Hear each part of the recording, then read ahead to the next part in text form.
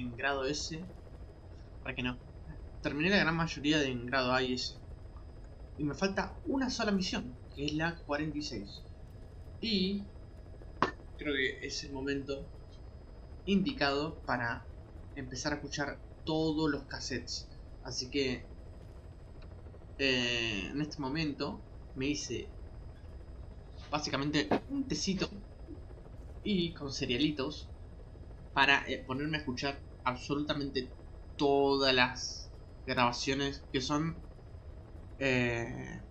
muy importantes si querés saber básicamente lo que viene siendo la historia. Por ende, prepárense unos pochoclos o algo porque posiblemente vamos a estar bastante tiempo. Y me voy a mutear y solo vamos a escuchar cassettes. Si dicen algo muy interesante, seguramente hable. Pero voy a estar comiendo mientras que leo. Y nada. Y veo la historia, básicamente, y todo lo que surge. Así que, sin más preámbulos, vamos a empezar. No tengo ni una misión para hacer. Solo me falta la 46. Y bueno, la base quedó en subir 4 partes a nivel 4, pero es realmente muy complicado. No por tema de PMB, sino por tema de los recursos son muy difíciles de conseguir. Así que nada, vamos a empezar con las primeras. Seguramente se va a repetir cosas, obviamente, pero no importa. Queremos escuchar todo lo importante.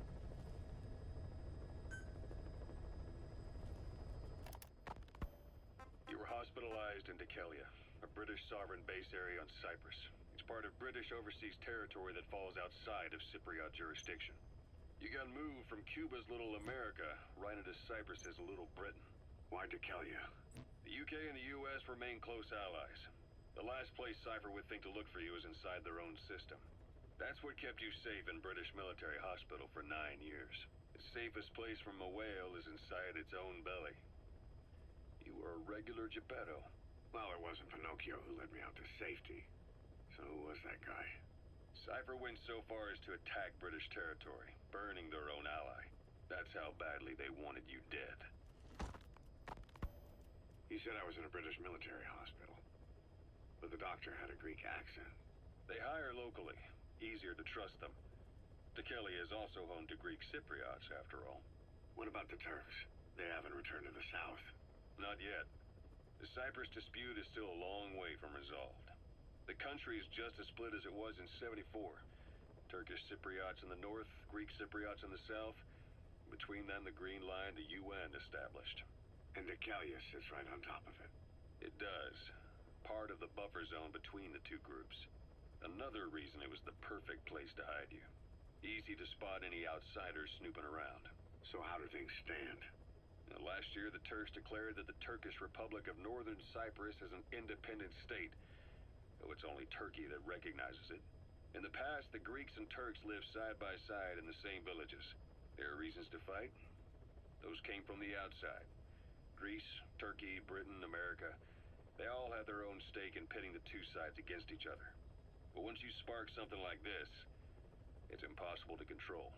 Both sides build up grudges like debt, without the foresight to see that each act of revenge just fans the flames. And then it's too late for other nations to rush in with peace talks. The embers keep on smoldering. Each nation's arrogance only breeds anarchy. The world is paralyzed by this hunger for revenge. Cyprus is no different.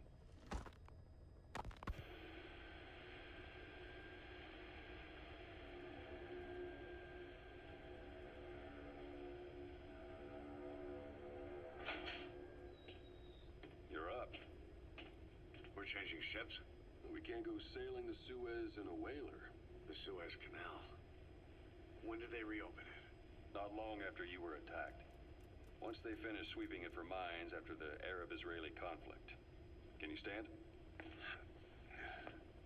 We're going to transfer to a container ship for passage through the Suez.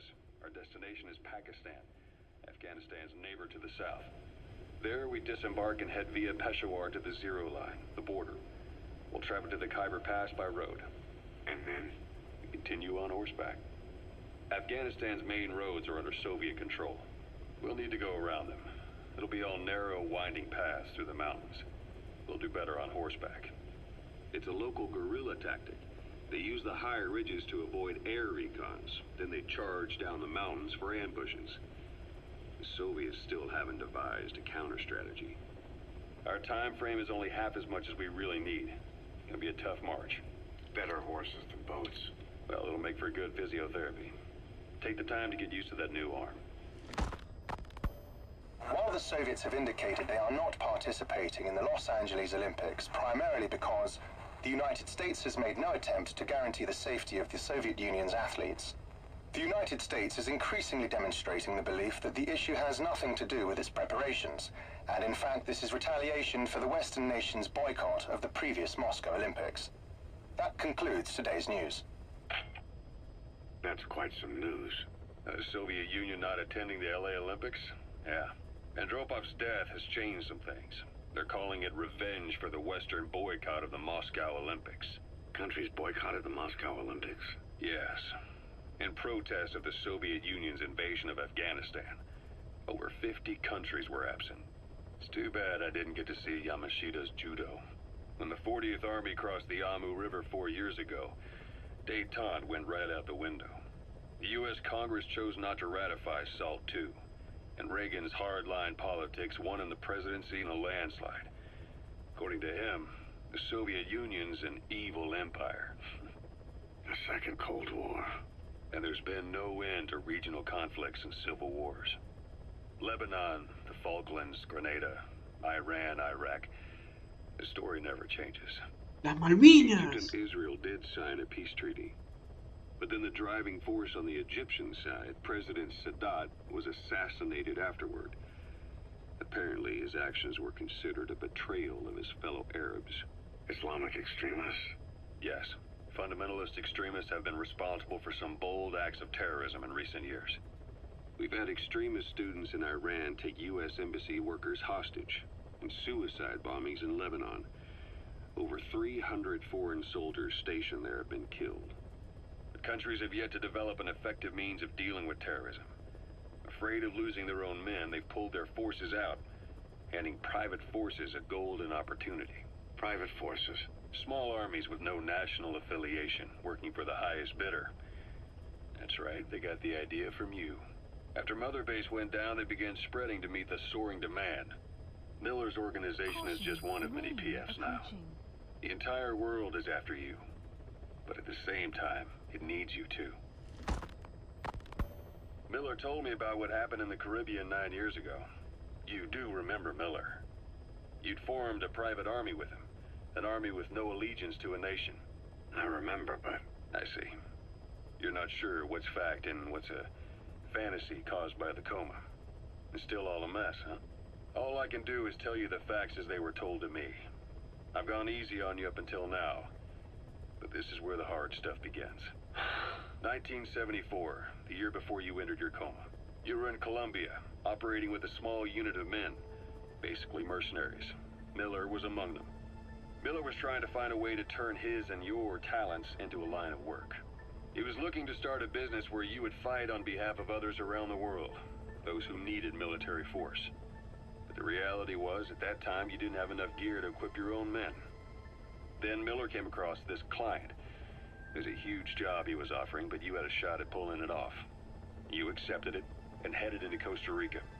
The client even threw in an offshore facility in the Caribbean. The Mother Base, that would be your new base of operations. Miller sure did have a head for business. As your mission went on, your unit grew and grew. More weapons, more money. Before you knew it, you were commanding 300 men. As the organization got bigger, your military powers swelled to match. It got so the international community couldn't afford to ignore you. You were just too damn successful for your own good. You, your men, had worn out your welcome. Everyone was out for you. East, West, First World, Third.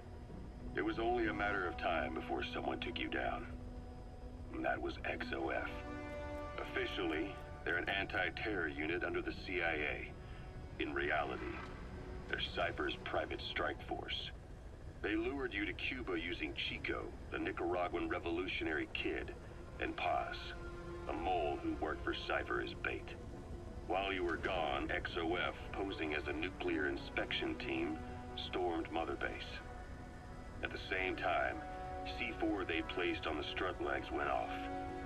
The whole thing went down in minutes. XOF. Kisses and hugs followed by a big FU.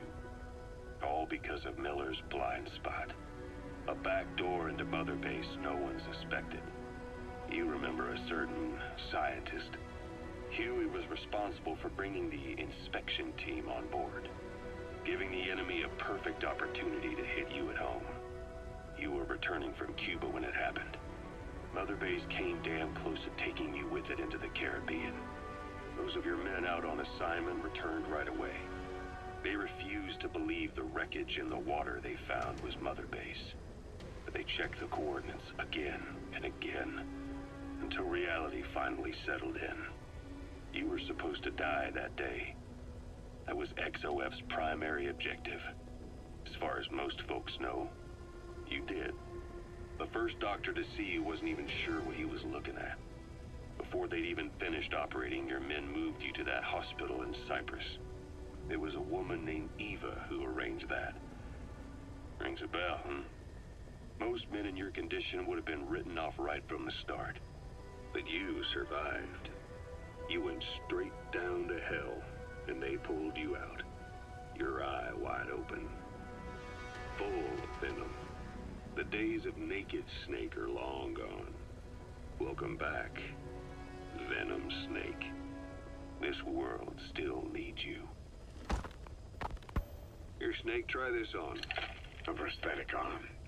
Yeah, Miller was calling it the arm that wasn't there. The physiotherapy's going well. Your arm's bulked up enough for it to fit. There. Perfect. A little time with it, and it'll work better than the real thing. What do you think? Huh. I can still feel my real arm. Well, you better get used to this one quick. You have any pain? Every now and then. Where? My fingertips. My left fingertips. Sounds like phantom pain. Your brain still remembers your old hand. Yeah. What about your vision? Can you see okay? Yeah, at the moment. Now, the shrapnel in your skull is pressing on your optic nerve. I'm told any hard impact could have an effect on your visual cortex. Yeah. The doctor mentioned that. Your brain might process visual information incorrectly. In other words, you could have hallucinations. You might see things that aren't there, or not see things as they really are. You experience any of that? I think so. When? Right after I wake up. Colors look faded. Colors, huh? Well, that's not a major concern in and of itself, but it could mean the difference between life and death in the field. You'll need to watch out for that. I will. All right. You should continue your physio. We'll be arriving soon. It's the last chance you'll get.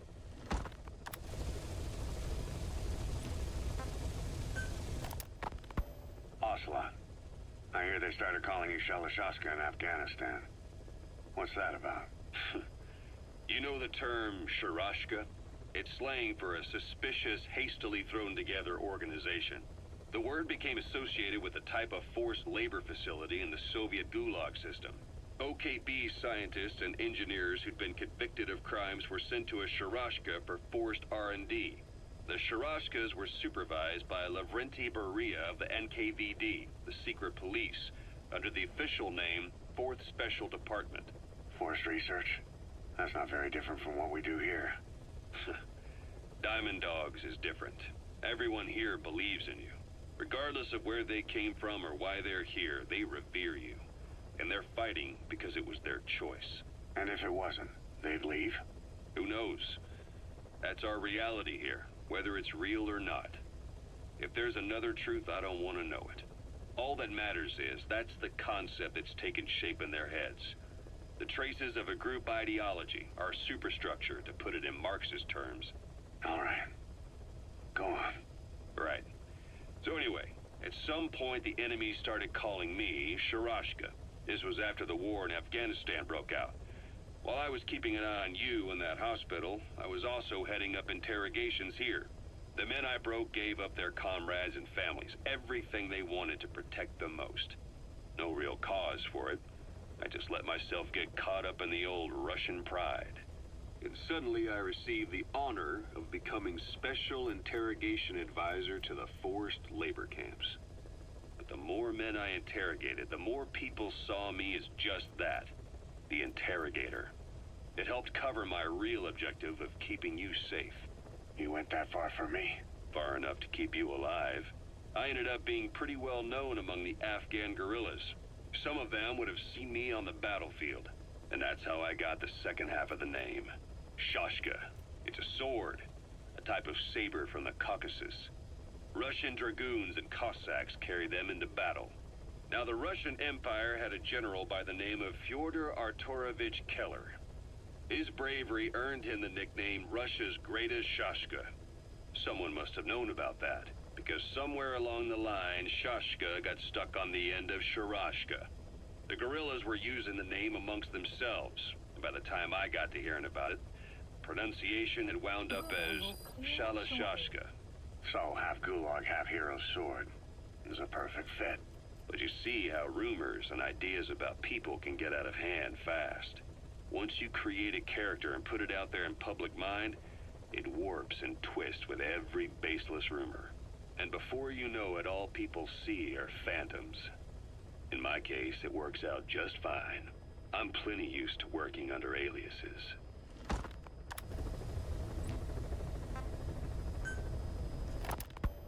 So SALT II still hasn't gone into effect. That treaty was drawn up to limit not just the size of the U.S. and Soviet Union's nuclear arsenals, but also their delivery systems. The whole deal.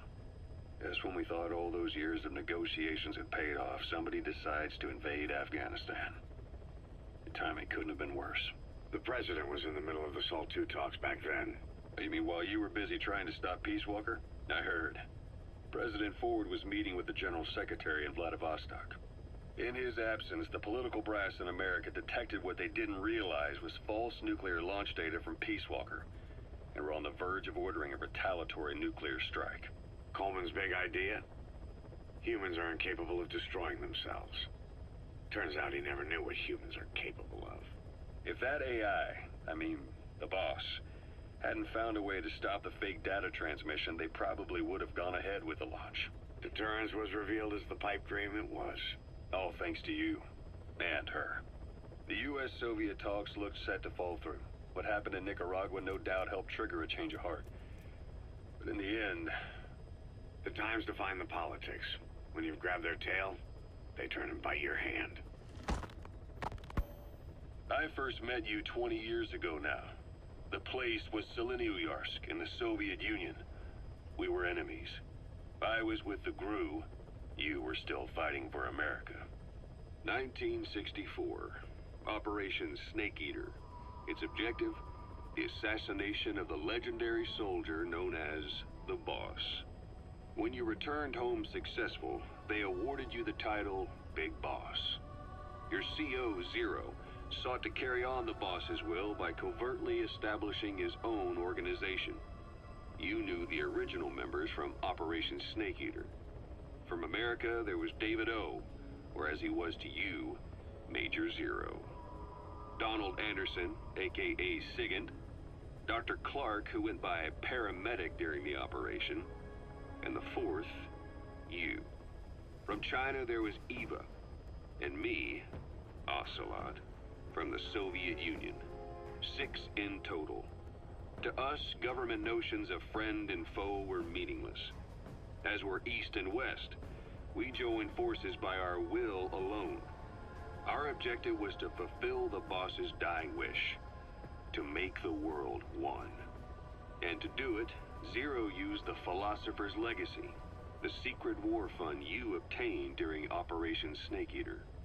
This organization would go on to become Cypher. I, on the other hand, was left with the problem. You only recovered half of the legacy. I had to locate the other half myself. When I found the funds, I passed them on to Zero, just as you wanted. I still trusted him in those days. We thought what he was doing was the boss's will, until he started that one project. Les enfants terribles. Zero called in. You parted ways, as did Eva, leaving only Anderson and Clark still with him. I maintained limited contact, although truth be told, we were just keeping tabs on one another. The reason was always you. After you returned to the Army and created Foxhound, you left America. For a time, even I'd lost track of you. I'd imagine Zero did too. You always were the best when it came to hide and seek. Zero created Cypher, an information network to tap into every corner of the globe. Woven together, Cypher's arteries make the world just one big organism. And that's not all. It also monitors the thorn in Zero's side. That's you, tracking your coordinates wherever you might go. The further you strayed from your roots, the larger Zero became. It's as if he was trying to close the gap between you. But before long, he disappeared from public life. Only a few people had direct contact with him. For a time, I was one of them. Then a year after you fell into your coma, he slipped out of sight entirely. Since then, nothing. No photos, no recordings, not even a reliable rumor as to his whereabouts. I tried every method I could think of, but Zero was gone. Freed of his control, his creation, his power continued to grow. Cypher is a great beast, and Zero was its spine.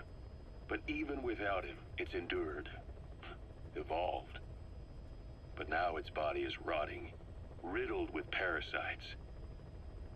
Parasites like the ones who attacked you 9 years ago in the Caribbean, and then at the hospital. Cypher's Black Ops Unit, XOF. They learned where you were, and came to wipe the slate clean.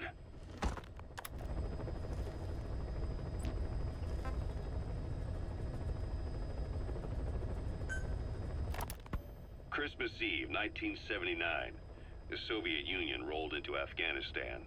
Muslims had revolted against the Soviet-friendly regime established the year before. The DRA forces could no longer contain it themselves, so the Soviets went in to intervene. The Afghan government was powerless and fraught with infighting.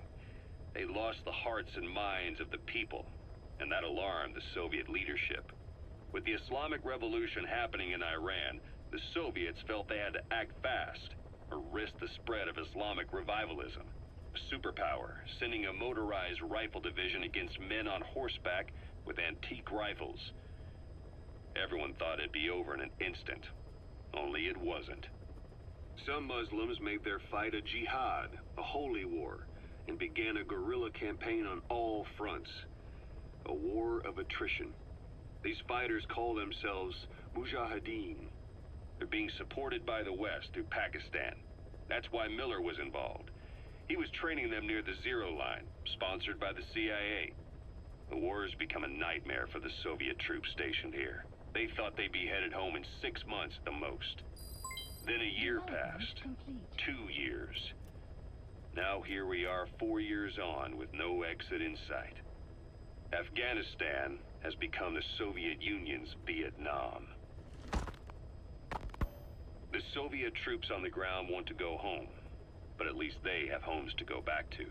The Afghans have lost theirs. The Soviets destroy the kishlaks, villages, wherever they can.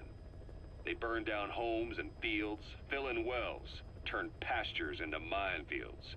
It's created a mass of refugees who fled to Pakistan. If the Mujahideen are fish swimming around the villages, the Soviets will go so far as to dry out their ocean. But this has had a big price. There's bitter resentment among the Afghans, and they're taking out their anger on the soldiers on the front lines. Among the Mujahideen are the Pashtun people.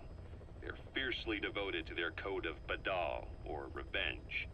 Soviets they've captured have had their hands, feet, and noses cut off before being left to die at the side of the road, just to show their comrades what they're capable of. Friendlies who come across them can do nothing but put them out of their misery. Then they burn down another village in retaliation. And the cycle of vengeance goes on.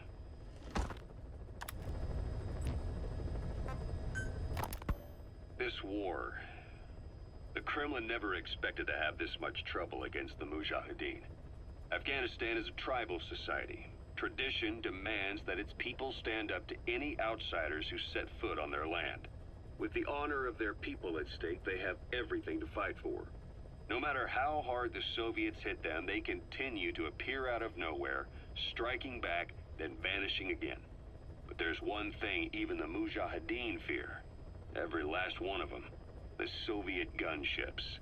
They're highly maneuverable and equipped with massive firepower. Plus, the underside of the fuselage is heavily armored. The Mujahideen can barely scratch them with their small arms. Anyone who hangs around gets mowed down by the gunship's heavy machine guns. This new honeybee weapon that was given to the Hamid fighters, it's no doubt something to help them strike back against the gunships, which makes it a weapon that could change the course of the war. Those guerrilla fighters known as Mujahideen don't actually belong to a single organization. Afghanistan is a multi-ethnic country. You've got the Pashtuns, the Tajiks, Uzbeks, Hazaras, and each of them is split into their own tribes, large and small. Each ethnicity has several rebel organizations that their various tribes gather under. They're united under the banner of jihad. That doesn't mean they work like a single standing army. Just look at the area around Smasi Fort. A lot of Tajiks used to live there, but they fled after the Soviets started their scorched earth campaign. With the area uninhabited, the Hamid fighters, who are Pashtun, decided to move in. The Hamids are based out of the city of Peshawar. We passed through it on the western edge of Pakistan. The Pashtun people have long lived in Afghanistan and western Pakistan. They used to travel back and forth frequently. Then Britain went and established the border that still stands today. The Hamid fighters get generous support from the Pakistani government. The government wants to use them to secure influence over Afghanistan. Their liaison with the Hamids is Inter-Services Intelligence, and behind the ISI, you have the CIA. That's probably how the honeybee ended up in the hands of the Hamid men. Estoy leyendo, por las dudas. Es que justo quería ver si podía poner todos los cassettes juntos, pero bueno, creo que no se puede. I had the R&D team analyze the honeybee. How?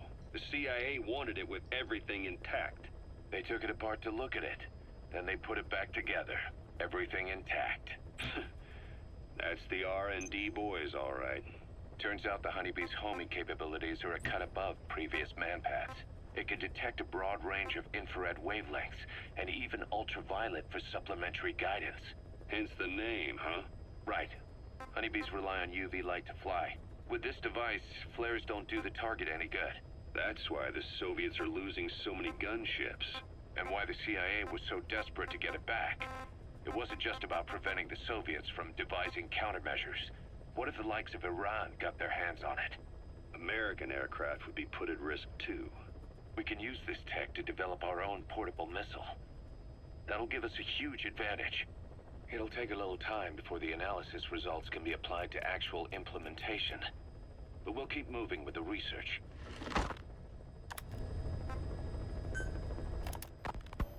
Kaz, what about the unit that attacked us in the mist? You knew something about them. That wasn't my first run-in with them. It happened right before I was captured by the Soviets. We were on the zero line that day. The Afghan side. On our way back from training the Mujahideen at a mountain camp in Kunar province. There's a lot of that work in Afghanistan. Most PFs shy away from it because it draws too much attention. But for us, that was the whole point. The job itself went great. We just had to make it back to a tribal area in Pakistan. But all of a sudden, visibility got real bad. It was no sandstorm. Our point man gave this strange report. He said he could see skulls in the mist. Skulls? The next moment, he went silent. We scrambled into formation, right before his arms and legs came raining down on us. It was always supposed to be a dangerous mission, so I had Diamond Dog's very best with me. We were calling out to each other. But one by one, their voices just went dead. Whatever happened to me, I lost consciousness before I knew it. When I came to, I was in a Soviet camp, tied to an interrogation chair. Could they be some new Spetsnaz unit? No. The ones that interrogated me were just the average rank and file. Whatever group attacked us, the way they moved was just insane. And that mist, appearing out of nowhere. The Soviets don't have tech like that. If they did, Ocelot would have heard about it. I doubt the West does either. Otherwise, the folks at Langley would be sleeping a lot easier. Why'd they come after you? Wish I knew. I'm the only one who survived. Though I don't think they planned it that way. If I was their target, they wouldn't have just handed me over to the 40th Army. Whatever the case, we need to watch our step until we know who they really are. And boss, if you ever do run into them again, don't try to take them on. You just get the hell out of there. When I first started dealing with Zero, with Cypher, it was a somewhat parasitic relationship. Though, a mutually beneficial one. Cypher had no army of their own, so they wanted us. They wanted our strength. They approached me as a potential business partner. But they had other motives. Cypher coaxed us into Central America, into that US-Soviet proxy war, to fuel Mother Base's growth. Once we were big enough, they'd force us to join them. That was the plan. That's why they had Paz, still Zeke. Right. And if we refused, she would use Zeke to fire a nuke from Mother Base. The world would consider us a liability, and countries would unite to destroy us. We stopped the launch. And yet they still took us down. Through that fake inspection they orchestrated to cover up their sabotage. That power Cypher wanted. We don't have it anymore. So why are they still after you? Is it just the fear of leaving you alive? I don't know. Was Zero really... All I know is the man I knew wouldn't want this. What do you mean? We have to consider that it might not be Zero we're dealing with. We know virtually nothing about Cypher anymore. How big they've gotten, what they want, or even who they really are. The new Mother Base started out as a test drilling rig operated by a mineral resources supplier, but their project fell through. The Seychelles government was happy to hand the place over to us. It was just scrap on stilts. So with a few dummy construction companies set up as fronts, we started renovating the half-finished rig. From the outside, it looked like the project was back on rails. Kaz, you... What? I see what you're doing. Recreating the Mother Base we had 9 years ago. Only this time. That's right. The Mother Base Cypher thought they destroyed will return from the grave to kill them. We'll prove to the world that we were the victors. And if we lose again? They can't fool us the same way twice. Now our enemies are in plain sight. And when our organization gets too big, we split it across companies. Any company that draws attention gets liquidated, and its capital is back-channeled into a new company. Most PFs are small-time operations anyway. And in this business, the minnows go bankrupt all the time. We've never aroused suspicion. Plus, we have Hewick. Hewick? Human Exploitation Company. It's a business specializing in intel gathering. Think of it as a civilian intelligence agency. Kaz, that's... Remember what they were trying to accomplish at the prison facility in Cuba? That gave me the idea. We dispatch moles into conflict zones around the world, and each sets up an intel network on site. Then they stay in place to give us stable points of contact when other nations intervene in the conflicts. Hewick's strength is that it has a cutout at each level. You get your job from one guy, then you hand it off to another. No one has direct access. It's a perfect black box. Hewick members also work their way into the superpowers intelligence agencies to make sure Diamond Dogs gets work. We have those countries by the balls. That's our deterrent when we need it. Networking? In the intelligence community? Sure, that's how we've grown this far. And when you go out on missions, intel from Hewick will be there to back you up. But despite all that, Cypher has its eyes on us. The only reason I'm not dead is that they needed to know where you were. Figured if you woke up, I'd go straight to you. That's why you made that ruckus at the Zero line. Yeah, to make their own surveillance work against them. I think it took some of the heat off Cyprus. Kaz. Then I just had to wait for you to save me. And I've gotten used to waiting. Kaz. That's not all. It was a good chance to scout the market. And with the West wanting the Soviets out of Afghanistan, their agencies are bursting at the seams with funding. Boss, let's start by building up our Afghan presence. Why put Mother Base in the Seychelles? We're at the center of the world here. We're all the way out in the Indian Ocean. Come on. Lebanon, Sri Lanka, East Timor, and Africa. From here, our reach extends to conflict zones the world over, including Afghanistan, of course. So it's prime real estate for a mercenary. Exactly. Latin America isn't as close as I'd like, but we have Amanda and her people to help in that department. And besides, the Seychelles government owes us a favor. Owes us? The Seychelles has strong ties to the east, which the west wanted to shake up. It came to a head 3 years ago in an attempted coup. It was a force of South African mercenaries with U.S. backing behind the scenes. They were only platoon size, but South Africa is home to some heavy PFs. Too much for the Seychelles to handle. In the end, they accepted help from the Tanzanian army and quelled the coup. We set up the deal and handled on-site tactical instruction. That led to some training work for the Seychelles military. And when we put down a mutiny within their forces, well, we made a lot of people happy. They don't pay us. They just let us have a piece of their offshore territory on the promise we'll come running if something else happens. So we're bodyguards, too. It's a good setup. We can only take Mother Base so far here. We'll have to find somewhere else when this place starts getting big. Aren't you being a little hasty? Nothing hasty about it. Approaching. You're back with us now. So, Kaz, the ship that took us from Cyprus, it used to be a whaler. Yeah, a Japanese vessel. How was the voyage? It was... stimulating. Well, she was part of a whaling fleet up until a few years ago. Her displacement isn't anything to write home about, but she can really move. She still had plenty of life left in her, but then the work dried up. Global opposition to whaling has been mounting for years. Is that right? The push to ban it has been gaining traction for a little over a decade. Individual species came under protection as the years went on, and then 2 years ago the IWC adopted a moratorium on commercial whaling. Several countries, including Japan, fought it to the bitter end, but eventually most whaling companies had no choice but to throw in the towel. You ever tried whale snake? Can't say that I have. When I was a kid in Japan, practically everybody ate it. That good, huh? The country was poor in those days, and whale was cheap. International opinions changed since then. In any case, that's why we were able to get a bargain price on the ship. Of course, we did end up spending 5 times the purchase price in modifications. We had to really work to fit in all the ESM and communications gear while keeping the whaler look intact. Right now she's going around conducting SIGINT missions. In the future, we plan to use her as a communications relay base between you and Mother Base, and also as a chopper resupply vessel. Diamond Dogs. The word diamond originally comes from the Greek adamas. It means indomitable, unyielding. Other words for the stones often mean eternal bond, fortitude, or purity. The same is true of the Star of Bethlehem flowers you laid on the boss's grave. They represent innocence, as well as chastity, yielding to no man while maintaining one's virtue. In other words, staying loyal to something.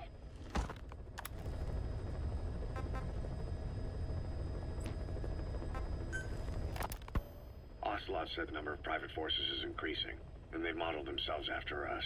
They're a far cry from the likes of us. But why? 9 years ago we made enemies of the world as a nuclear-equipped force, independent of ideology or state. Yes. Sooner or later, the real UN would have stepped in.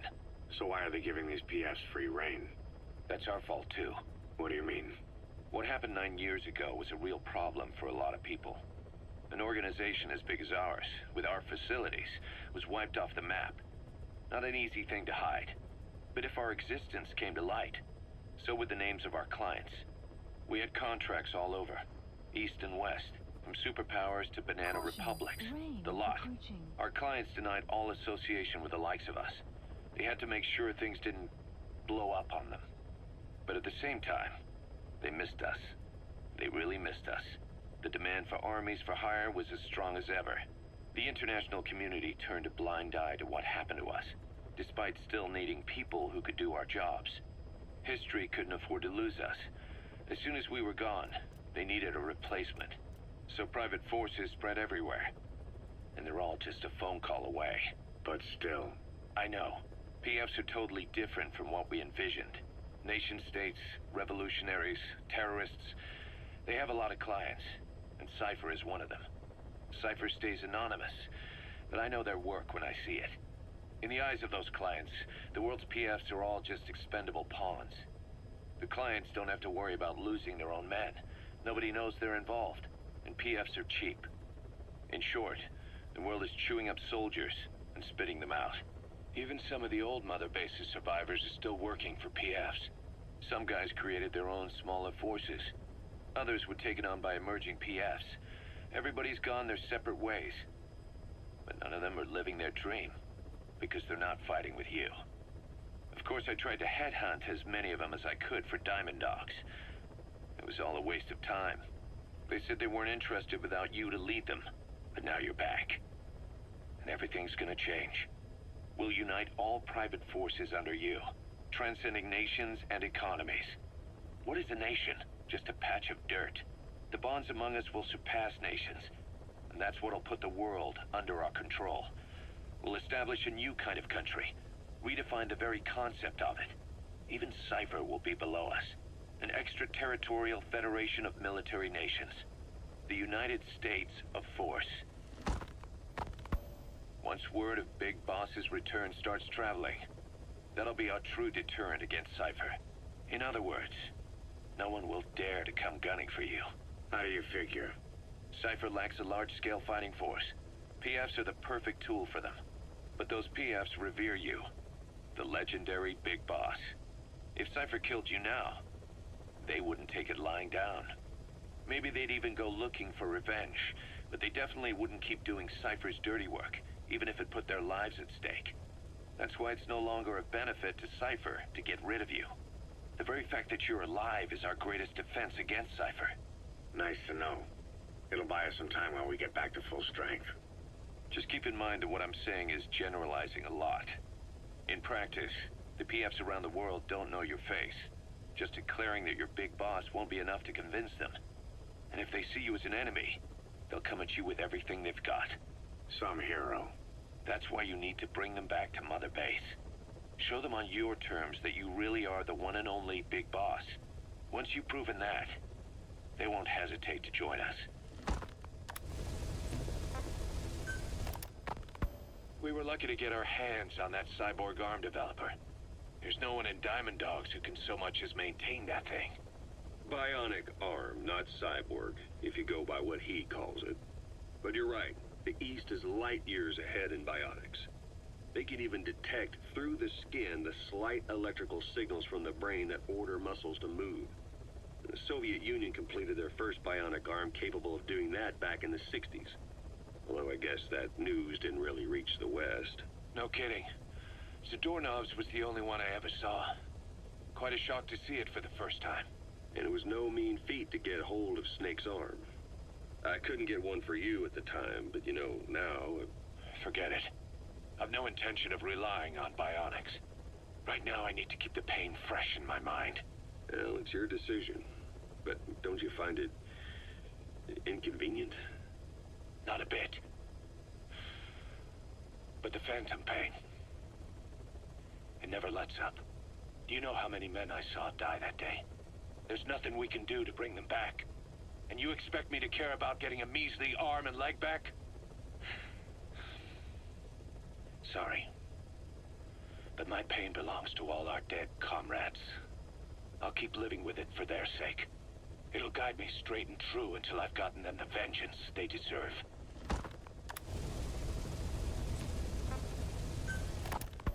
Diamond Dog's intel team specializes in information gathering, mainly HUMINT and SIGINT. They plant scouts and moles in the field. These operatives will blend into the local populace and work under the guise of a resident, or disguise themselves as travelers and ask around for information. They observe targets using various hidden bugs, cameras, and transmitters, and by tapping their satellite and phone communications.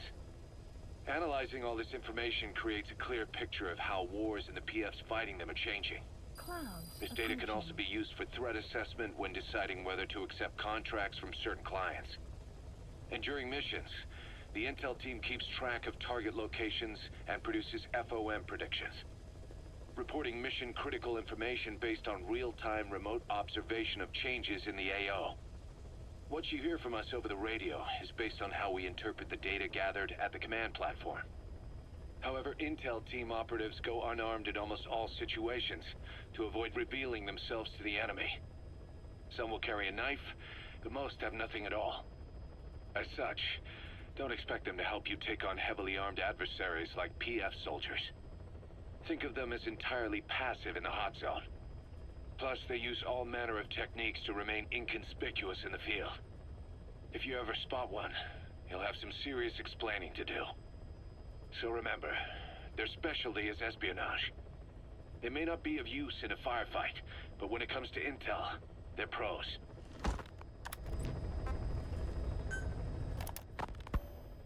DD makes a pretty good partner, huh, boss? Too early to say. Yeah? Just seeing him come back makes me real proud. What breed is he? He's not a husky. You're right. Siberian Husky is a cross between a Spitz-type dog and a wolf. I think DD might have some wolf blood in him, too. He isn't just smart. He's also shown remarkable judgment. If he doesn't do what you want him to, he's just doing what he thinks is right in the situation. And he's steady under fire. Remember, he's no lapdog. But learn his strengths, and you'll understand each other soon enough.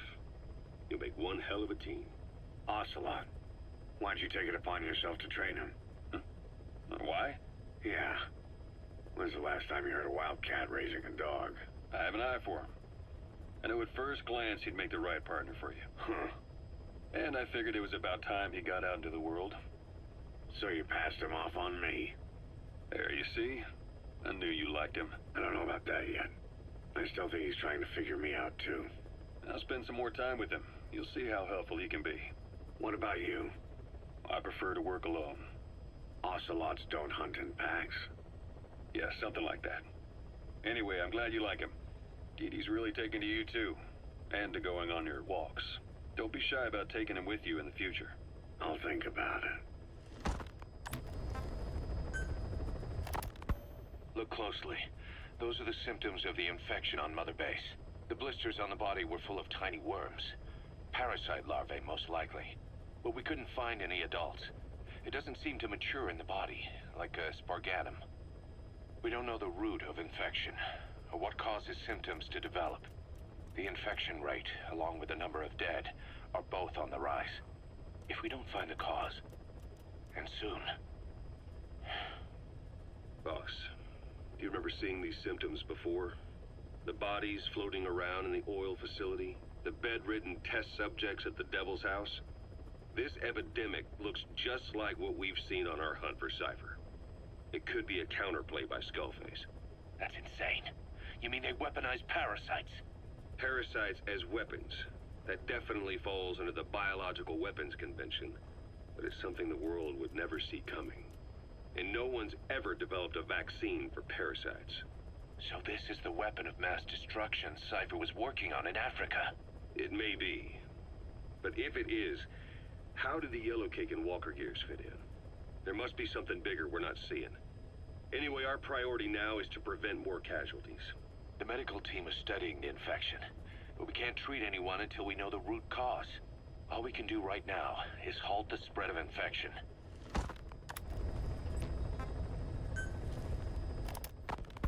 Remember before, boss? When Quiet attacked one of our guys on Mother Base, stuck a knife in his mouth. He's one of the very few soldiers who've had contact with her recently. Close contact. I don't think it's a coincidence that he was among those who became symptomatic pretty early on in this epidemic. Saliva and blood spatter, an open wound, mucosal infection. Whatever is causing this got inside him then. Miller, that is a baseless accusation. The source of the infection is Quiet. Everyone suspects her. We don't know that. And we've come across these symptoms before. The bodies in the water at the oil field facility. Those sick people in the beds at the Devil's House. They're identical to what we've seen while we've been after Cypher. The infection could have come from elsewhere. But at the very least, she does know something. It's not like she's gonna talk. No, not through words anyway. But what about her actions? Quiet held a knife to that soldier back then, before he became symptomatic. There must have been a reason for that. A reason for shoving a knife down the throat of one of our men. What if she's capable of identifying who's infected? What if she was trying to stop the infection but couldn't communicate that to us? The answer to that, the source of the infection, might be in the mouths of the infected. You think there's some kind of clue in their mouths? I don't know. But maybe there's something about the mouths of those who become symptomatic, something in common. Something their mouths have in common. Forget it. We can't trust her. Even if she can spot the infected, I don't want her help. I understand how you feel. But this is something to go on. Can't you see it's just like I said? Bringing her here was a big mistake. Quiet is gonna be the end of us. Stand down. You've got zero proof. Try to keep an open mind on this, boss. There has to be a way to identify who's infected.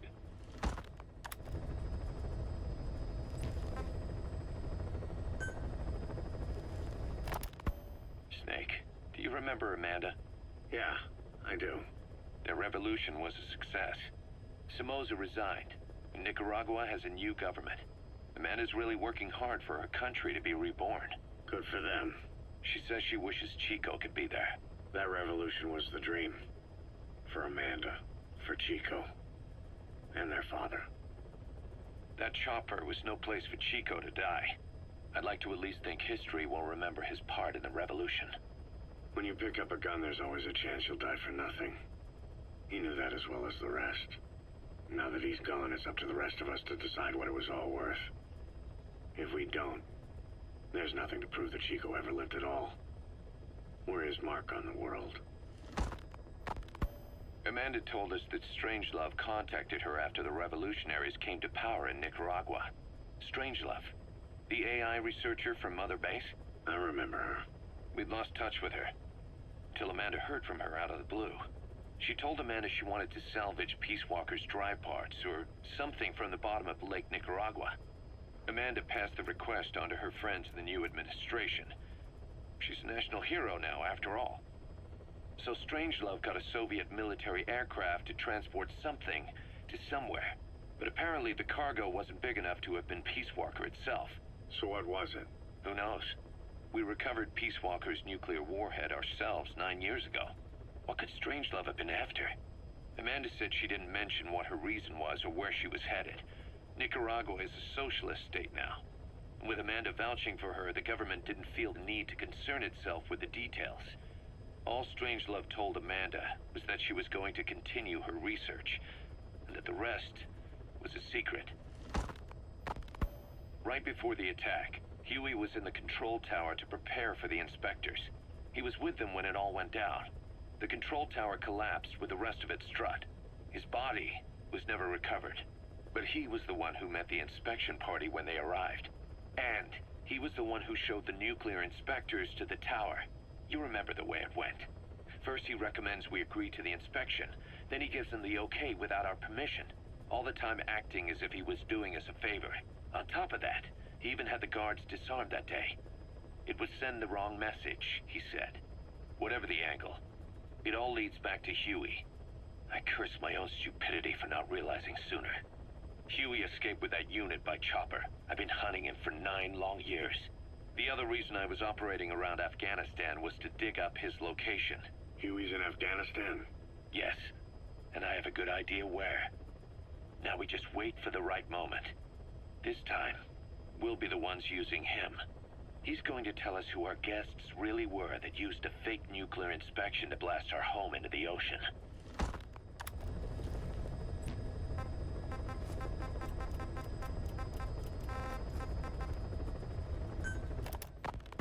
A sniper known as Quiet is lurking in the Afghan wilderness.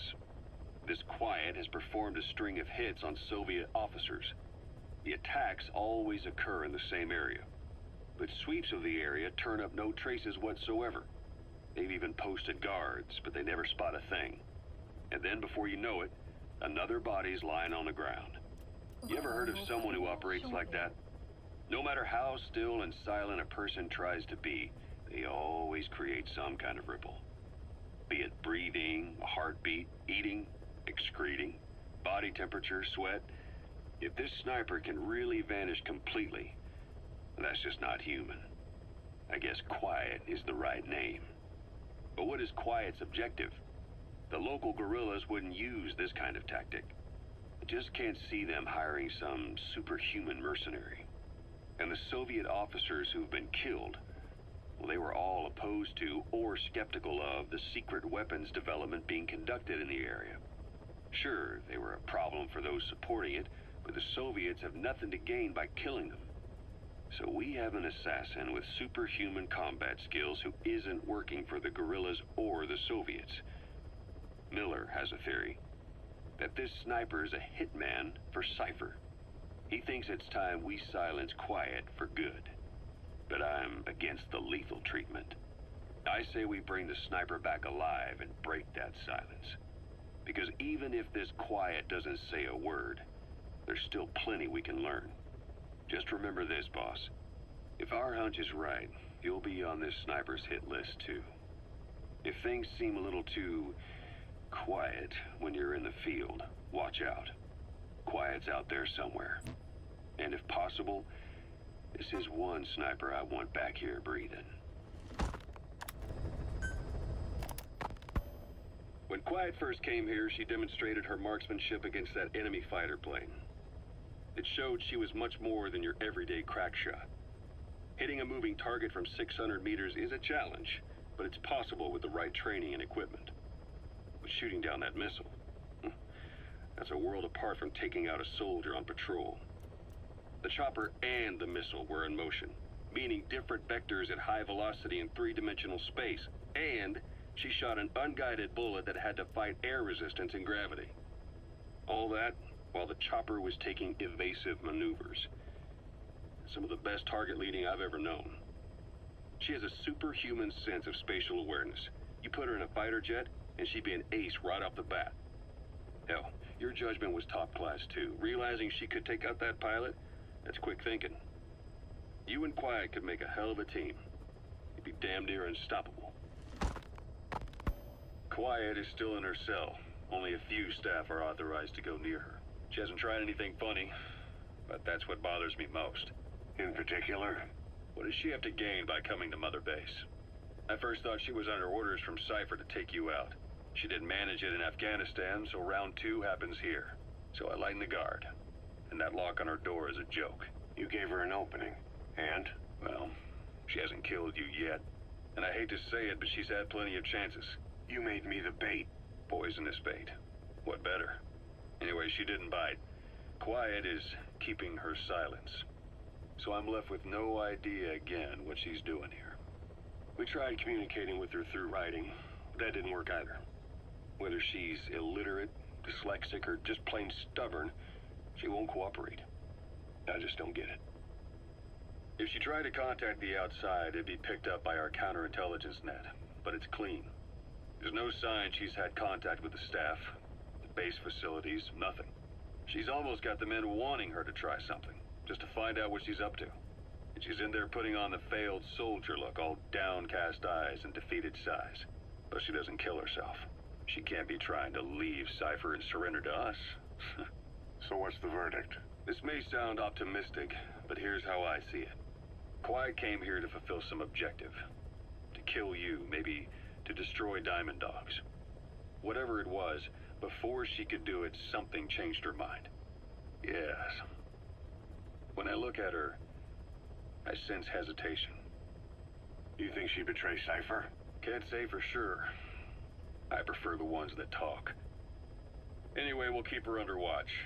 And we're also looking into those special abilities of hers. You'll be the first to know if something comes up. Why not look in on her yourself once in a while? Right. Boss, Quiet still hasn't made any moves. It's got me thinking. What? If you took her on a mission, she might break her silence. You want to let her out? Sure. Make her no different to the others. Everyone you pick up works for themselves, right? But her... I say work with her. See what happens. I wouldn't ask this of anyone but you.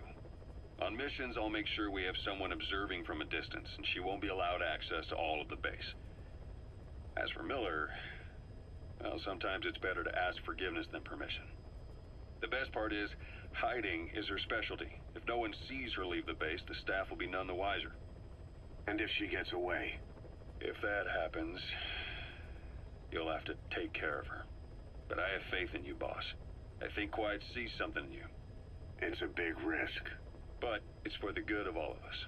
And besides, you can't deny her talent. Her unique skills and abilities would give you a hell of an edge out there. I'll think it over.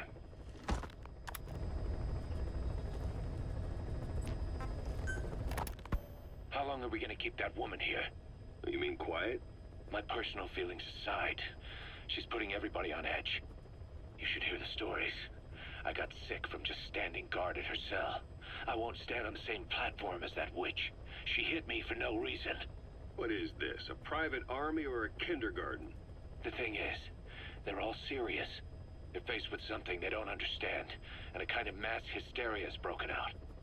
I've gotten wind of countless plots to take her out. There are no grounds for this suspicion whatsoever. Put yourself in her shoes, assuming they see her as a prisoner here. No, even more so, if they do, she deserves to be treated humanely. I always thought our men were a bit more noble-minded, but... Look, I understand this is a stressful line of work, but to make her the scapegoat... You've got it wrong. Quiet? She's with Cypher. We have men that lost their buddies to her organization. You could say that about more than just her. Plenty of the men used to fight for another side, but they've all put that aside to work for the boss. Cypher is different. And if you ask me, the boss is the biggest problem. Why is he protecting her? Some of the guys are starting to suspect him of... I don't agree with keeping her here either. So what's your move? Throw her out? Kill her? She's our ticket to Cypher, and her physical abilities are outstanding. We could use someone like her. That'll make me sick. Her marksmanship, speed, stealth capabilities for a start. Then, there are the other things we've learned. Quiet appears to be able to use both eyes as master eyes simultaneously. That lets her track targets of different focal lengths at once. While looking through the scope with one eye, she can look for new targets with the other. That's why she doesn't need a spotter. She can operate alone, no matter the circumstances. See, I told you she's a freak. No one would be able to control her. No, there's one person who could. Hey, you trying to get the boss killed? Well, why don't we talk to him? See if he's willing to take her along. I don't like this. It's his decision to make. The two of them might even make a good team.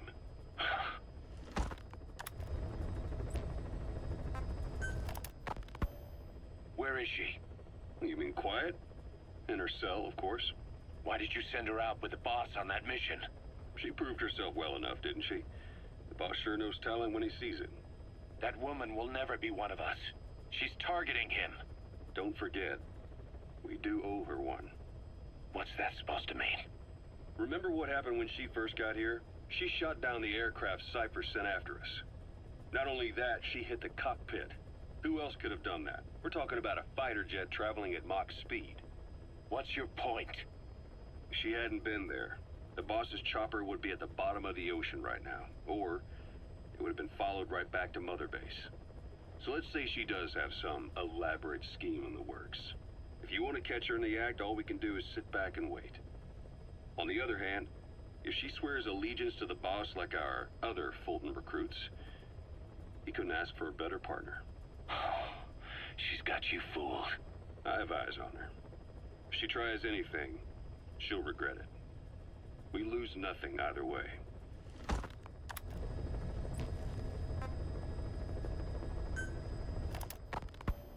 Boss, we've gone over the prisoner transport log you found. Quiet was grabbed by the Soviets and moved to Lamar Khatte Palace. They lost a lot of men to her. Can't blame them for wanting payback. But why did she just let herself get captured? I think it is time you knew. Quiet was carrying vocal cord parasites. The English strain, to be precise. The third English pair. Skullface was using her as a vector. An ace in the hole if his assassination plan failed. I knew it. But Quiet chose not to speak. She told me the situation in Diné, Navajo. the only language to which the parasites do not react. If you found out, she could not remain among you. And yet, she refused the Wolbachia treatment. Why? Because part of her still wanted revenge against you. Revenge against the boss? In order to stay here, she took a vow of eternal silence. But then, that sudden mutation showed this was not enough. As long as the parasites were inside her, she could not predict what might happen. And that's why she took off? Sacrificing herself to make sure the English strain died with her? Maybe. Or maybe she only wants to infect the world. Whatever her plan, we can't let her go free. The vocal cord parasites are the last of Skullface's legacy. It's up to us to erase it. Boss, the targets are Quiet and the English strain she's carrying. Your objective is to extract her. But if worst comes to worst, she may have to be eliminated. Both her and the parasites. We don't know for sure what Quiet's up to, but we need to secure her ASAP. She's being held at La Marjate Palace. Make your way there.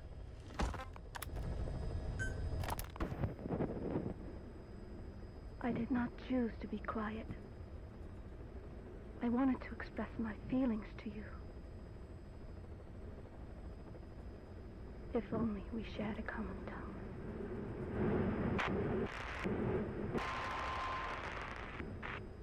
Vengeance was what drove me to them. The only language left to me, revenge. But the words we shared, no, that was no language at all. That is why I chose the language of gratitude instead, and go back to silence. I am quiet. I am the absence of words.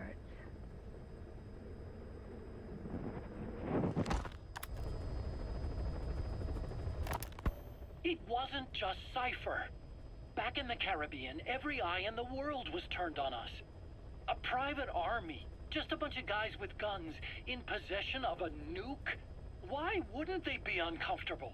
And that's why you made sure the inspection happened. Well, I thought our best move was to prove to the UN through the IAEA that we had no nuke. Of course, I was against us having it in the first place, but that was Snake's decision. The boss wasn't responsible. Well, don't get me wrong, I still believed in Snake. I thought I was making the best decision for all of us, that's all. I figured we should get a third party to exonerate us before proof of the nuke did get out. And who better to do that than an organization with international authority? So the truth is, you took it upon yourself to agree to an inspection arranged by the UN. Only the inspection was a ruse, and Cypher's strike force, XOF, showed up instead. I had no idea that would happen. Enough bullshit! Oh, sure, like I could have known. You know, I was just trying to prove our innocence to the world. What's wrong with that? We're not interested in the excuses you've thought up. The truth is objective. Just see it from my point of view. You led XOF to the control tower. They seized it, giving them complete control over the base. Moments later, they detonated C4 on the strut legs. Anyone who'd managed to survive was hunted down by the assault force and their choppers. You can't believe I did that on purpose. That was the end of Mother Base. But it wasn't the end for you. How can you... Look, think about it. I lost something too. I built Zeke and it got buried underwater. I am a victim. That raises the big questions. Why were you the only one spared? You got away without a scratch. Why did Strangelove leave the base on the eve of the inspection? You two were close. Strangelove? And how did you manage to build something that surpasses Zeke in every way? Because you did everything they told you. You're the only one who didn't lose a thing. That is the truth. I was taken away against my will. Skullface forced me to do his research these past 9 years. He used me. I lost 9 years. 9 years? We all lost 9 years. It wasn't just you. I suppose blaming me makes you feel better, does it? But who's gonna give me back all the time I lost? You're not getting anything back. You're not a victim here, Emmerich. You're the perpetrator. I didn't know anything. Nobody can back that up. Yeah, all the evidence is at the bottom of the ocean. You know the hardest man to break? The type who's fooling himself. That takes time. It's easier to live a convenient lie than a painful truth. Is that the piece you've chosen, Doc? I'm not lying. Of course. Just let me check one or two things. On that day, you were in the control tower with them. Lucky you. That's how you got out unscathed. And you escaped on one of their choppers. Only you, right before the base went under. They had me blindfolded the whole time. I've never been so scared. The whole flight, I thought they'd kill me. But thinking of you kept me going. My comrades, all the way. And? There was a plane journey, then we traveled by road. When they finally took off the blindfold, I was in kind of a warehouse, on the floor. Afghanistan, it was that research lab. I couldn't believe they'd taken me halfway around the world. And soon enough, he came. Skullface. He's the one who's really behind that Mother Base attack. He forced me into that research. What kind of research? He told me to build a bipedal walking tank for the Soviet Union. Like Peace Walker. A system that could fire an ICBM-class nuclear weapon.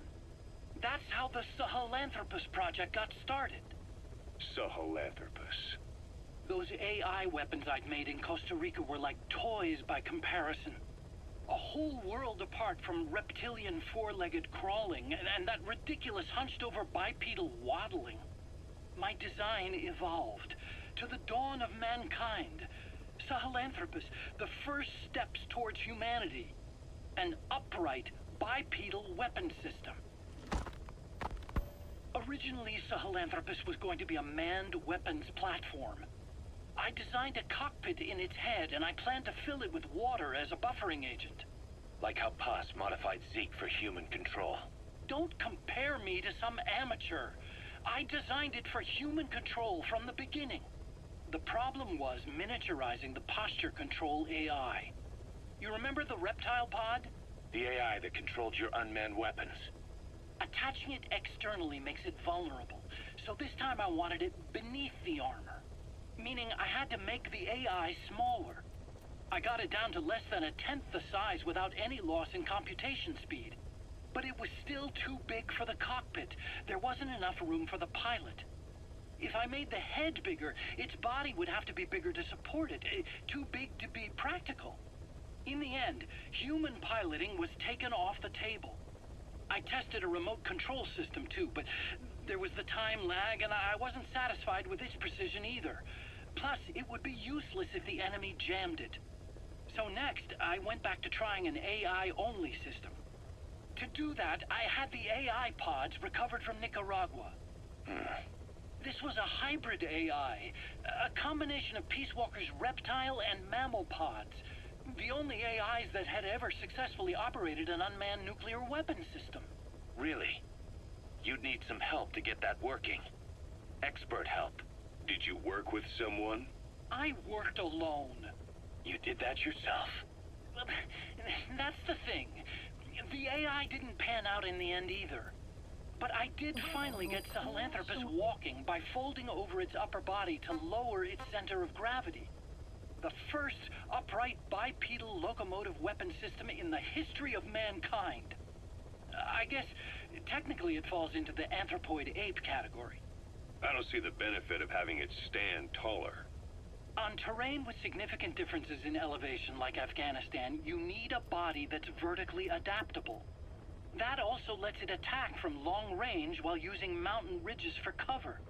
So, making it walk upright was the most important factor in giving it superior height capability. As the name suggests, that was the whole point of Sahelanthropus. But I was being pushed for results. Having the AI mounted externally would have been the fastest way to get it working. I just needed more data so it could maintain its balance. But Skullface refused to wait. He dismissed the idea of AI control and took Sahelanthropus away from me before I could finish it. But it was walking when it came after you. That's just it. I don't understand how Skullface got it to move upright, without a pilot or an AI. And walking at that speed, too. It's beyond anything I could have imagined. This is like the Wright brothers making it to the moon. I'm just as clueless as you are. So this Sahelanthropus, where is it now? I have no idea. All my experiments took place at that cave. I've never seen it anywhere else. Besides, it's still just an incomplete prototype at this point, and nothing but a paper tiger. Even if it can walk, it's far from being a viable weapons platform. It wouldn't be useful in actual battle. Emmerich will remain here at Mother Base for now, but not as a member of Diamond Dogs. I still don't trust him. That work for you? Fine by me.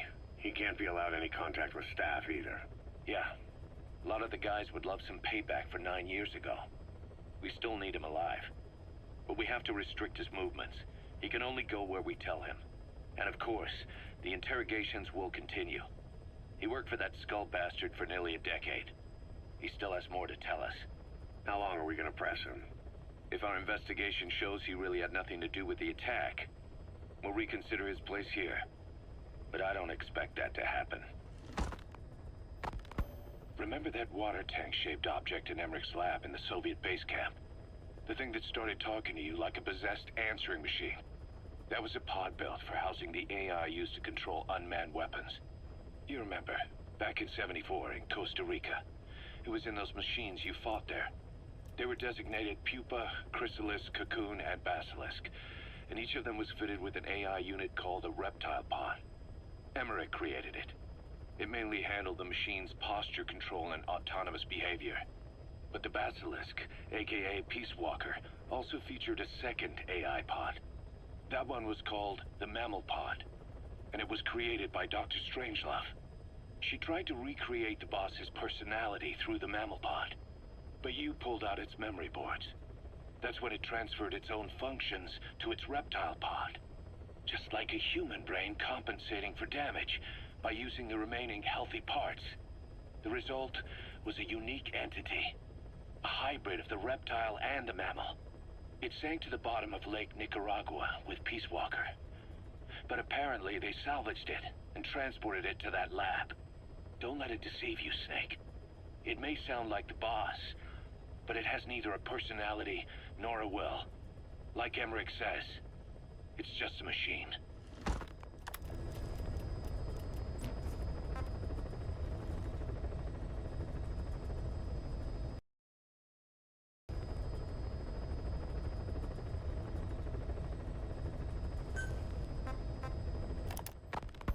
You called that thing Sahelanthropus.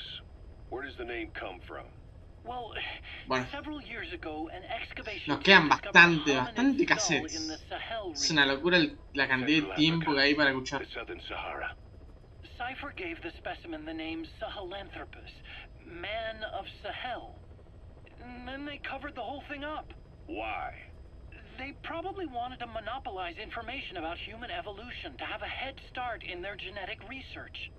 At least, until they had an idea of what they'd found. It was that big of a discovery, huh? Sahelanthropus was a gracile hominid, estimated to have lived about 7 million years ago. What's significant about it is how its skull's foramen magnum faces down. In other words, its spinal column supported its head from underneath. It stood upright. Right, which would mean Sahelanthropus walked upright 3 million years before Australopithecus, making it the world's oldest human species. Walking upright. I get it. Hence the name Sahelanthropus for your machine. Walking upright was the decisive difference between our ancestors and other anthropoids. Our brains could get heavier once they were supported by the spinal column. That led to the use of tools and the development of complex communication through language. Only man is capable of this. My creation will be the progenitor of all bipedal weapon platforms. And you did this for Cypher. No, not at all. Sahelanthropus is the best proof that I never betrayed you guys. What do you mean? The reconstructed Sahelanthropus skull looked exactly like the skull we used as our logo 9 years ago in the Caribbean. An army without a nation. Outside the world order. The design was based on Pangea, the supercontinent that existed 250 million years ago, right? Yeah. When the world was a single landmass. That concept's at the source of our strength. I felt the same way about Sahelanthropus. Sure, I was forced to build it under their orders, but I always wanted to put its technology back in our hands someday. That's the reason I incorporated the old insignia into Sahelanthropus's name. Don't you see? That's how much I was thinking about you guys. Oh, I see, all right. I see someone desperate to cover his ass. You can say whatever you want after the fact. But that skull also symbolizes somebody else. Skullface. Snake, you finally came. Just don't record this, okay? I'm not recording anything. What's this about? What I'm about to say stays between you and me. It's about the weapon to surpass Metal Gear. You know a researcher by the name of Clark? He works in the biotech industry, real advanced stuff. His area is bioengineering, but lately he's also gotten into genetic research. Never heard of him. Well then, what do you know about cloning? I think I've heard enough. Hold on, this is important. Cloning lets you create a genetic copy of an organism. You take the nucleus of one of its cells, and you swap it with the nucleus of an unfertilized egg from another member of the same species. They started out working with plants, but since then they've had success with other organisms, including mammals. It's a hot area for a lot of places right now. Corporations, universities, research groups. There's no shortage of scientists out to get famous and patent their work, with morality taking a back seat. Isn't that a little outside your field? It's got nothing to do with my research. But I thought it might be of interest to you. Cloning, and Dr. Clark, I mean. Go on. Now, this is really highly classified stuff. But I've heard that an American biotech company has successfully cloned a human being. What's more, it happened over 10 years ago. And the researcher behind it was Dr. Clark. You've really never heard of him? I don't meet many doctors. This Dr. Clark is a complete ghost, even to others in his field. His age, where he comes from, that might not be his real name. And I can't even say for sure he's a he. Clark's employer, ATGC, its company motto is embracing your hopes, preserving talent. What does this have to do with me? Cypher. Dr. Clark works for ATGC, and they have connections to DARPA. Cypher couldn't function without the communications network DARPA's built. Meaning, Cypher has to be a part of the Pentagon. Or at least, the two are joined at the hip. DARPA is a driving force behind human cloning. It's a pretty high priority project for them. And this Dr. Clark, some say he's a pivotal player in Cypher. But that's not all. Every cell nucleus in an organism contains the genetic information for that organism. Think of it as a blueprint for life. Clark appears to be working on how to decode this information and rearrange it at will. If you could do that, it would mean being able to custom design human beings for specific purposes. Can you believe that? Suppose for a moment that this is all fact. A man of your talents, if your genetic information died with you, that would be a terrible loss for mankind. But what if mankind could preserve you for future generations by cloning you? All right, enough. I get the idea. Look, I know it's inductive reasoning, but this weapon to surpass Metal Gear they're developing in Africa, I believe it's something that uses this new technology. Speaking as a fellow scientist, it chills me to the bone. That's rich coming from you. If genes serve as our blueprint, then I wonder if they include an impulse that drives us to tweak the design. Can you imagine that? Genes encoded with information that wants its children to decode it. Is life itself putting the direction of our next evolution in the hands of scientists? I guess it would take some real arrogance to believe that. And yet, it could be what Cypher's after. I think you're barking up the wrong tree. But that was an interesting story. It'd make a good movie. You have to believe me. Where'd you hear all this anyway? Where? I just overheard it in bits and pieces while I was forced to do that research for them. Right. Wait a minute. Look, I want to help you. I want to be of service here. I'm risking my life with this. Is that so? Maybe it's time we brought someone else into the conversation.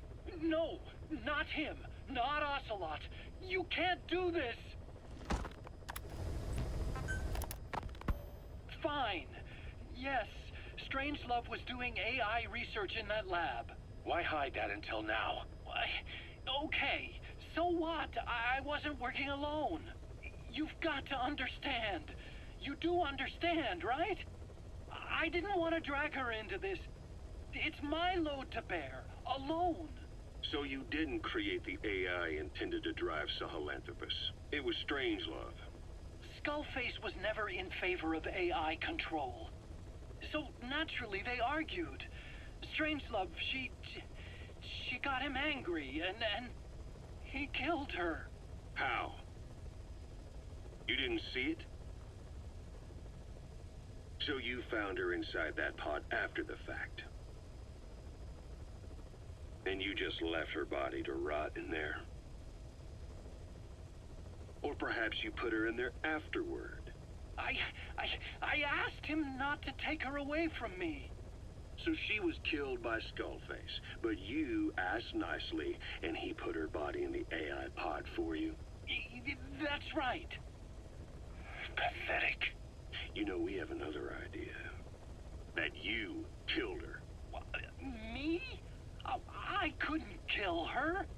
You killed her and locked her body in the pod. I wouldn't. Don't treat me like one of you. I can't just kill anyone whenever I feel like it. I'm a normal human being. Oh, I see. So you just shut her inside and waited for her to die. I would never do that. What, you mean she killed herself? Yes. She climbed inside that pod and shut the door. It can't be opened from the outside. It was suicide. Suicide, I said. She killed herself. She got in when I wasn't looking and suffocated. She'd often try to do things like that. By the time I realized and opened the door, she wasn't breathing. I got scared and shut the pod again. I couldn't bring myself to open it back up. That's right. Me? Kill her? What is wrong with you? I see. Just tell me one more thing. Haven't you gotten enough today? Okay, I see it's a painful memory. You don't have to answer, just listen to the question. You see, we examined her remains. She had a scar on her lower abdomen, a surgical scar. It had been stitched up and had fully healed, meaning it was long before her death. She had a child, didn't she? Your child. Where's the kid? How should I know? So there is a child. I've never seen his face. What do you take us for? They took it all. Even my child. I didn't even know he'd been born. I lost everything. How old would he be? It's 4 years since then. 4 No, años. it's a boy. Strangelove said so. And his name? We called him Hal, even though I never saw his face.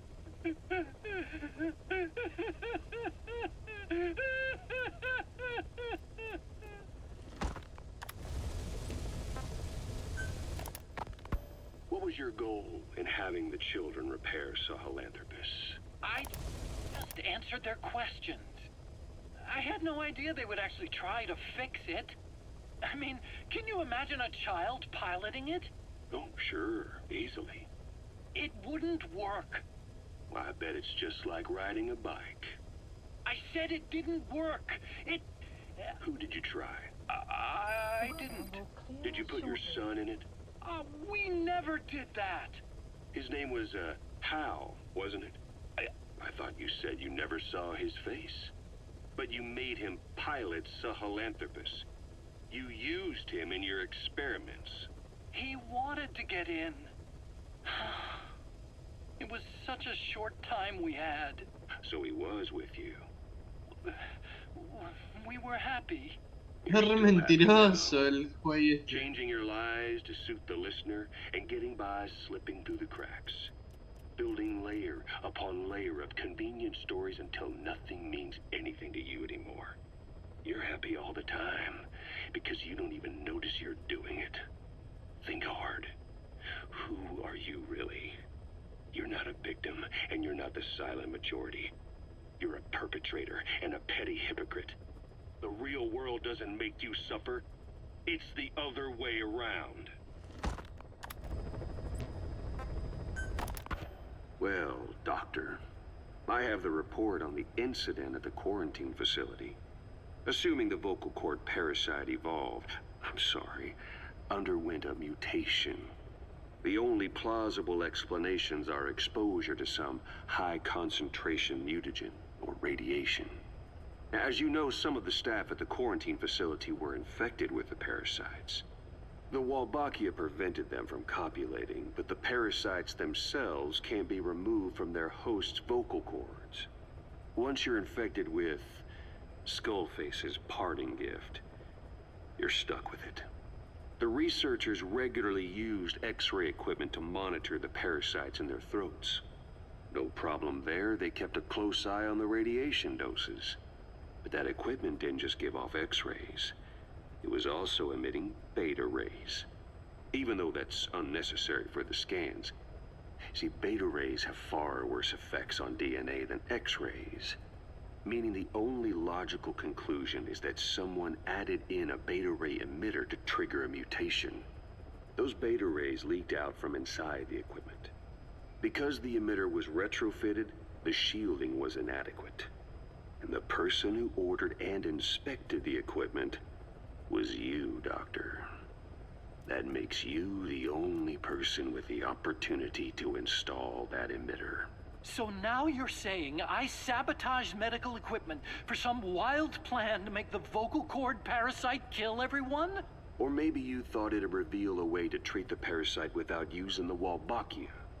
With that much to barter, I suppose some people would welcome even a pathetic cur like you. Just stop it. You'd have no shortage of buyers, but most would be happy with just the parasite. You wouldn't need to offer anything else. However, if that buyer already knew about the parasite, they'd also know that by itself, it's no longer the ultimate bargaining chip it once was. To sell to that buyer, you need to throw in a bonus. A way to one-up it. There's only one buyer who'd be after that.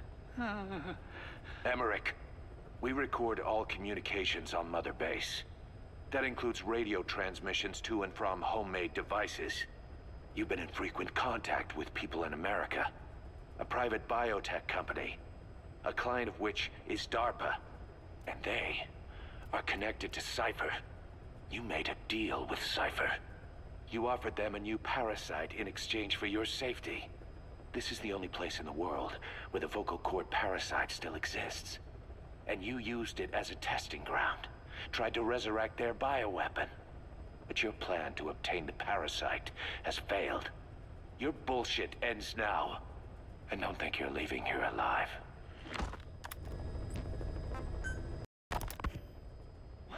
Wait, what are you talking about?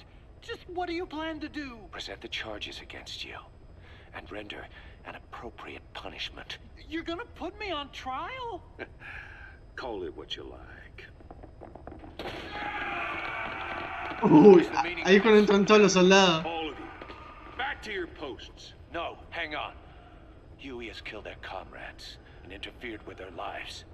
They've had all they can take. Stop! This is insane! You have no evidence whatsoever. You say you're an army free from government. You talk big about being a nation unto yourselves. But from the outside, you're just thugs, rebels, a militia, you terrorists, an unhinged threat to society. You're nothing but a bunch of psychopaths. You're Van a cagar a palo. not with us. No, I didn't. Se las mandó todas. That's too bad. I didn't mean. Men, you will have justice. But our organization, the boss's organization, is built on order and reason. There will be no lynch mob. So stand down for today. We will gather all the evidence of this man's crimes. And then he will be tried. Dismissed. What do you think you're doing? Go ahead and execute me.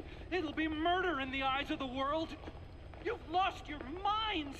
Don't you get it? You're seeing phantoms. Just look at that dog.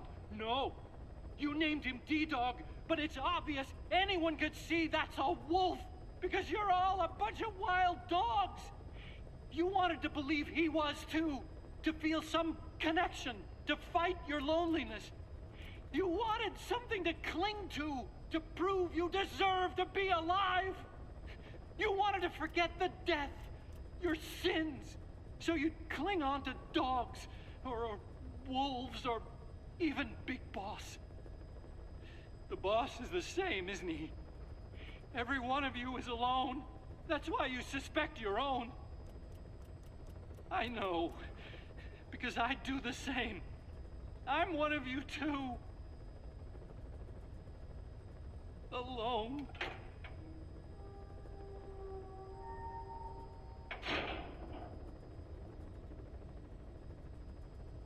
Open your eyes! What you're doing is murder! Plain and simple. All you ever create is war!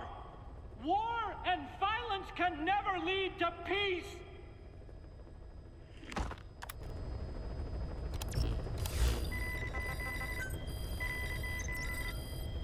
Uy, terminó la misión.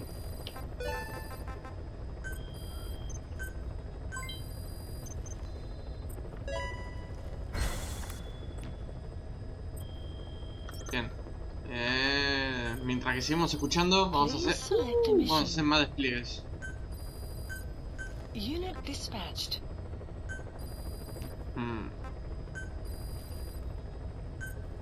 Unit dispatched.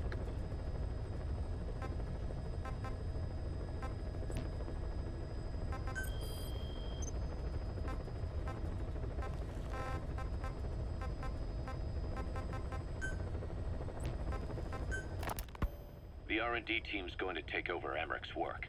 He may be gone, but it won't affect us one bit. We'll be able to deliver whatever you need just like before. You can depend on that. One other thing. I'm tracking his whereabouts. Nothing to report at the moment, though. Let it go. He's gone. The guy's gone. I know. I just want to be sure. Not like I'm losing sleep over this son of a bitch. Open this thing! Huey! Damn it, Huey! Open it now! Please! Let me out! Kill me. Kill me!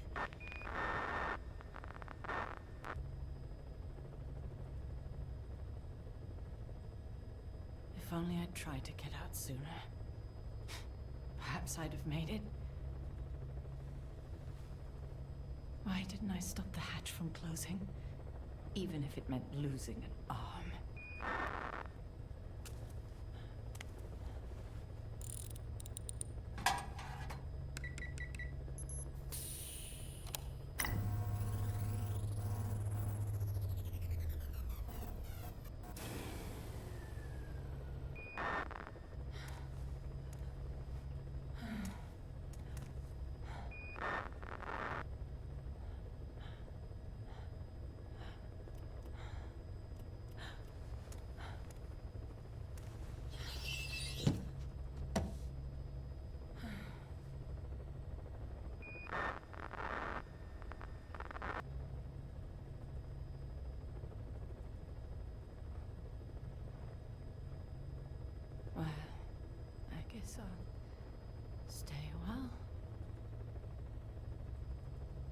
My voice. It's so distant.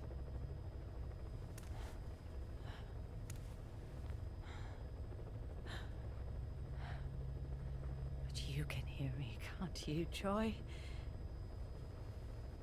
I know you can. You're recording all of this. Deep down in some memory board he'll never find. Duplicating it. Burying it under heaps of meaningless code.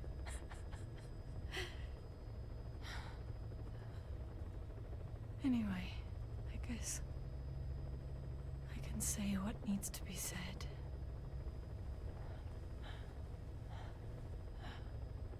I can still do that much. Talk to you.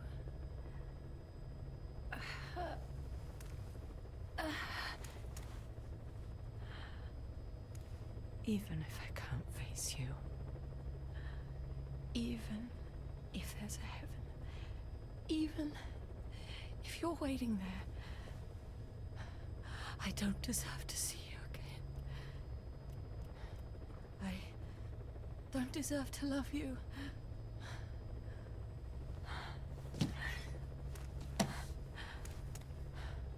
I signed up for Zero's plan.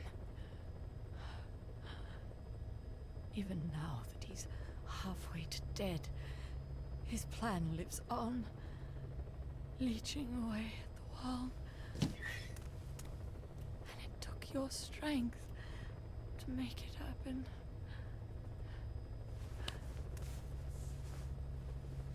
In using you, I put the world in his palm.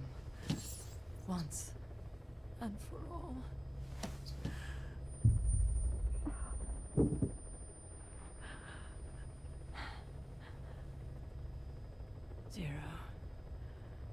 Zero, or whoever it is who's taken his name. They found me after the Caribbean.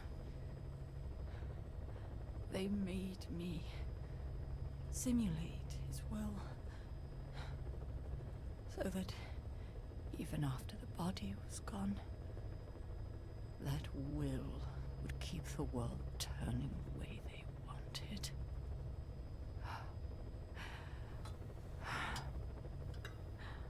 I had no choice.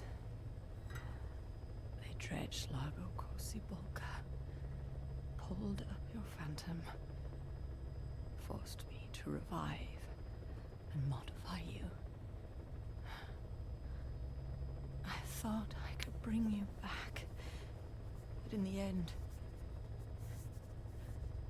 I sold your will to him.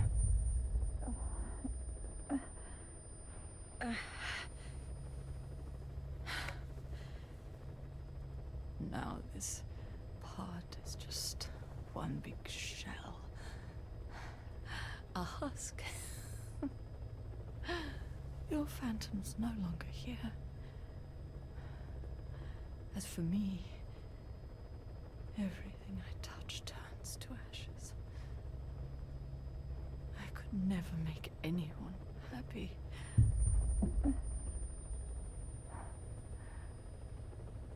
And now I'll never see my son again.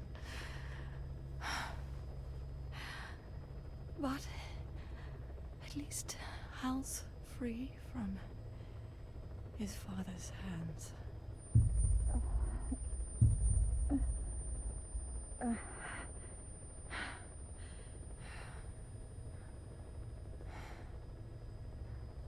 Me, with child.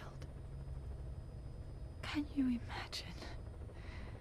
I wonder how you took the news. Were you jealous? I knew what I was doing. If I could pass your will onto a child I carried, my genes, your meme, a father would be irrelevant. If I did that, that child would be ours.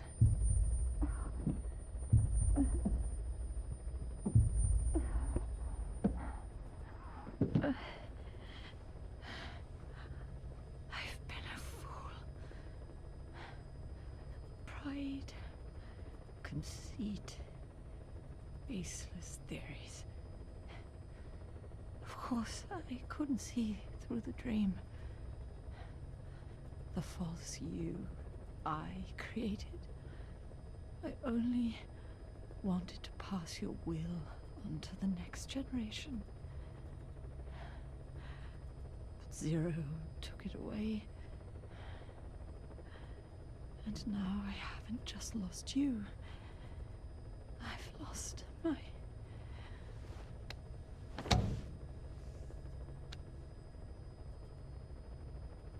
Oh, Hal, can you forgive the mother who couldn't protect you? The one who let them take it all away from us. Oh. Oh.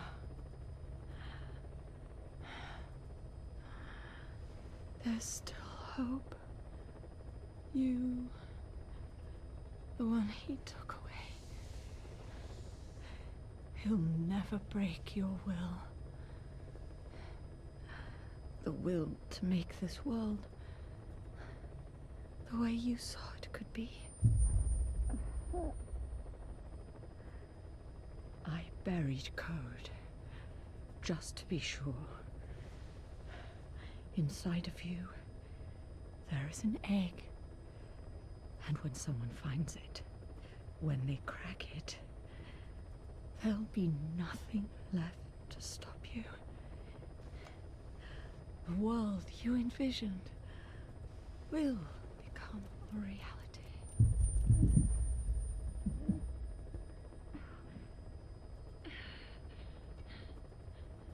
Joy. I know you can hear me.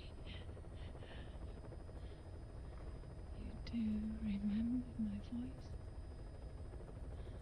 don't you? Please, take care of our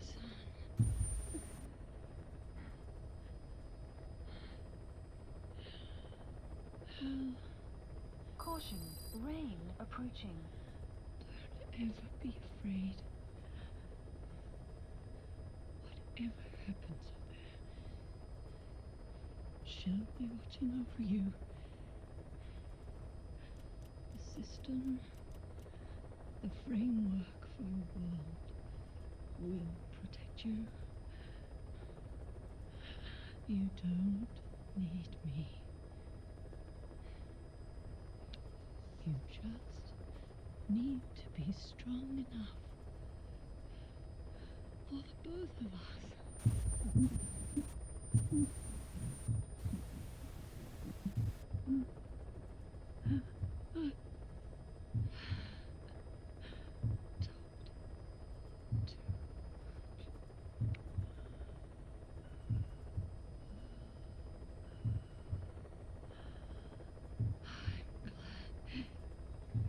You.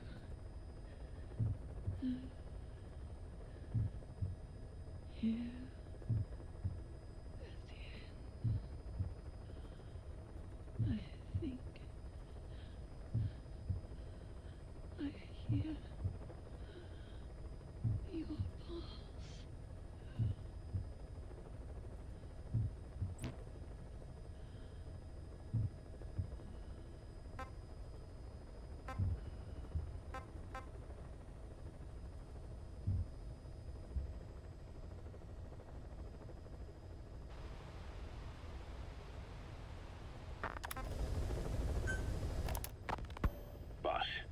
I have the report on that cargo we stole from Cypher's truck. The PF was transporting two things. The analysis of that malachite has come back first. Naturally, the main compound is copper. There's also a small amount of cobalt. Nothing unusual so far. Southern Zaire is a well-known copper belt. However, in addition to these, we also detected a trace amount of uranium. The content percentage, though, is too low for nuclear development. It most likely came from Shinkolobwe mine. That's where the uranium in that area comes from. The mine's closed, as all the high-purity uranium ore dried up a long time ago. But you could probably still find it there in small quantities. That said, there are plenty of other uranium mines that are in operation, like in Niger, Namibia, South Africa. Why go to an abandoned mine to scrape up whatever's left and ship it out in mass quantities without refining it? They were transporting that yellow cake too, which would suggest they have the technology to refine uranium. Anyway, that about sums it up. Unfortunately, the analysis of that yellow cake is taking a little longer. I'll let you know when it's done.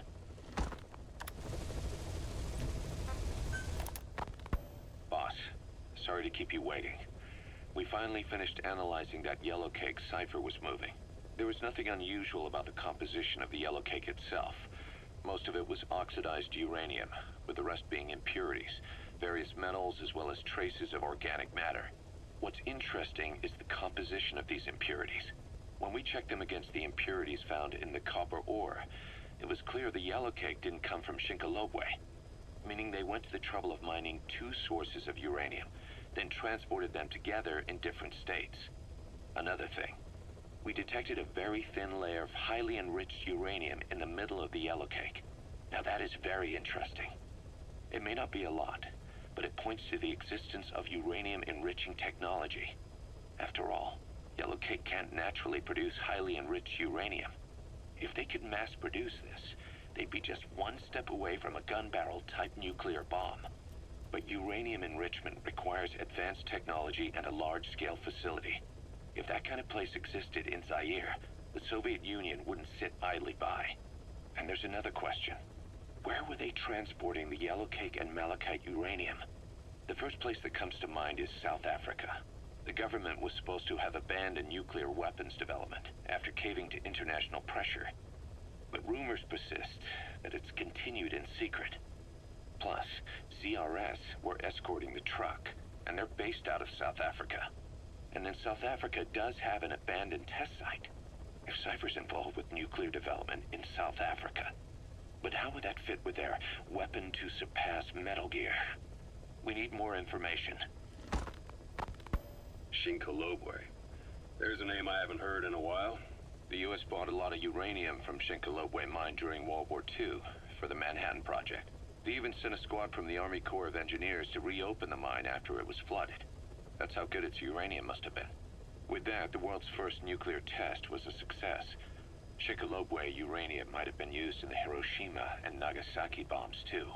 Just hearing its name is like seeing all the phantoms of the war rise up to haunt us. But all the uranium's dried up, and the mine's been closed for years. So someone reopened it. Right. Zero-risk security seized control of the area and were forcing locals to work in it. And the Zairean government was getting a slice of what they took in exchange for looking the other way. Mobutu has to finance his tastes somehow. He'll gladly sell the rights to some old mine. The question is, why would zero-risk security do this kind of thing? Or rather, why were their employers, Cypher, interested in an abandoned mine? They'd be getting trace amounts of uranium, yet to the naked eye it appears to be ordinary malachite, meaning security would be lax. Not a very efficient way of obtaining it, but easier to move. But how would they enrich it at its destination? Did the yellow cake really have a layer of highly enriched uranium in it? Having trouble believing it? No. If they say it's real, then it's real. In which case, they might have some enrichment method that we don't know about. And this was to test it out? It's possible. And that would mean it's almost complete.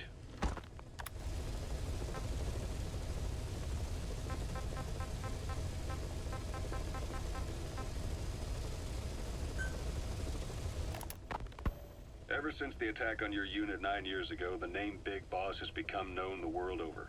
What do you mean? Those of your men who survived traveled far and wide. They fought throughout the world. In fact, they're part of the reason we have all these PFs now.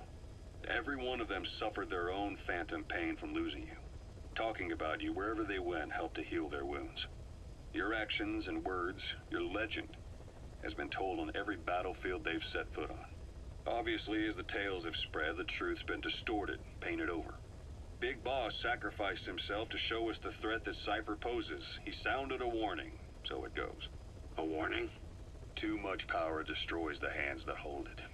Apparently, you chose to be a living example of that. I never said any of that. The moment any truth is passed on, it starts turning into fiction. The problem is, fiction inspires people more than facts. To the world, you're now the legendary mercenary Big Boss. The lessons you've taught the PFs are the reason they're so widespread. They're the reason they've survived. And you know what they all aspire to? To one day go nuclear, just like you did, and stand up to Cypher. Of all the stupid things you could do.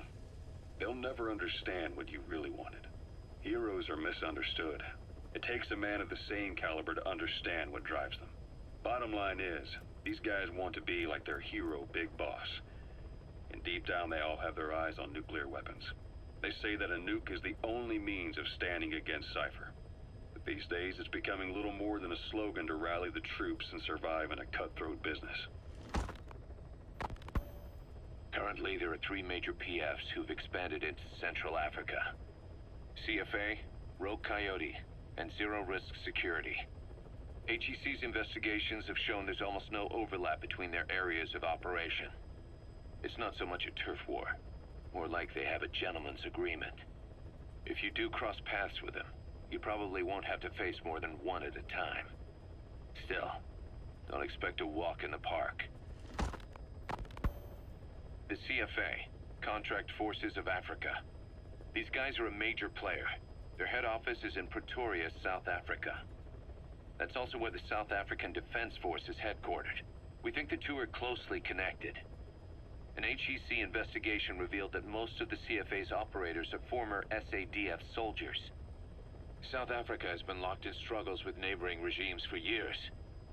That means constant action, and we know better than anyone that's the best kind of training. A company drawing its recruits from hardened military vets. You can bet they know how to handle themselves. Do not underestimate them. Within the CFA is a company of soldiers made up mainly of locally hired operators. They speak Afrikaans to communicate with personnel from the CFA, but if you notice any speaking the local language, that's them. Though hired from the local population, they were originally part of a paramilitary group, so they'll have plenty of combat experience. And unlike their days shooting junkyard rifles out of beat-up pickup trucks, the CFA now supplies them with the latest gear from the West. On top of that, they've been combat trained by the South African Army. All that adds up to a much stronger fighting force. So don't brush them off. Look at the Angola-Zaire border region. The east bank of the Munene River in particular. It's a microcosm of a problem that stretches all across Africa.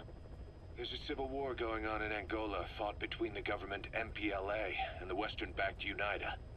Zaire is still a dictatorship under President Mobutu, but numerous uprisings have broken out in its remote regions. With all the trouble elsewhere keeping their hands full, neither government has control over their side of the border. They depend on militias and PFs, as do the rebels. Government forces, guerrillas, militants, groups of all shapes and sizes hawk whatever resources they can to hire PFs. Conflict brings PFs. PFs expand the war zone, and more conflicts erupt in a continuous chain reaction.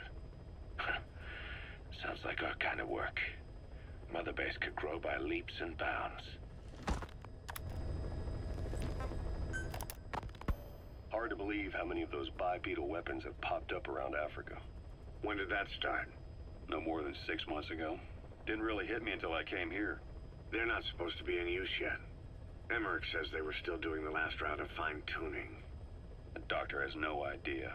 His research has already hit the black market. Both sides of the Iron Curtain will have it by now.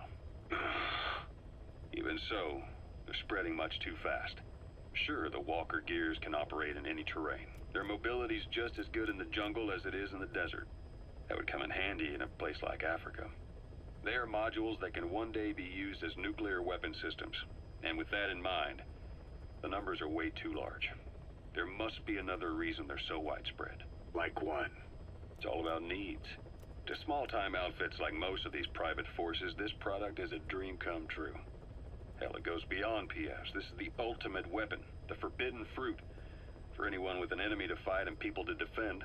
A nuclear deterrent. Exactly. Sounds familiar, huh? PFs are all operating off your playbook. You created these times. But could this be the new weapon in Africa that Emmerich talked about? If it is, why is Cypher letting everyone and his brother get their hands on one? What comes next? Selling nuclear weapons in the open? Making them public property? Why don't they give that a try? Then the next war really will be fought with sticks. Right.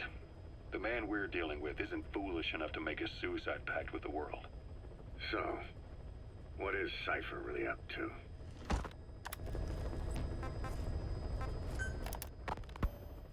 Zero-risk security aren't as hardcore a military outfit compared to the other two PFs in this region.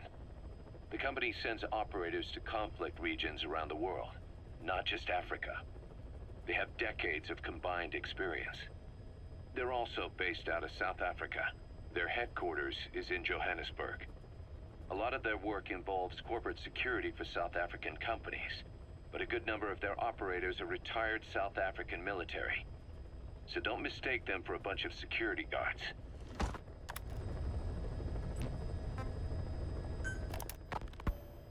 Rogue Coyote operates mainly out of Africa these days. Of the three PFs, they're the smallest. However, they scooped up most of the Rhodesian SAS after the country collapsed 4 years ago. Picture their entire organization as one big special forces unit. With Rhodesia a British colony, the Rhodesian SAS had its origins in 22 SAS Sea Squadron. They started out as a group known as the Southern Rhodesia Volunteers, but in '51 they were incorporated into 22 SAS as members of the British Commonwealth and deployed to fight guerrillas in the Malayan emergency. Even now, 22 SAS keeps the Sea Squadron designation empty in recognition of their service. In a way, you could say the SAS almost makes up the core of Rogue Coyote. Later on, they were bolstered by other talent, including former Cella Scouts and 32 Battalion. These guys are direct descendants of the best special forces in the world. They won't go down without a fight. Don't get careless. Kunganga Mine.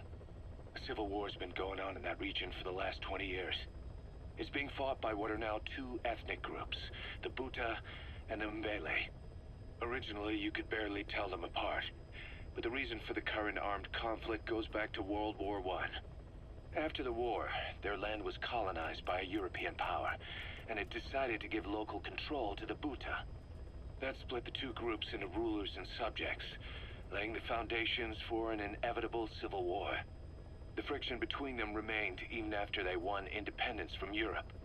The Buta are holding on to power to this day, and the Mbele rebels continue to fight back. The conflict is funded by locally mined gold, rare metals, diamonds. They've used the money from those to arm themselves, buy oil, and even hire PFs. The Buta administration owns the mining rights to Kunganga Mine. But most of the laborers are Mbele, who they've taken prisoner. The product they've gouged out of their land is bought up by cheap Western corporations. And the civil war is fueled by the profits. That's how it goes. One country's people is split apart by another country. Then the two groups tear up their own land for money in order to fight each other. Now this civil war started by a foreign power is the norm, and it's sucking up all the country's resources. PFs are just the same. They follow the money, taking war with them wherever they go. That goes for us too. It's an endless river of bloody retaliation, and we're standing downstream. Should we make a stand and staunch the flow? Or wade in amongst the corpses and make a bigger splash than the rest? We'll follow your lead, boss.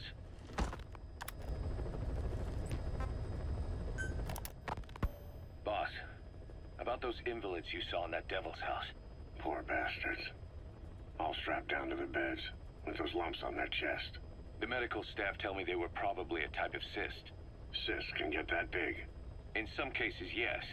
But supposing they're a kind of atheroma forming on the surface of the skin, the size is just too big, and the appearance is all wrong. In the end, the medical team were at a loss. Those lumps were like nothing they'd ever seen.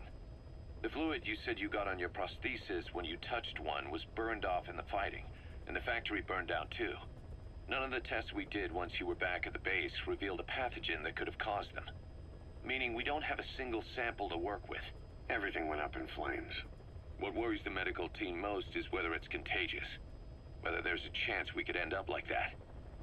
And? Mother Base's sanitation control has always been strict. After all, war is great at transporting diseases. For the time being, at least. There's no sign of contagion or any symptoms that could be related. One more thing. About the surgery that had been performed on the people in the Devil's House. Yeah? You said that their throats were cut open, with an acoustic tube pushed inside? Right. The tubes were hooked up to tape recorders, playing some kind of audio. Well, we picked up some of that audio through your radio transmissions and recorded it here. The intel team has been working on analyzing the communications log. What have they found? There's nothing tying the contents together. We've got a report on 3 deaths in a car accident on the autoroute near Marseille. Protests outside the Libyan embassy in London. A press conference with the former Prime Minister of Sweden. A 4-month-old weather forecast for Balikpapan. And then commercials for appliances, cough syrup, and TV dinners. Assuming they're not all staged, they come off as recordings of your average public broadcasts. Public broadcasts? Just radio and TV signals? Yes. And from all over the world. We're looking into whether they're genuine or not, just to be sure. What else? A speech that sounds like it was recorded out on the street, and people chatting about how this year's tomato crop did. And there's nothing they have in common? We're partway through the cryptanalysis. That includes checking all audio ranges and running it backward and at different speeds. Then there's vocabulary breakdown for political suggestions, ideological comment points. But I don't think it's going to get us anywhere. Where were the recordings made? There's nothing linking them from that angle either. Just like you reported, we've detected virtually every major language there is. French, German, Italian, Spanish, including South American accents. Then there's Russian, Hindi, Arabic, Portuguese, Mandarin, Cantonese, Japanese. They're nothing if not thorough. Well, I don't know if we've got them all covered. Ignoring the ones that have gone extinct, supposedly over 5,000 languages exist today. Besides, English isn't one of the ones we picked up. Really? English? I know. Only 5% of the world's population is a native English speaker. But when you factor in those who've acquired it as a second language, nearly 1/3 of the people speak it. The world's dominant lingua franca. You gotta figure they had it somewhere among all the languages in that place. No English. Bear in mind, we didn't hear everything that was played in that room. We couldn't isolate the more distant sounds due to static, and the program could have been set to change every day. In a nutshell, for reasons unknown, people in that room with a common medical condition were made to listen to recordings in languages from around the world. It's not clear how the growths on their chests fit into it. It could have been treatment for them, or maybe an experiment of some kind. I'm guessing one person knows. Yeah, Skullface. He was there. The only thing we can say for sure is that he's involved.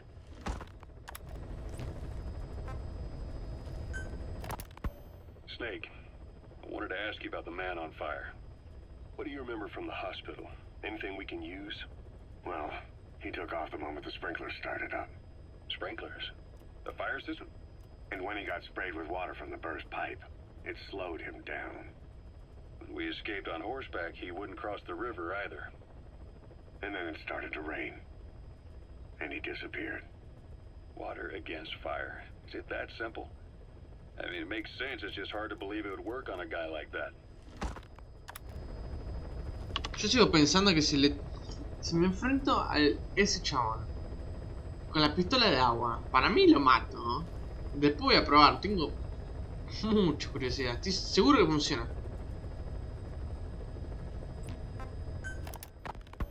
You mentioned that the man on fire was crushed under Sahelanthropus in its hangar. Yeah. He was caught under the wheels of its transport platform. But his body wasn't found. What? We searched the area the moment we arrived, but there was no trace of him. I wasn't hallucinating. I know. I trust you on that. That means someone must have taken the body.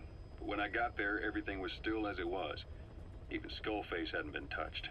I can't see a reason to sneak into a place like that and drag out the biggest, heaviest guy there. What are you getting at? The only option left is... he got up and walked away. That platform ran him over. Just ran him over. You're saying that's not enough? I don't want to believe it, but maybe not. He shrugs off bullets, even rocket strikes. There's no reason to think that would finish him. It seems ridiculous, but I'll start gathering eyewitness accounts just in case. If you dig up anything concrete, I want to know. You'll be the first, if I dig anything up. But I hope to hell I don't. No kidding.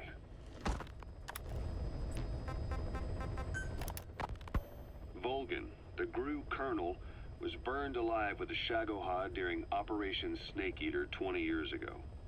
Despite suffering severe burns to his entire body, he still clung to life. After you left Seleniarsk, Volgan's body was taken to a research institute in the outskirts of Moscow. But modern medicine couldn't explain why he was still alive. Not that the colonel was any ordinary man to begin with. That constant electric current he had running through his body that he could unleash at will. To be honest, I was always uncomfortable around him. Thought I might get electrocuted just by standing nearby. The institute studying him was tasked with investigating and developing human paranormal abilities. The comatose Volgan was used to further the Soviet Union's research into such abilities. But not long ago, the facility burned to the ground. And Volgan's body was never found among the rubble, even though the fire started in the room where they were keeping him. This occurred at around the same time you woke up. If Skullface was right, and a thirst for revenge can turn a man into a demon and keep the dead alive, and this man on fire who's been coming after us ever since you woke up, well, that just might be what's left of our old friend Volgan. ¿Cómo es que estaba vivo? No lo puedo creer. Back in 64, in Seleniarsk, you brought his plans for a utopia down in flames. That grudge is what's keeping him alive. The day the research facility holding Volgan burned down, a Soviet jumbo passenger jet happened to crash nearby, far away to the north of that hospital in Cyprus. On board the plane was a young boy who was being studied at the same facility. The plane fell to Earth from over 8,000 feet, but the boy's body was the only one not recovered. At almost exactly the same time as the crash, Volgan awoke in that facility. According to the Research Institute's documents, the gifts this boy demonstrated included psychokinesis and telepathy. To protect his mind from being inundated with other people's thoughts, he always wore a kind of gas mask. A rudimentary form of psychic insulation, apparently. We don't know where this boy is, but if Skullface is connected to him, we may cross paths with him yet. This boy is part of a new age, where nothing we understand about the world makes sense anymore. Don't let your guard down.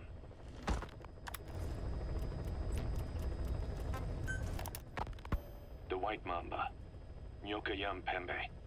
He's the commander of the kids based out of Wala Yamasa. As you know, contract forces of Africa were stationed at that village. Anti-government forces hired CRS to bring kids there from around Africa for training. But at some point, the adults with the PF started dropping like flies. This was right after we arrived in Africa. We don't know the cause. The kids ended up on their own. Must have been like fish out of water. Nothing to eat, no way to get back home. All the adults taught them was how to use a gun. Sure, they could shoot targets, but hunt for food? Not likely. They wouldn't have lasted long. Then the White Mamba showed up. He was faster and stronger than them, a better soldier, and he knew how to lead. I guess somebody wished upon a star, because their savior turned up like stardust straight out of the blue. The moment he arrived, the kids had their new commander. That was when they started attacking other villages. Word of the infamous White Mamba spread fast. But it isn't just his combat skills that got people talking. As you can tell from the name, he's the only light-skinned kid in the unit. Not to mention the blonde hair and the blue eyes. Not common in those parts. We have no idea where he came from or what he's experienced. The kid's a huge blank. But I'm sure you'll know him when you see him. One other thing. He's still a kid, so don't kill him. Be careful not to hit him with anything lethal. Not even a flesh wound. Our mission objective isn't just suppressing a bunch of militants. This is a DDR operation of the kids in that unit. DDR stands for Disarmament, Demobilization, and Reintegration. Disarmament is obvious. We take their weapons off their hands. The demobilization part means dismantling their military organization to ensure they can't arm themselves again. To do that, you need to capture the unit's commander and have him order his men to disband. In this case, the commander is the White Mamba. There's nobody above him, so he's all we need to grab. Finally, reintegration. Through education and occupational training, we give them a means to live besides war. A lot of kids born in a war zone don't know any other way to live. So before they find themselves back there, we teach them another skill. I'd like to establish this rehabilitation process at Mother Base. That's why we're bringing those kids back here. It's not so much for their sake. It's for the world that we're trying to create. No other way about it. Those kids are amateurs. Bad for business to have them running around where we're trying to work. Bring them all back if possible. Or as many as you can.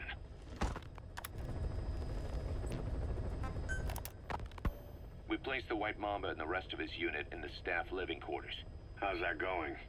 It's a disaster, but what else can we do? We've taken away his weapons and banned him from using his nom de guerre. Apparently his real name is Eli. He must feel like we stripped him of his whole identity. We'll let things simmer down. I put a guard on him for now. Still the question is, who is he? Where did he come from? And how has he survived? He's still not talking. No. He won't say a word about himself. But you know, it looks like he speaks English. One of the deck crew called out to him in English, and he said something back. He just lost it all of a sudden, started mouthing off at the guy, in perfect English. He wasn't stringing together words he picked up somewhere. So English is his mother tongue. He could be from the east, or the south, or maybe even further north or south. English is well established in countries all across the continent. It's rooted in Africa like a weed. Or maybe parasite is the better word. So just speaking English doesn't help us figure out where he comes from. Could even be from off-continent. Right. In any case, we'll keep an eye on him. If we learn anything else, I'll be sure to let you know.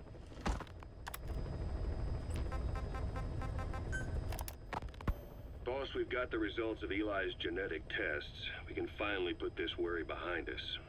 We used the PCR technique and conducted DNA fingerprinting of the copied DNA sequences. Neither is mainstream science yet, but the concepts and procedures are sound. Both tests say there is 0% chance that the two of you are blood relatives, meaning the results are negative. He's not your son, nor is he your clone. He's just another person. It was 12 years ago that Zero made plans to clone you. Eli's age and appearance certainly are a good fit. I admit the first time I saw him I did a double take, but it looks like we were worried for nothing. Eli isn't your clone, though you might still have one somewhere out there. But if Eli isn't the boss's clone, why does he seem so obsessed with him? Not to mention having one hell of an attitude for his age. I don't know. Learning the truth about himself, cursing the fact he's a clone, bearing a grudge against selfish adults, and coming to hate who he was cloned from. Big boss. If that were really the case, I could understand it. I might even feel a bit sorry for him. But no clone could have a totally different DNA fingerprint. And the test left no room for error. You yourself were there when we drew Eli's blood sample. Come to think of it, when we went to OKB-0, he'd snuck onto a chopper and was there. Yeah. He was acting strange even then. Or actually from a little before that time. That was exactly when we began these tests. Maybe he suspected something when we drew the sample, not knowing what we were doing to him, and becoming mistrustful of us. Hard to say. Eli's had an attitude problem from day one. So what is he then? Well, if he's gonna tell us that himself, we'll need to get him to open up more first. Ocelot está ocultando pruebas. Claramente es el clon. ¿Pero por qué? About the pathogen spreading through Mother Base. You've seen everything we've got on the outbreak. What's your opinion? Textbook symptoms of vocal cord parasite infestation. And judging from this casualty list, it is the Kikongo strain, meaning a breed of parasite that triggers symptoms upon detecting pronunciation specific to Kikongo. So our Kikongo-speaking staff are at risk? Quite so. He's right. All the victims do speak Kikongo. So they can survive if they just use another language. There is no guarantee. You're only dealing with the Kikongo strain. Other language strains may be present. You well know he was teaching them languages from all over the world. The Devil's House. Nzoya Badia Bulu. There is no way to know how many strains he has at his disposal. So how do we keep them from becoming symptomatic? You mentioned using microbes. Use this. A type of Wolbachia. Introduced to a sample of the parasite. Wolbachia? A parasitic bacteria that colonizes the parasites, turning male to female and preventing copulation. You must cultivate more. What have you done with the infected bodies? Cremated to stop the spread of infection, but we did keep a few for study. Good. Take this sample, grind it to a pulp, and introduce it to the larvae now nesting in the dead. The Wolbachia will multiply rapidly within those larvae. They're soldiers, not some petri dish. Conventional cultivation methods will take too long. Extract the Wolbachia from those larvae and vaccinate your men. Kikongo speakers first. This is the fastest, surest way. No one is to speak a word of Kikongo until the Wolbachia are safely inside them. I will instruct your medical staff in detail on site. You have the appropriate facilities. Yes, but do not worry. I made a pact with your bit de Holone on the honor of the Dene. I speak no lies. Keep an eye on him. Will do. Follow me. I'll take you to the medical team. Now, we must wait for the Wolbachia to multiply in the larvae. How is the disease transmitted? If it's carried by insects or rodents, then... There is no intermediate host. So... The vocal cord parasites lay their eggs in the larynx of the host. Most hatch and migrate to the lungs, but some are transported to the mouth through ciliary movement, mixing in with saliva. Saliva. Droplet transmission. Sneezing, coughing. Any food or water containing infected saliva. It would spread fast. Indeed. And when the larvae migrate to the lungs, symptoms can resemble the early stages of a cold, making it easy to infect others. Meaning a simple conversation would be enough to pass it on. All right, so what happens after the larvae migrate to the lungs? It is as I said before. They mature by feeding on alveolar tissue. It is only then that noticeable symptoms appear in the host.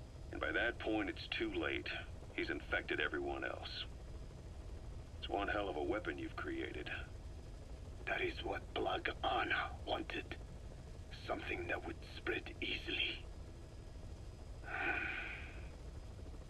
In truth, he's not the reason. But we will discuss that another time. The Wolbachia have multiplied. We're preparing to extract them and begin vaccinating. But is this really the only way? Sure, it'll prevent infection, but the cost? You would rather remove their vocal cords? No. Tactical communication's the linchpin of what we do. What if we were to ban the use of Kikongo? Insufficient. First, there's no guarantee that only the Kikongo strain is here. Second, there is the matter of how the parasites lay their eggs. Before they can copulate, they must be exposed to the pronunciation of a specific language for a period of time, like a container filling with water. But the duration between when the container is full and when the copulation actually begins varies from case to case. In other words, Even if the infected stop speaking as a countermeasure, it may already be too late. The only true solution is to prevent copulation through the Wolbachia, or by physically removing the affected tissue. Do any anti-parasitics work? It sounds as though you have already tried. Yeah. We tried every one there is, and nothing. I have yet to find a medicine that can remove the parasites. At best, it temporarily covers their ears. Why is that? Because the parasites are companions to us. To remove them inevitably harms the host. Companions? More than you think. And this is why the human immune system cannot eliminate them.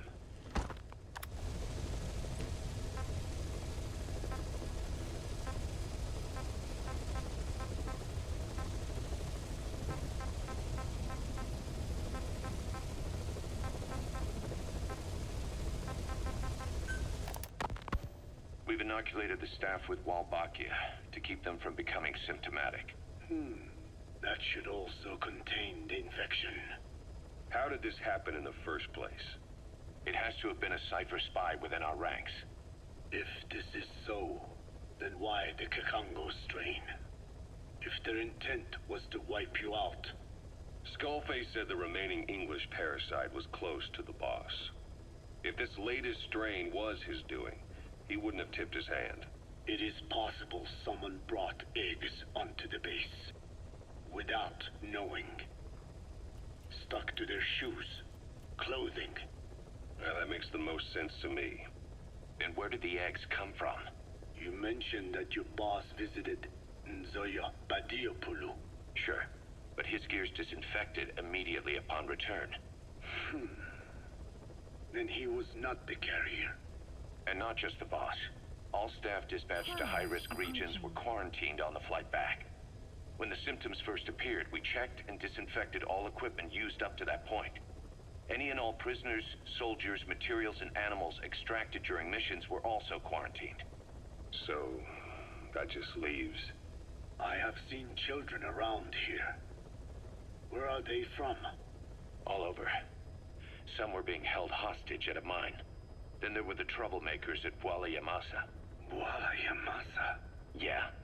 Their clothes, their things. Did you burn them? They're just kids. We couldn't... And besides, not one of them's shown symptoms. The parasites don't infect prepubescent hosts. Their vocal cords are not fully developed. Well, if infection doesn't occur in children... It is possible they carried eggs on their clothes, and the infection spread from them. Check the kid's stuff. I doubt there is any trace left by now. But if there is, some of those kids must be close to hitting puberty. How could we have missed this? The name Bwala Yamasa got quite a reaction from you. I'm guessing the Kakongo strain was released in that village. Cypher used that region to experiment with vocal cord parasite transmission. The Kakongo strain. The settlements around the refinery upstream of Bwala Yamasa were the proving grounds. They would infect one villager, then record transmission speed. Dangerous work. If they failed to contain the infection, it would slip into the surrounding regions. At which point the world found out about the parasites, making them useless as a weapon. Incredible they'd risk such a thing. The test site was densely populated too. A terrible place for such experiments. No doubt, they thought burning everything would wipe away all traces. The settlements were covered in oil anyway. Who would wonder if one day they caught fire? And so it did. They burned it all. Living and dead. Those remains. But they miscalculated. transmission speed was far faster than anticipated. It may have been the temperature, or hygiene standards, or perhaps the parasites reacted quickly to Kikongo. Whatever the reason, nearly all villages were swiftly infected, and the settlements reduced to mounds of corpses. Making matters worse, the dry season was ending.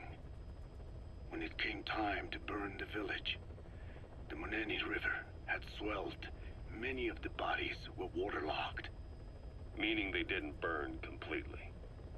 The corpses still contained viable eggs, and the larvae washed downstream.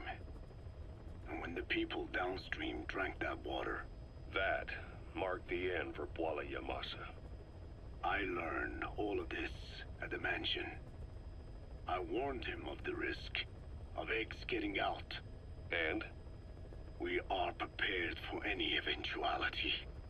I get it. Putting the oil field back online. The oil leaks, saner. They plan to pollute the river, prevent the spread of infection. But the oil flow was stopped, and downstream the people of Masa village started using the water again. The PF soldiers deployed at the village were locals, spoke Kikongo. They were infected, and the kids survived. I've heard enough. And who stopped the flow of oil? Don't. We did. That confirms it. The source of the Kikongo strain infection was Masa village. And the children brought it here. It is no one's fault. There is no blame to be cast. The parasites, they were tested in other regions? Their physiology requires that they be tested under varied conditions. Another test site was in Afghanistan. So it was the parasites there. Both the Pashto and Tajik languages are spoken in the mountains of Afghanistan, and population density is low. Ideal testing grounds for how accurately the parasites target only the specified language. It is also relatively easy to prevent the spread of infection. And the results? The first test, I am told, was a success. Once the Pashtun Mujahideen were infected with the Pashto strain, they were all but wiped out. The Hamid fighters at Smasei Fort. It was doubly successful.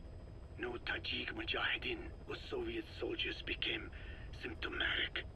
So the parasites proved to be effective. What about the second test? Also supposedly a success. A Pashtun village was the target. However, the original aim was to obtain samples of the infected. In this, they failed. And the village? The Soviets enacted a standard scorched earth operation. That must have been the village where Malak lived, before being held captive at La Marjate Palace. Having had more time to think on it, the details shared with me may have been false. They are madmen who would do anything to cover up the truth. They certainly seem to like tossing their problems in the fire. As a boy, Skullface's life went up in flames. Perhaps that is what fuels his fixation with fire.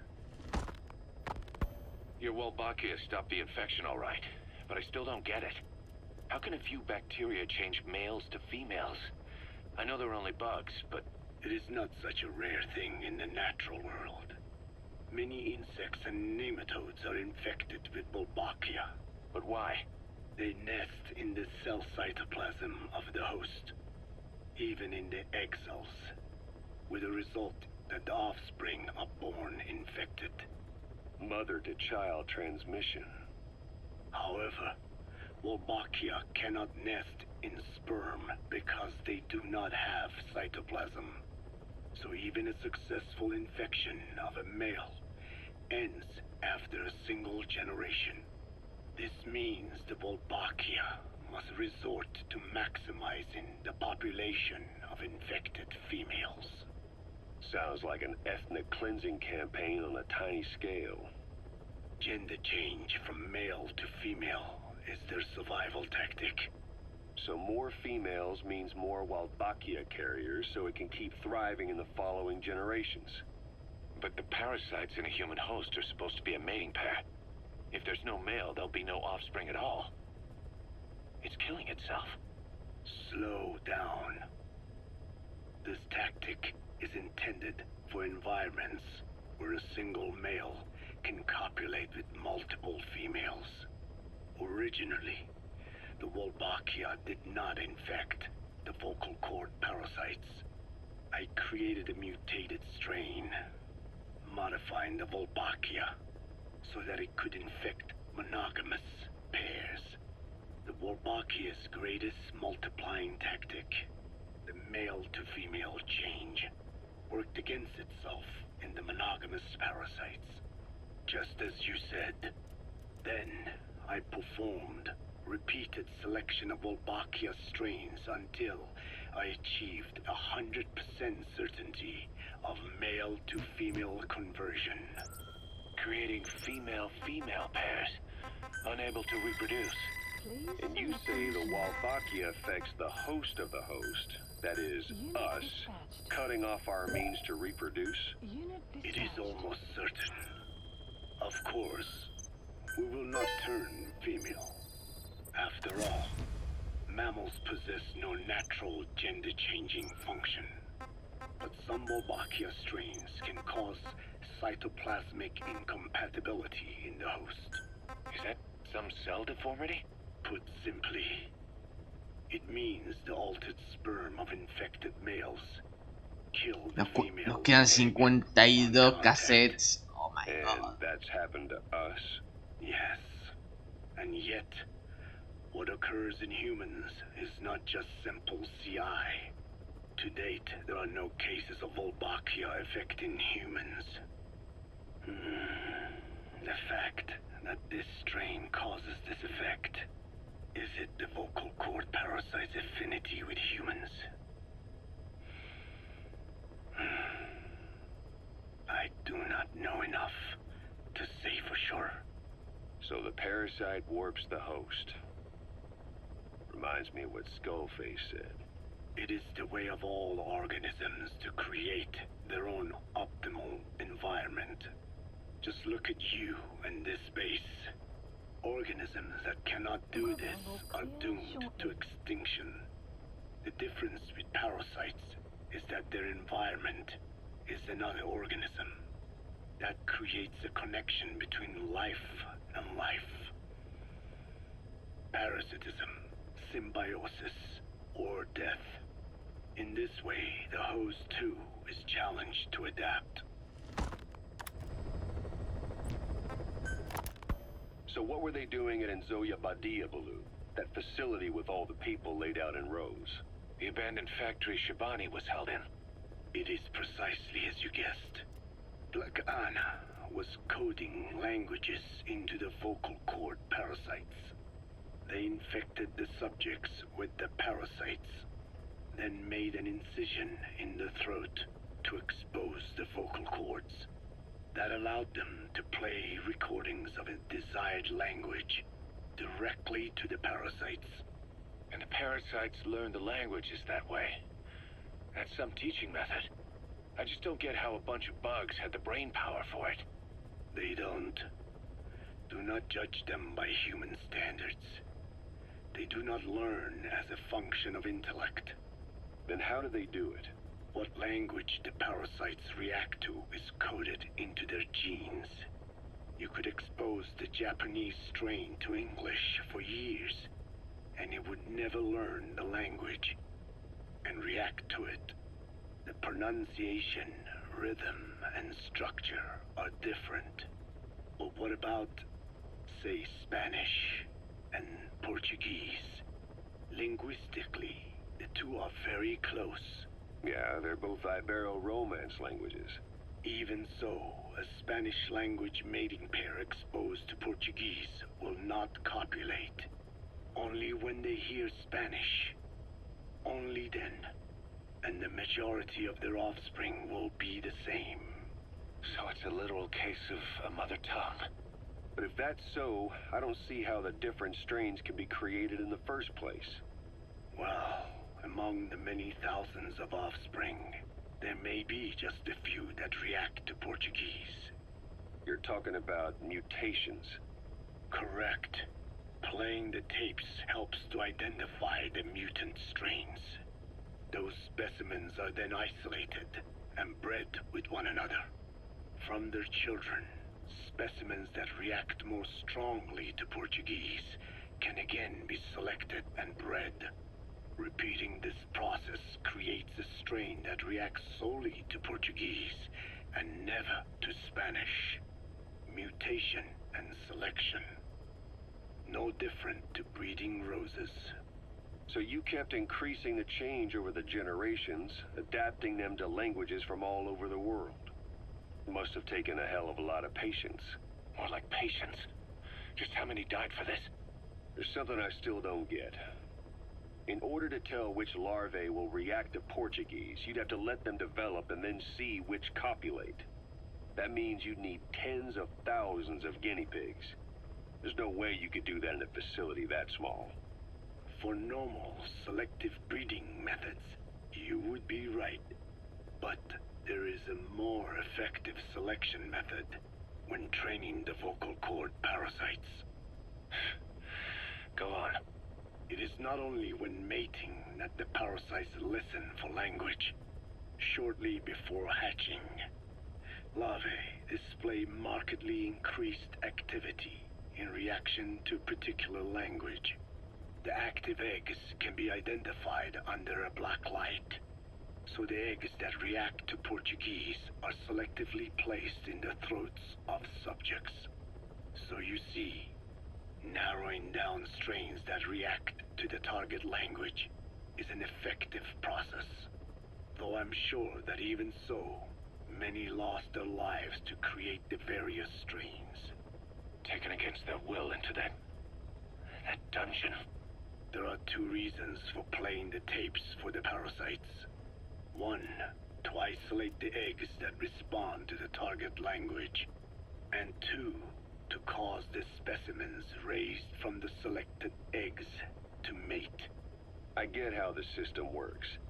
But why do they respond to language before they even hatch? It's not like they can mate from inside an egg. It is because the larvae learn the language before hatching. You mentioned that what language the parasites respond to is hard-coded into their genes, and that they don't have the brain power to actually learn a language. But then you say that the larvae at Nzoia Badia Bulu were learning the languages in the egg. Your story doesn't add up. Your country is home to a unique songbird. The Japanese bush warbler. Sure, what of it? What a beautiful call it has. But no bush warbler can sing it perfectly at the start. As chicks, they can barely chirp at all. They must learn from their parents and other adult birds. Only then can they sing properly and attract females. So naturally, there are individual differences in each bird's call. Though they start on the same footing, each bird is influenced by its teachers. And the parasites are the same? Like the birds, the parasites have a genetic predisposition towards a particular language. But while in the egg, the larvae's ears are tweaked by listening to the voice of the host. This tweaking ensures that the grown parasites will react better to the host's speech pattern. Why would they have an ability like that? Well, there are distinct regional differences within even the same language. Rare is the language that has no unique dialects.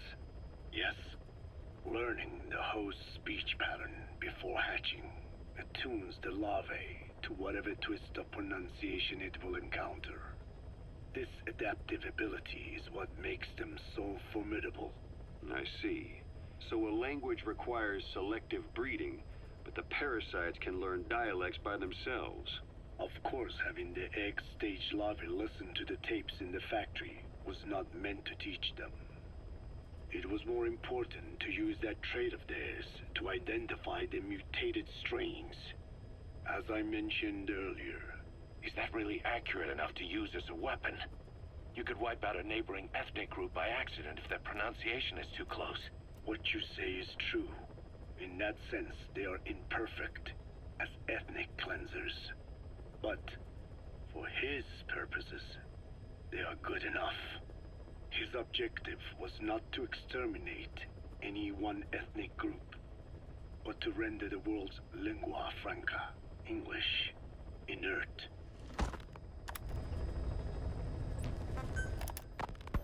About this OKB-0 Emmerich was talking about. Its location and features match the citadel in the mountains northeast of the Soviet base camp. Built during the time of Alexander the Great, it was left in ruins following one of Genghis Khan's campaigns. Its occupants changed time and again due to war, and it was expanded on more than one occasion. Ultimately, it fell into the hands of the Soviet philosophers. The Soviet army was using it as the headquarters of its Afghan invasion force. But it would seem that Skullface's connections with the philosophers gave him license to develop Sahelanthropus there. And that's what Emmerich was doing at the place, before he got the axe. But OKB is a designation the Soviets use for weapon design bureaus. There's no way they'd have one of those in Afghanistan. And, in principle, the numbers that follow OKB are always integers above 1. There is no 0. Perhaps this was a secret facility of the Soviet and Chinese philosophers dating back prior to World War II. Though it's more likely Skullface just picked a fake name that more or less fit the Soviets' pattern. He doesn't go there often, but he sure as hell won't miss this. They use the heliport on top of the tower for his visits. Start by heading for the heliport. Then wait for your chance to make contact with Skullface. It seems Sahelanthropus's armor is made from depleted uranium. That offers some serious protection. The US military is planning on using it for its main battle tanks, too. Maybe that's where Emmerich got the technology. Uranium? They're using nuclear fuel for armor now? No. What they use for nuclear fuel is uranium-235, which is extracted from natural uranium. Depleted uranium is a byproduct of that process. Sort of like the leftovers, I guess. The garbage. Uranium-235 makes up 0.72% of natural uranium, whereas depleted uranium contains only 0.2%. What are the benefits of using it for armor? It's a pretty short list. Uranium's a heavy metal, like lead, meaning it can hold a greater amount of kinetic energy. But it also boasts a hardness closer to tungsten. That makes it an ideal material to use for, say, armor-piercing ammunition penetrators. But it's not the best choice for armor. Its volume is less than that of ceramics, but for an equal weight, you could end up with less protection. So why use it then? According to Emmerich, it came down to him being unable to source ceramics technology from a manufacturer. Plus, given that it's an upright walking vehicle, he wanted to reduce the bulk of certain areas. Despite all that, depleted uranium still makes for some tough armor, and Emmerich says it's been proven in live fire tests. It stops most Soviet tank shells.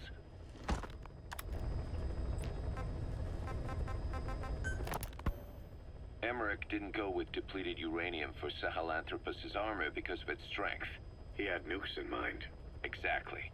It's meant to use its body as the fuel component for a nuclear weapon. Sahelanthropus uses built-in uranium enrichment archaea to melt its own body and extract uranium-235 from the depleted uranium in its armor. Those archaea perform the enrichment in an extremely short time. The concentration jumps by a factor of several hundred, from 0.2% to over 90%. The end result being highly enriched weapons-grade uranium. Sahelanthropus's body itself becomes a nuclear bomb. Emmerich says if it were to self-destruct, the nuclear yield would be somewhere in the region of 15 kilotons.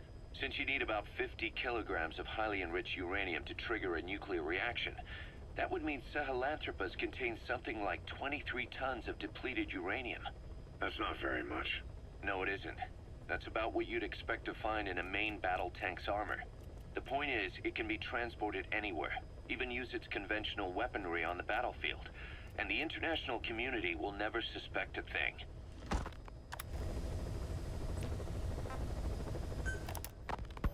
I just received word from the R&D team and the transport team out of Afghanistan. They finished installing Sahelanthropus on the base. It's ours now. All right. Don't let any of the staff touch that thing. Especially Emmerich. Of course. That guy's crush on Sahelanthropus is beyond a joke. Guess he really wants to see his tech stand on its own two legs this time. That's not gonna happen. I know it. So you've got no plans to make it operational again? Damn right. Boss, I want to hear it straight from you. Hear what? What the hell do you want with that thing? The drive is busted. It's not like it has a nuke on board. Even if the metallic archaea could turn it into a nuclear weapon, all it can do is self-destruct. Sahelanthropus just isn't a weapon anymore. It'll draw unwanted attention without even being a deterrent. I know. The weapon's development strut sank 2 feet under that thing's weight. That's 1 year's drop in a single night. We've started on reinforcing the strut, but there's no guarantee it'll hold up if a storm hits. I know that too. Boss, why keep it? It's a mark. Us Diamond Dogs, we don't have a country to call home. That means we have no past, nothing to prove that we lived. Every one of us threw it all away when we came here. Sahelanthropus is a symbol to show that the likes of us brought at least one crisis to its end. A mark in history. So we can't just fade away. It's of no practical use to us. But we still need it. A symbol of what we've done. I'm glad I sounded you out on this. Snake, on behalf of all of us, I want to thank you. I don't need gratitude. I need security. Keep Emmerich away from that thing. Roger that.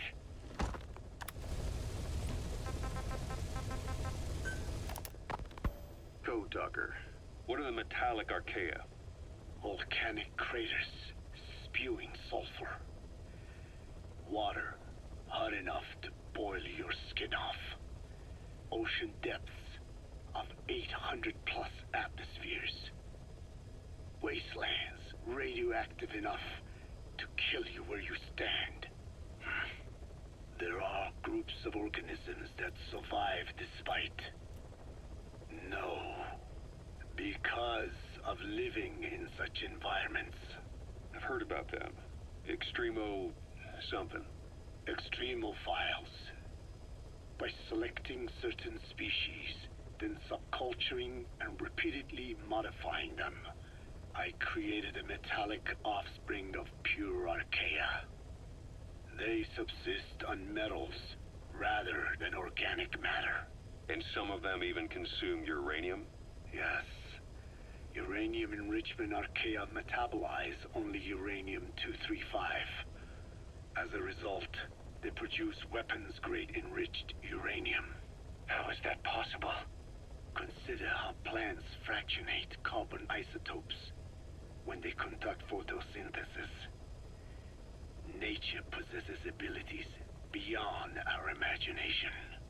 So it was archaea that brought down your chopper? Corrosive archaea, yes.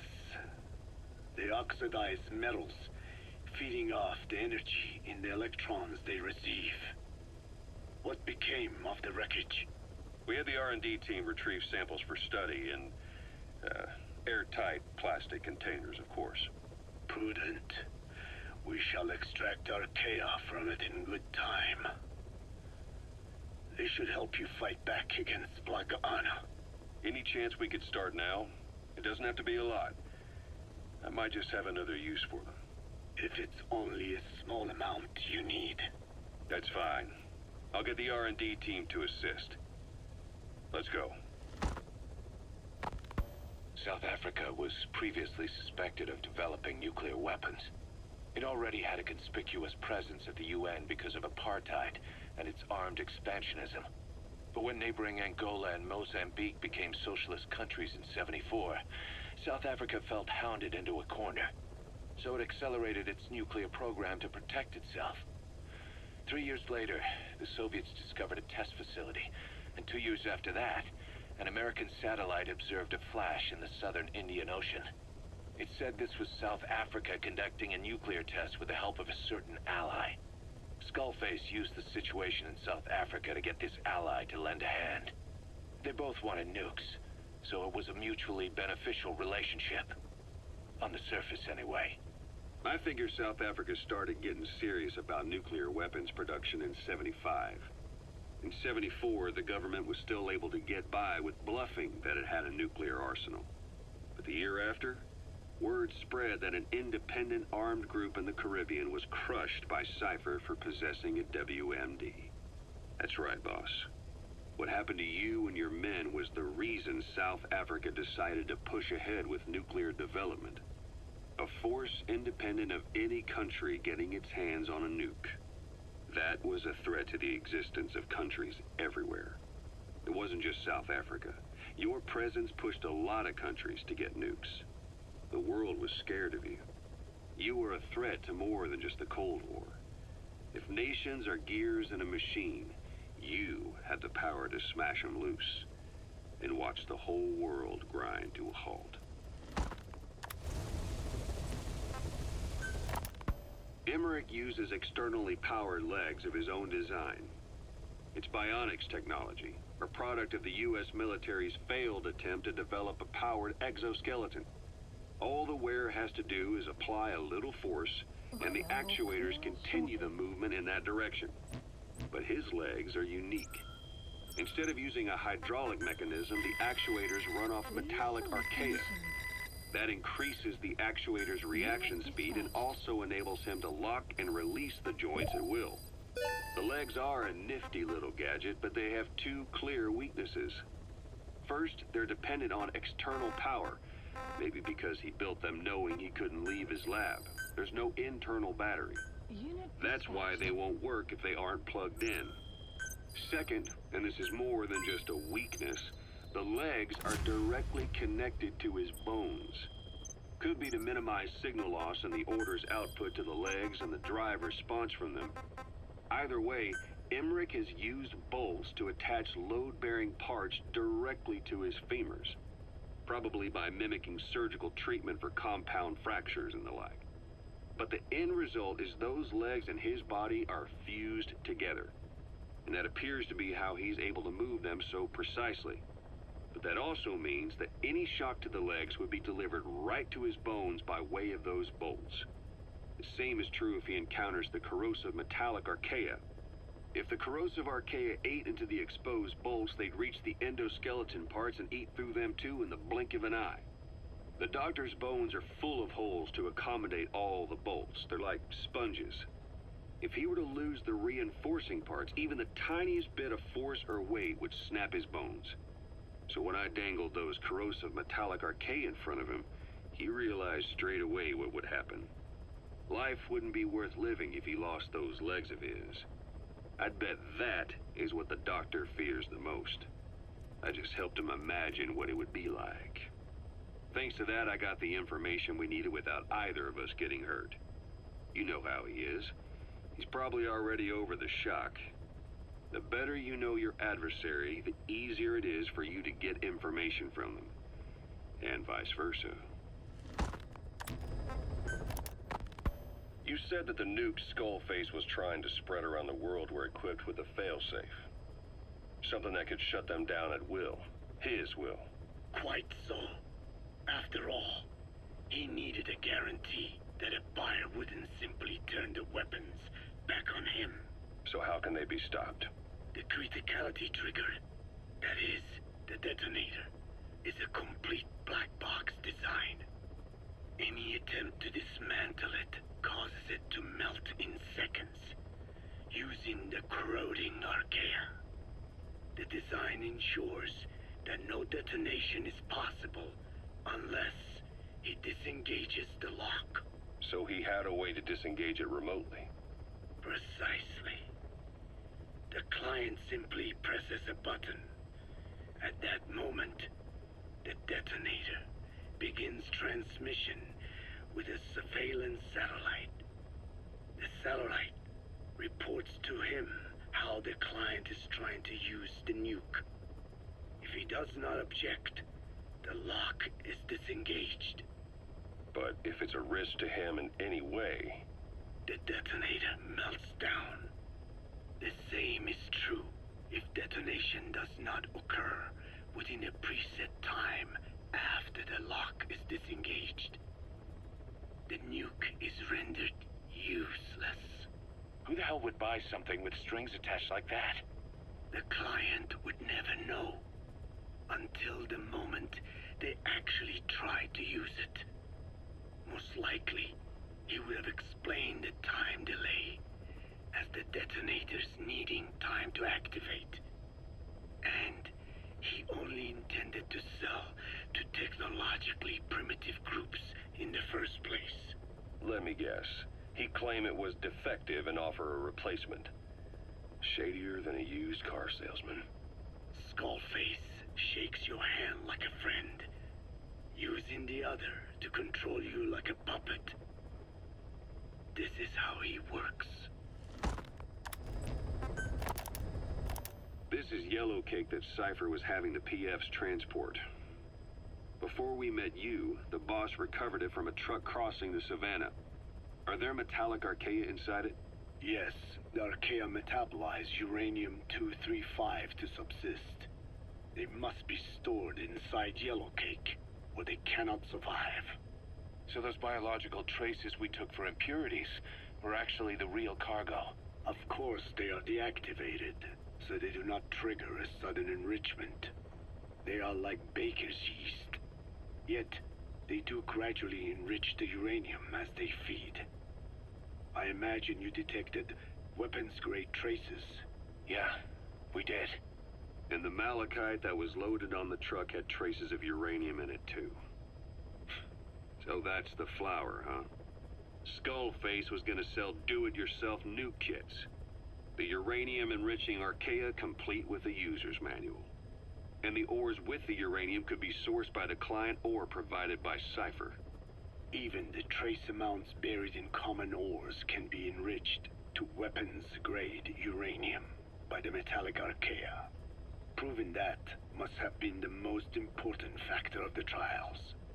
That and the ability to successfully prevent detonation. So if the amounts of uranium in the ores are low enough, they can get past any inspection. And you only need a tiny amount of the archaea to act as the yeast. No great challenge to smuggle that either. The first step towards saturating the world with nukes. His plan. That was not my intention. My only goal in developing the metallic archaea was to save the Dene. What made you think a tool for creating undetectable nuclear weapons would save your people?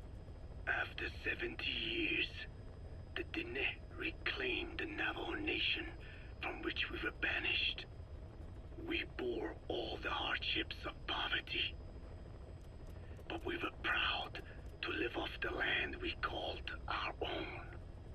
But in the moment the atomic bomb was dropped on Hiroshima, everything changed. I don't get it. The nuclear arms race between the US and the Soviet Union began with the end of the Second World War. Suddenly, there was a massive demand for uranium. And it was our ill fortune that the ground beneath the Navajo Nation was rich with uranium ore. The Black Ana government set up mine after mine, and many of the Dene worked them, never informed of any danger. Every day, they went to work with no protection. The slag was simply piled out in the open. When rain fell, uranium traces left behind would seep out, and when the ground dried, it was blown about as dust. Land and water were contaminated, irradiated. Many of us became sick and died. That pain lives on to this day. I had no idea. Wanting more than anything to revive the land my forebears left to me, I was delighted upon discovering microbes that eat uranium. If they could be domesticated, I believed we could rid our land of uranium. Were you successful? No. The research called for funding on a colossal scale. But nobody was willing to invest with no prospect of a return. And that's when Skullface showed up. Correct. I can save you, and your people. We share the same will. That is what he said to me, and I believed him. Black Anna forced me to abandon my uranium cleanup work and focus on nuclear weapons. And he held all the Dene hostage. Today, the uranium mines within the reservation are finally closing down. It is simply less expensive now to source uranium overseas. New victims, different places. But uranium is a tactical resource.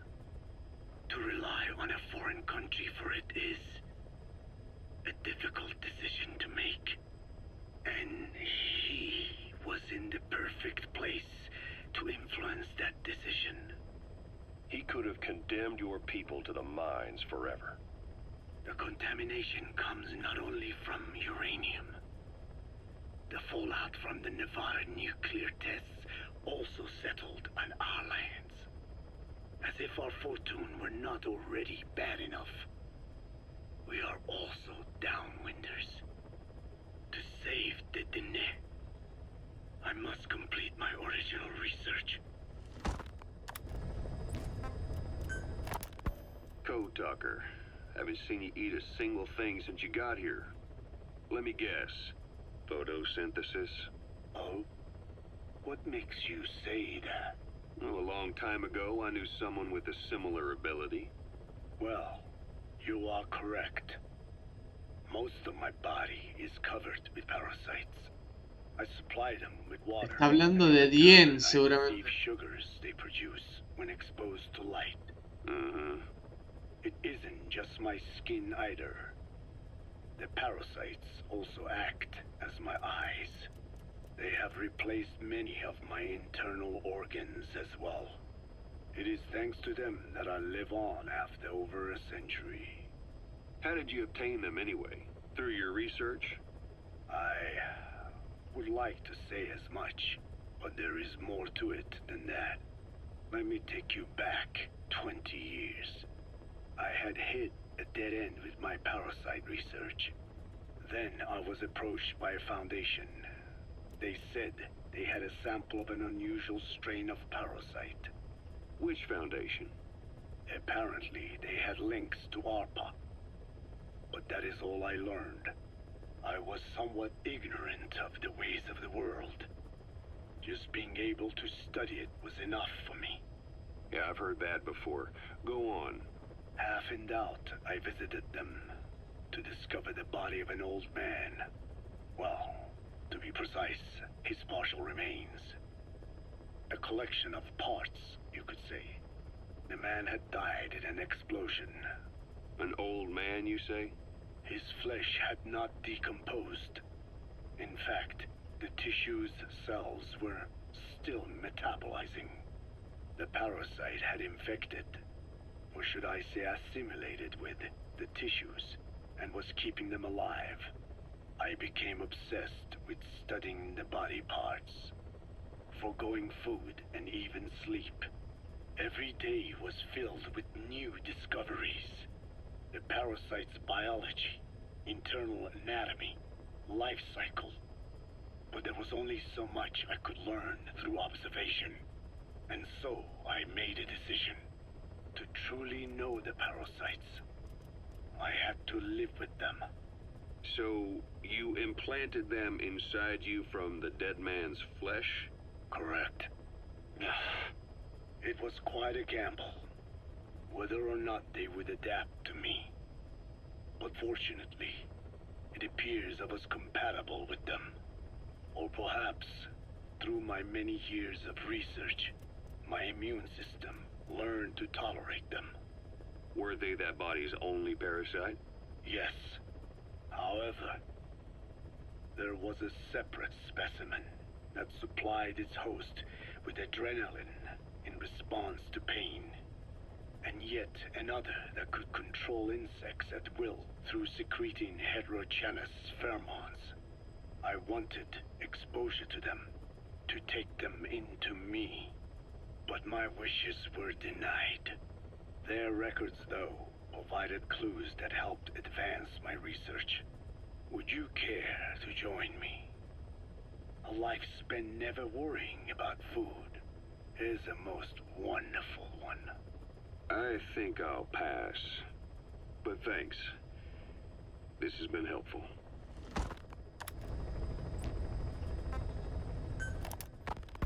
The one that covers the parasite that lives on the surface of the skull's bodies is what gives them their power.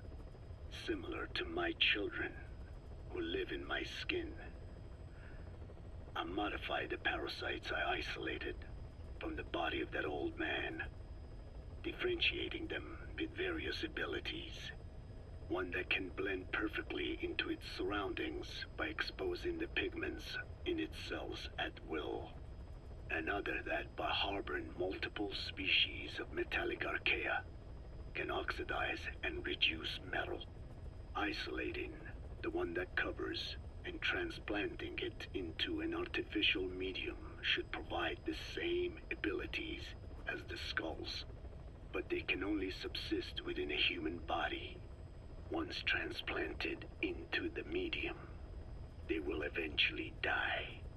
Another thing, the weakness of the one that covers is desiccation. Their surface moisture loss is greater than ours. The reason they give off mist is to alleviate this by releasing the salts inside them as microparticles. Water vapor condenses around them, appearing as mist. But this dries out the atmosphere until they cannot even produce mist.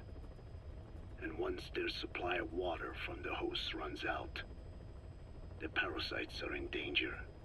They, along with their host, enter a form of suspended animation. However, a similar effect occurs if they come into contact with a large amount of water. Rain, for instance. The one that covers will temporarily abandon other processes in his eagerness to absorb the water. Make the weather your ally.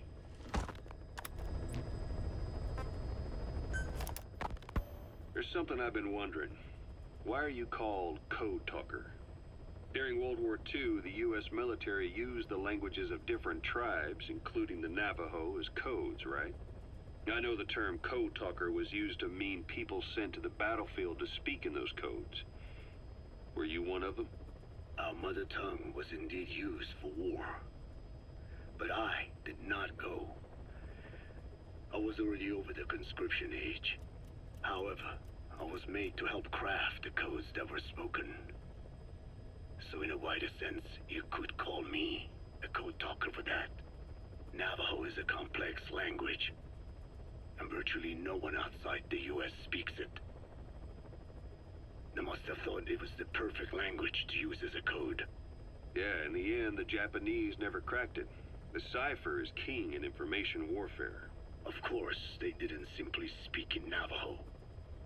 They created substitutions for words according to a code book, and then translated those into our language. Young Diné was sent to the front lines of the Pacific Theater as code talkers. To fight is an honor for the Diné. They were the pride of our people. But I cannot say this history brings me joy. Words are alive. When they are spoken, life is breathed into them. They become a part of the listener. Our words were transformed into lifeless ciphers and used for war. This, after the Black Ana spent generations suppressing the language. Yeah, I'm sorry. So I guess we shouldn't be calling you Code Talker, huh? No, I do not mind. The reason Skullface called me Code Talker was because I also am responsible for coding language into the vocal cord parasites. I am the same as those young warriors, used for a cipher's sake. I must never forget that. The name, Code Talker, is a lesson carved into my being. You said Skullface ordered you to weaponize the vocal cord parasites. But you also said he wasn't the reason. And he wasn't. I was seduced by the parasites. That is a fact. How? You mean from your curiosity as a scientist? That I cannot deny. But there is more to it. The story goes back to the 19th century, to my earliest memory. One day, a man from the government visited our Hogan, our home. I cried as he yanked me from my mother's arms and took me away to an Indian boarding school. From that day forward, I became George. This was the name my teacher gave me. I was forced to give up my Diné name, forbidden from speaking anything but English. If we dared utter a word of filthy Navajo, the teacher made us eat a bar of soap. Yeah, that was the U.S. government's education policy for Native Americans. To erase our words was like erasing our people. Their education was tantamount to ethnic cleansing. Over time, the overt persecution of our language stopped. But to this day, it continues to be eaten away by the lingua franca, that is English. Many of the Diné outside the reservations can speak nothing else. And it isn't just our language. Across the world, minority languages are being destroyed by dominant languages. Many are on the verge of extinction. Enter the vocal cord parasites. Yes, I began thinking that minority languages needed some sort of deterrent against dominant languages. In order that their peoples and cultures would survive. It was then that I came across literature at the Foundation claiming that man acquired language thanks to a type of parasite, one that distinguishes between languages as a precursor to reproduction. If I could just resurrect it, make it more pathogenic, I would have my deterrent against English. But I failed to hide that aim from Skullface. No, un Big Boss en el chat. Yes. I wanted to What the fuck? retaliate against the English language, though never did I intend to actually use it as he planned. You know how the story ends. I was forced to study how to make the parasites compatible with all the world's languages. All but English. However, he in fact secretly isolated an English strain. I will not be held prisoner by the man's phantom. The English strain must not be allowed to exist either.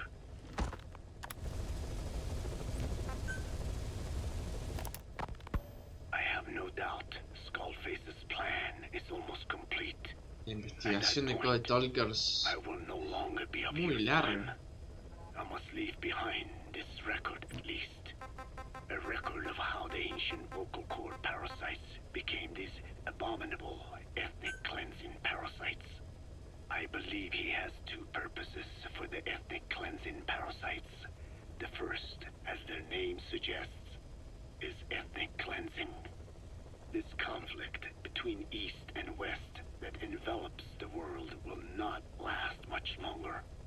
Once the Cold War ends, and the weight of America and the Soviet Union is lifted away, the ethnic conflicts they kept suppressed will all rise to the surface.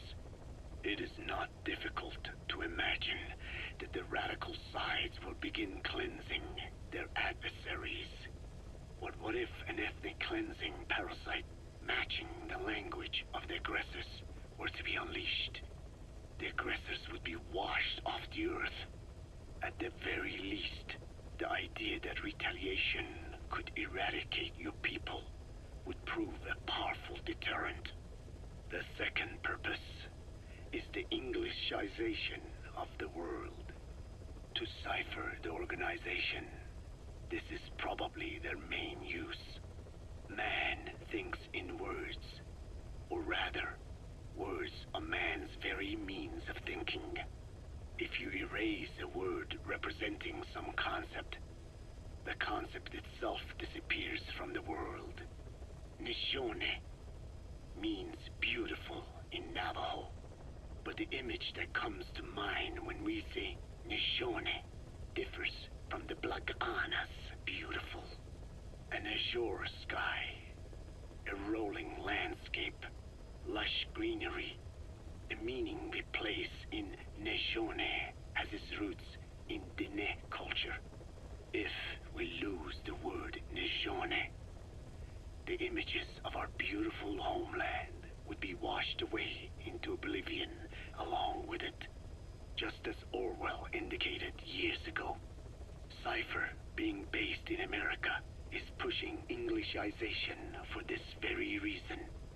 Suppose all 5 billion people on this planet come to read, speak, and think in English. Their wills could also be streamlined under English. Cypher's control would be all the easier. Economic governance would progress in leaps and bounds. The ethnic cleansing parasites would be a great aid in accomplishing this goal. There is no need to destroy every language besides English. All they need to do is weaken other dominant languages competing with it. Russian, Chinese, Arabic. If people know they risk their lives speaking such languages, they will flock to the lingua franca that is English. Cypher need not even focus attention on smaller languages. After all, they are already being eaten away by English. Business, education, film, commodities. English has permeated every area of global society. I can see this when I look at young Dene. Some of them have already lost their grasp of the Navajo language. It is said that over 2,000 languages of the world are facing extinction. This very moment, cultural concepts and forms of expression are disappearing forever. The spread of electronic networks gives greater meaning to Englishization. Networks have no national borders. By basing them on a single language, they can penetrate deeper into and between people. That basic point of unity provides the ideal environment for someone who aims to control people's wills. But how does this differ from building the Tower of Babel? The ethnic cleansing parasites attempt to rob man of his words. Such irony. It was the vocal cord parasites that gave words to him in the first place. Ancient man had no language, unable to produce complex sounds due to the structure of the throat. He could communicate only through simple vocalizations and gestures. Then the vocal cord parasites infected his larynx. Man's transition to walking upright did not gift him solely with intelligence, but also with his voice. At the time, the vocal cord parasites never harmed man. They merely took a small measure of nourishment. In fact, you could call it a symbiotic relationship. Some animal species use particular vocalization patterns to attract a female and reproduce. Songbirds, certain insects, and also the vocal cord parasites. The difference is that the parasites themselves did not produce sounds. Rather, they had their hosts, man, do it for them. Once secure on the human host vocal cords, a male vocal cord parasite caused the host to produce a certain sound pattern, something like a warble of a bird. Meanwhile, females parasitizing other host pharynxes need only wait.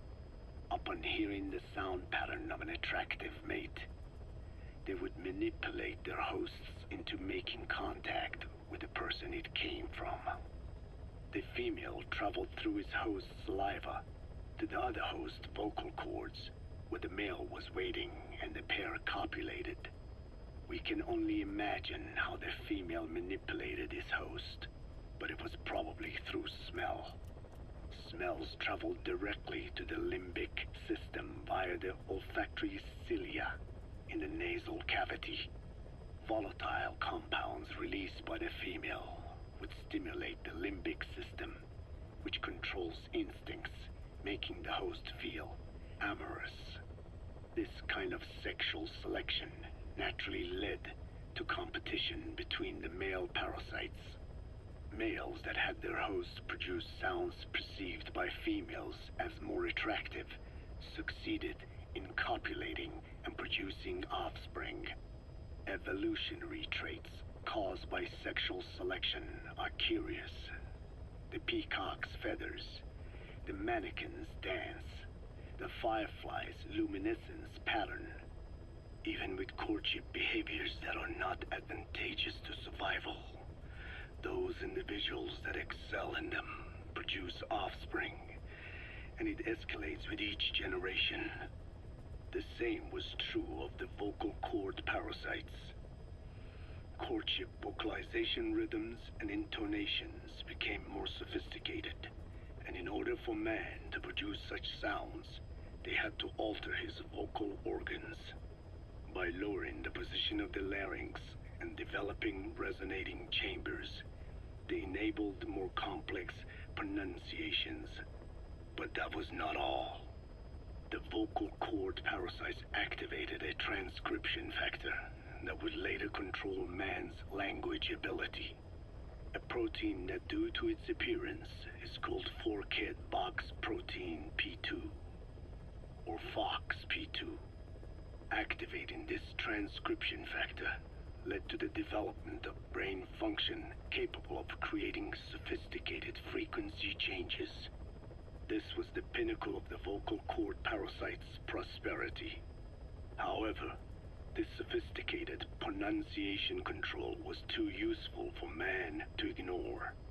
Once human sexual activity ceased to be only seasonal, and having lost pigment-based sexual characteristics, distinctive vocalizations became the most effective means for humans to attract mates as well.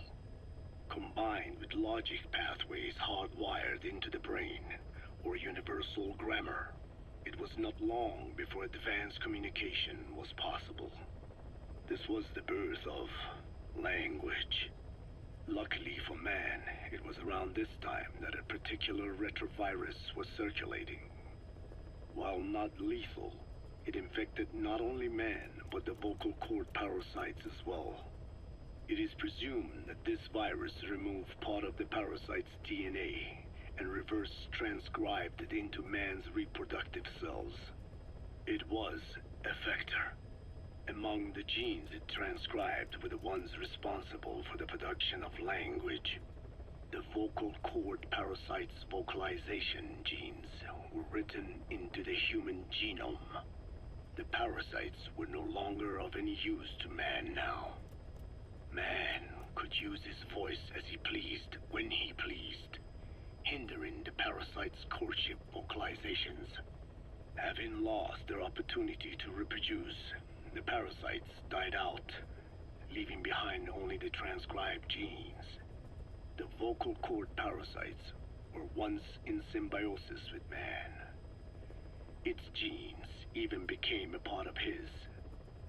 Humans and parasites are extremely close. As such, it will be extremely difficult for man's immune system to eliminate the vocal cord parasites. Even cutting them out will be no simple matter, which is exactly why these ethnic cleansing parasites are such a formidable weapon. The rise of the vocal cord parasites goes back approximately 300 million years to the Permian period. At that time, they were not even parasites, but predatory autotrophs. They are believed to have been the common ancestor to the Pentastomida and the Cyclops genus of copepods. However, Earth's environment underwent a violent change at the end of the Permian period. The cause is unclear, but evidence suggests that over 90% of the Earth's organisms at that time died out. The most pronounced threat to the proto-parasites was the severe reduction in oxygen concentration. The result was cladogenesis, a splitting that gave birth to a new strain that could parasitize other organisms' respiratory apparatus. This survival tactic helped lower their oxygen consumption, and inhabiting the throat kept them securely in contact with inhaled air. The best survivors were those that parasitized the reptiles that flourished at the time. Entering the Triassic period, the reptiles evolved into dinosaurs, and the proto-parasites shared in their success. Dinosaurs developed respiratory organs called air sacs to adapt to the low oxygen environment. These in particular helped the proto-parasites thrive. But another trial awaited them. The end of the Triassic period saw another drastic change in the Earth's environment. For most parasites, the male and female take the same host. Many are, in fact, hermaphrodites.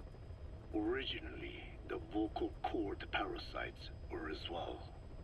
But for any strain to ride out a severe environmental change, it must secure a steady pool of genetic diversity.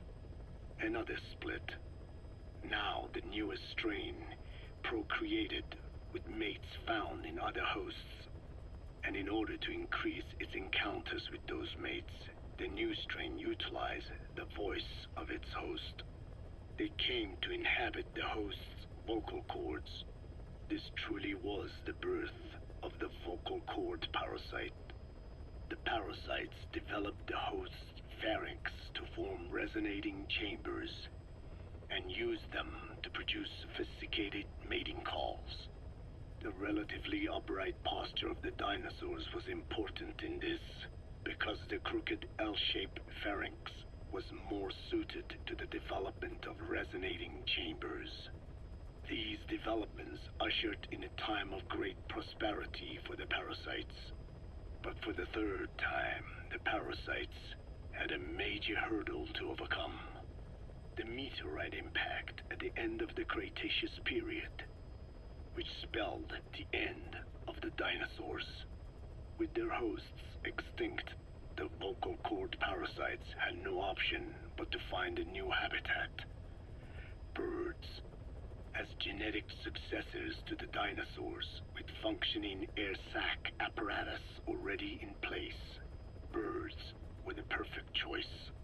But the parasites could not survive in birds that flew at high altitudes with thinner air. So they parasitized ground-dwelling birds and altered their respiratory system for the sake of reproduction. They gave the birds the means to produce sophisticated sounds. The syrinx responsible for chirping. This is the proof that points to activation of FOXP2 in songbirds as well as humans. The Cenozoic era began with a rise in oxygen concentration, which helped mammals to evolve and increase in size. The parasites then shifted to humans as a more effective host. Humans' bipedal upright walking meant that our throats could support larger resonating chambers. At first, vocal cord parasites entered humans using birds as their intermediate host. But eventually they changed to conducting their entire life cycle within human hosts. What happened next is as I have already described. People took the vocalizing prowess given them by the parasites and made it language, and once the parasites could no longer use it as their mating call, they died out. Or in other words, the parasites overcame all evolutionary hurdles except humanity. Skullface shared his opinion on this matter. He said the Ethnic Cleansers Project was sure to succeed. After all, the parasites had a grudge against us humans. To think we awoke them after such a long slumber, just so they could sate their thirst for vengeance. It is terrible, unforgivable. And yet, It is what I have done. I learned of the vocal cord parasite's existence in literature belonging to the Foundation. It was little more than a theory. The question was, why does only Homo sapiens among all primates have highly developed language? Human versus everything else. The missing link between these was the mystery that gave rise to this theory. I was fascinated by the idea of their existence. In the Dene creation myth, the Neo Dene, who first inhabited the world, were insect-like creatures.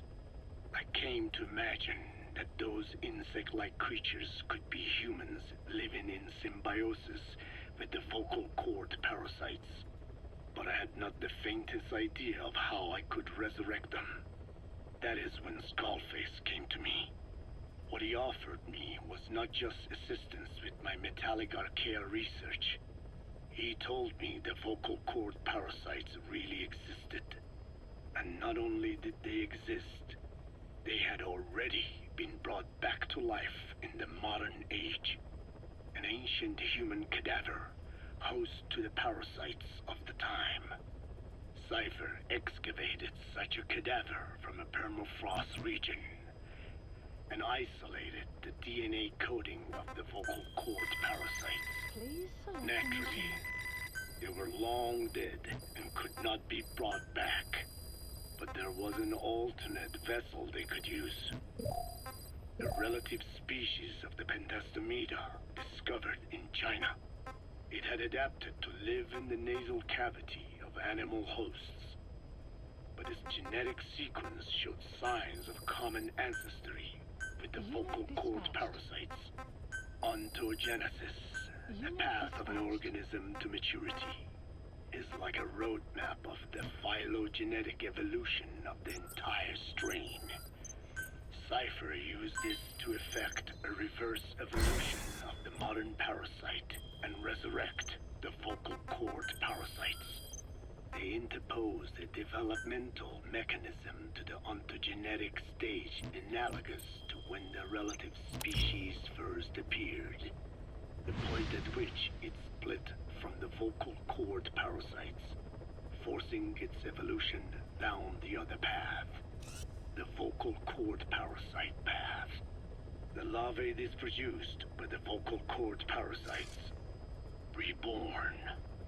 I do not know in detail how Cypher accomplished this, but clearly they have access to high-level genetic technologies.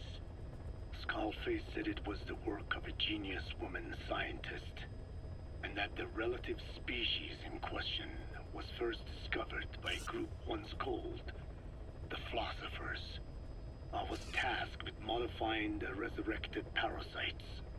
He charged me with two demands.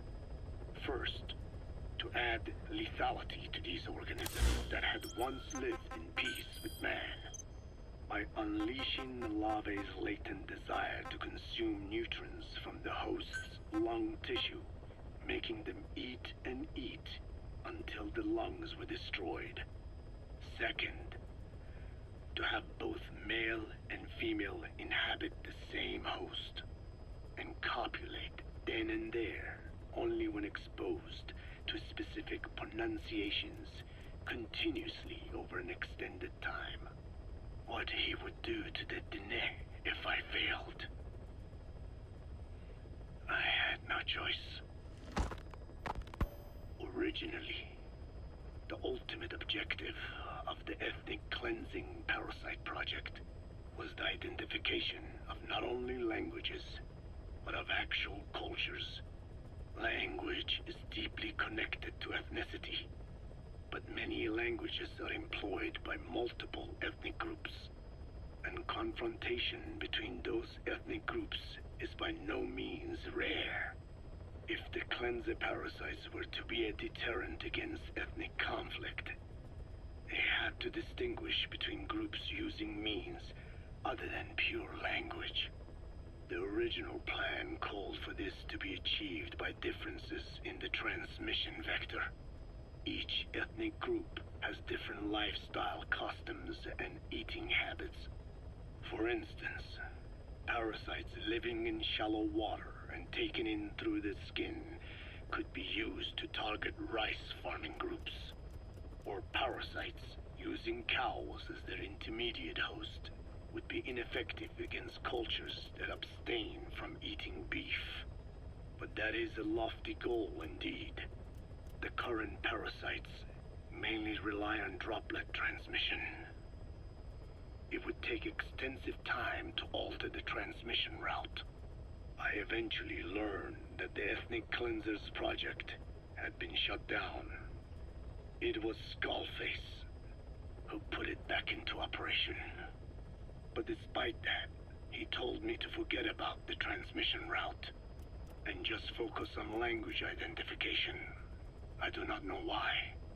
I understand that the Chinese philosophers who discovered the relative species of parasite originally planned to develop a phonogrammic Alexia parasite. The left temporal parietal region is home to the part of the brain that identifies the phonetic symbols of the English language. They wished to create a strain that would parasitize that region and suppress its literacy functions. The brain area responsible for identifying the logographs of Chinese, meanwhile, is in the left middle frontal gyrus, meaning that even if native speakers of Chinese were infected with the parasite, the literacy would be unaffected. Old and new, east and west, there is no limit to the delusions of those in power. But this delusion threatens to become a reality. I have to do something to stop this. There must be something I can do.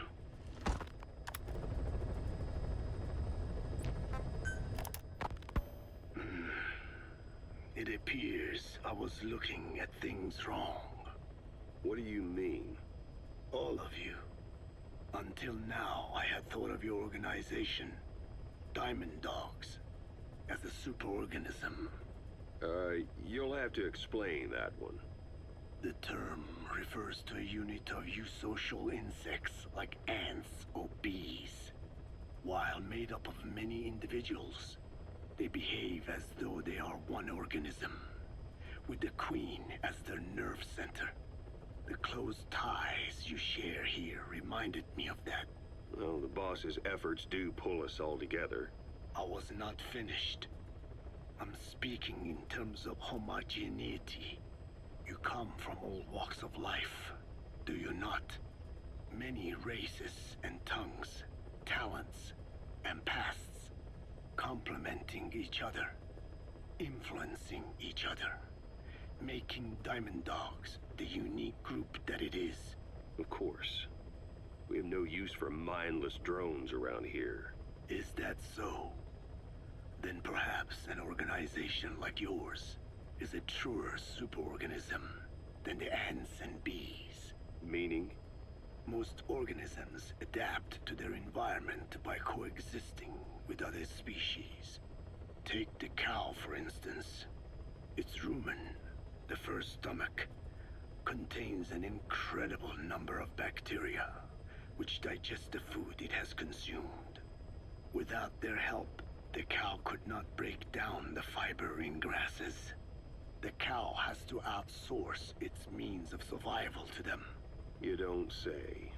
Man is the same. Some 100 trillion bacteria live inside the human intestines. Without the bacteria, they could not function properly. And it does not stop there. The stomach, the mouth, the skin, even the placenta contains bacteria that coexist with us. The same is true of parasites. In fact, the human immune system has evolved based on parasites being a part of it.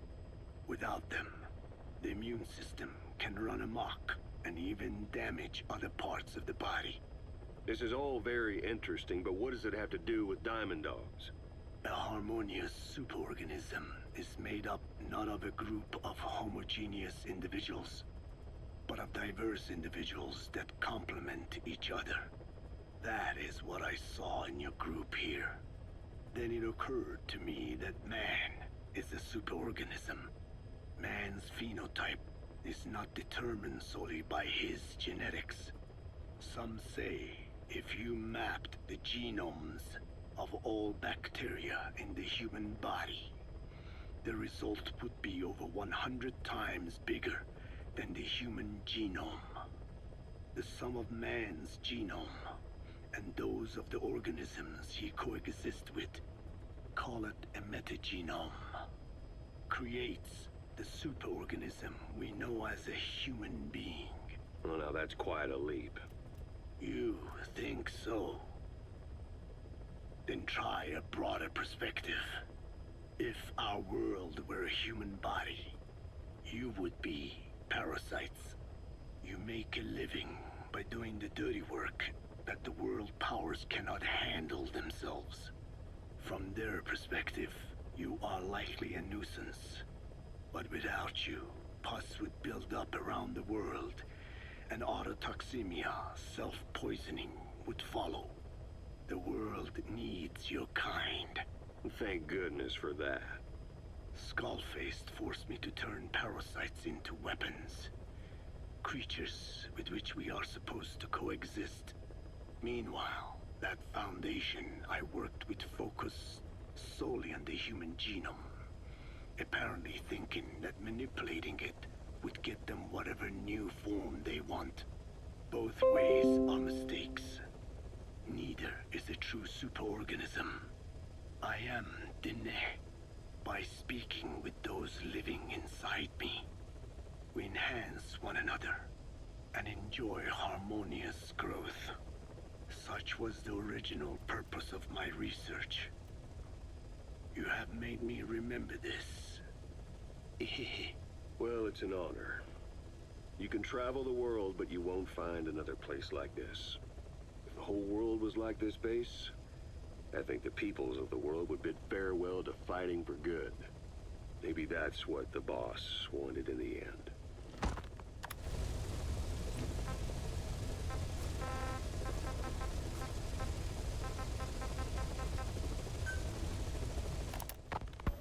Skullface has finally burned out. The world is rid of his existence at last. Was he still alive? You could say that. But you could also say he'd been dead for decades. What's that supposed to mean? Biologically speaking, it's hard to say how much was his life. Side effects from the treatment? No, the primary effect. Keeping a dying host alive as long as possible. That is the whole point. But in the end, he grew too dependent on his children. As if he had any other way to keep on living. He first underwent parasite therapy before the Soviet Union became his home. His body was horribly burned. Fire washed across his thin young frame and stole his skin and his throat, even his lungs. Only through repeated therapies could the parasites keep him alive. Most of his life became something the parasites gave to him. And then he lost the ability to die. That is correct. The parasites live on past the host's death, still aiding cell composition. At that stage, there is no way to extract them from the host cells.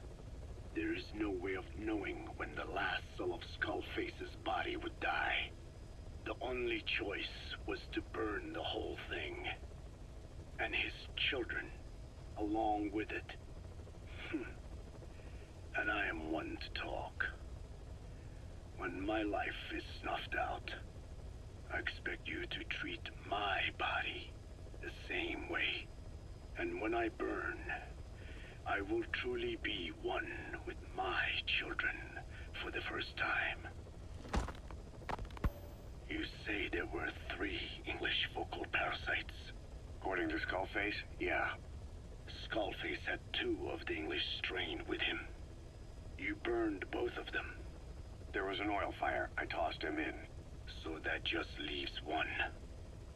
And you tell me Skullface said he used it. He said it was very close to me. Very close. One of your comrades, or someone ordered to kill you. Or he could have been speaking metaphorically. Metaphorically? Close to your spirit, close to your heart. Someone who either loves you or despises you. The second one makes a long list. Whichever it is, act with caution. Skullface implanted someone with the English language strain. Who it is irrelevant. Why? I tell you what Skullface really meant. Very close to you means you will be exposed. All the infected here have been given the Wolbachia. Even if the vocal cord parasites infect them now, they cannot reproduce. But if there's a different host among us, host to the English strain. If that were the case, we'd see the symptoms. What about the non-English speakers? We have plenty of those, but the staff use English as a common language. But if that someone has not spoken English yet, and begins to speak it now, there'd be another outbreak. The final mating pair of the English strain must be found immediately. Skullface is gone, but his threat still remains. On this base, do you see what the final mating pair is? With him dead, those parasites are the stain he wished to leave upon the world. His thirst for vengeance. In their flesh. Think. Does anyone here bear a grudge against you? Who would target you, specifically? The ethnic cleansers that Code Talker mentioned, they weren't Skullface's true goal. All we have is circumstantial evidence, but here's my theory. It was Cypher who started developing the vocal cord parasites as bioweapons, parasitic weapons, and Africa was the testing ground for them. As Code Talker said, their purpose is the ethnic cleansing of only those who speak a particular language. So they could do a weapon of mass destruction to eradicate specific groups, races, ethnicities, or colonies by the language they speak. Or a kind of absolute language control. Or maybe a tool for those arrogant fools to build some misguided utopia. I could see plenty of uses for them. However, in practical terms, they wouldn't be as dangerous as you'd think. Counteracting the parasites is easy, after all. Cut them out of your throat to save your life, or just don't talk. That also prevents the infection from spreading. So if the international community were to find out about them, they'd no longer be the threat they were conceived to be. In which case, their targets would be limited to minority groups as a deterrent or a terrorist tool. It's hard to imagine Cypher developing something like that as a main weapon for their arsenal. That leads me to think we've only tugged on one little thread in Cypher's grand tapestry. An obscure corner of their work, possibly forgotten altogether. In any case, things changed. When Skullface was forced to relocate to Africa and he saw that thread dangling. All the time he continued that research, he was secretly following his own agenda. The ethnic liberator parasites. His English language strain. Skullface said there were only 3 samples of the English language strain parasite, and I think we can believe him. Bringing his ethnic liberator's plan to fruition depended on creating an English version of the vocal cord parasites at all costs. But an English strain would have been useless to Cypher. Worse, it could have destroyed everything they'd built. It was the one type they couldn't allow. That means Skullface was forced to develop his English strain out of sight of Cypher's network.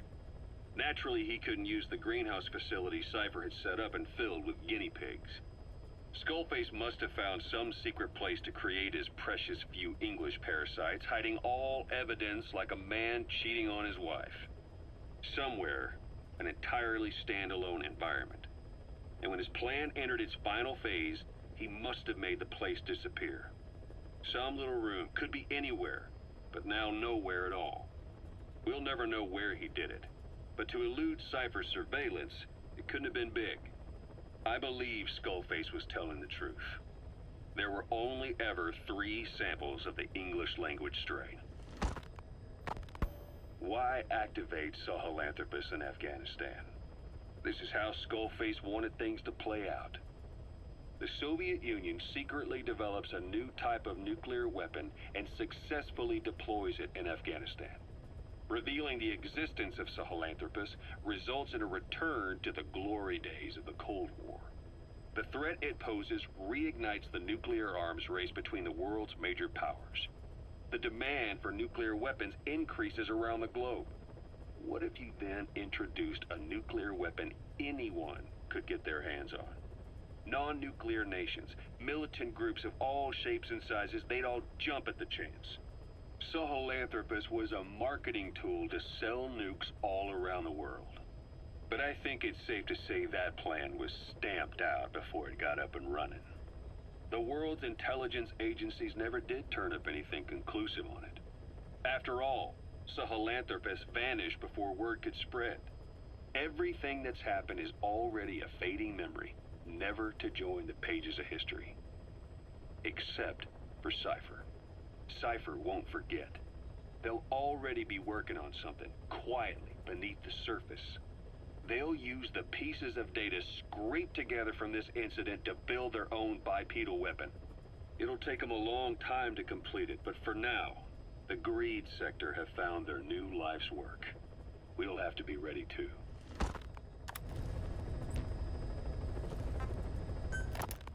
Hewitt's dug up some interesting facts about our skull-faced friend.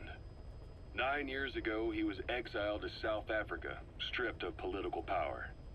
The upshot's that he ceased being a serious threat, in Cypher's eyes anyway. They eased up on surveillance, giving him an opening to establish his own military unit, one that answered to his will alone. Those men likely had no idea their orders were coming from Skullface. They probably didn't even know the organization was a part of Cypher at all. Anyway, it was in South Africa where he found renewed interest in parasites. And when he discovered the vocal cord parasites, he began to make his plan. Wipe the English language out of existence. Free the world, not by taking men's lives, but by taking their tongues. In his eyes, the greatest symbiotic parasite the world's ever known isn't microbial. It's linguistic.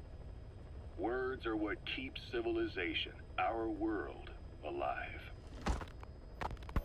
There was something Skullface said.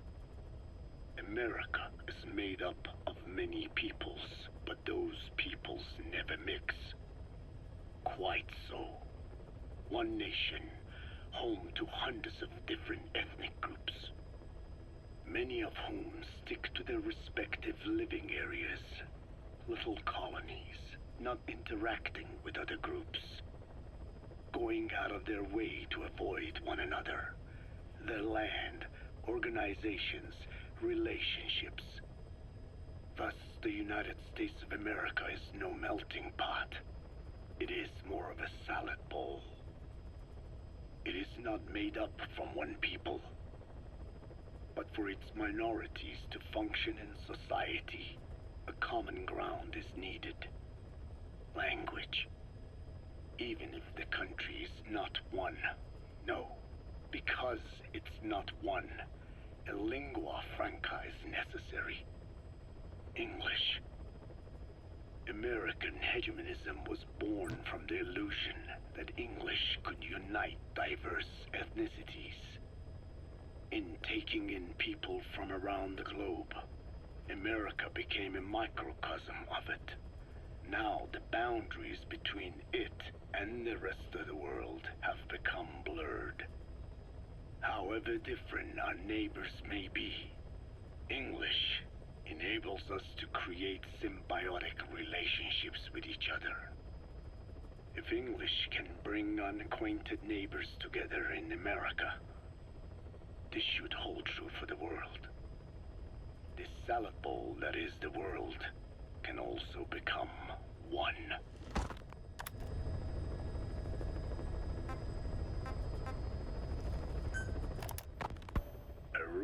greatest wealth is not money or land. It is the number of individuals under his control. Subjects who work, consume, are there to be used as pawns in war.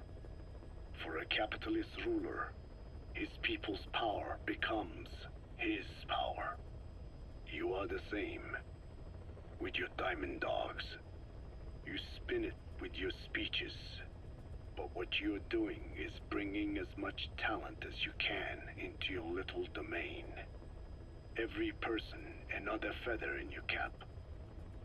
Yes. Since ancient times, every civilization's ruler has had the same idea.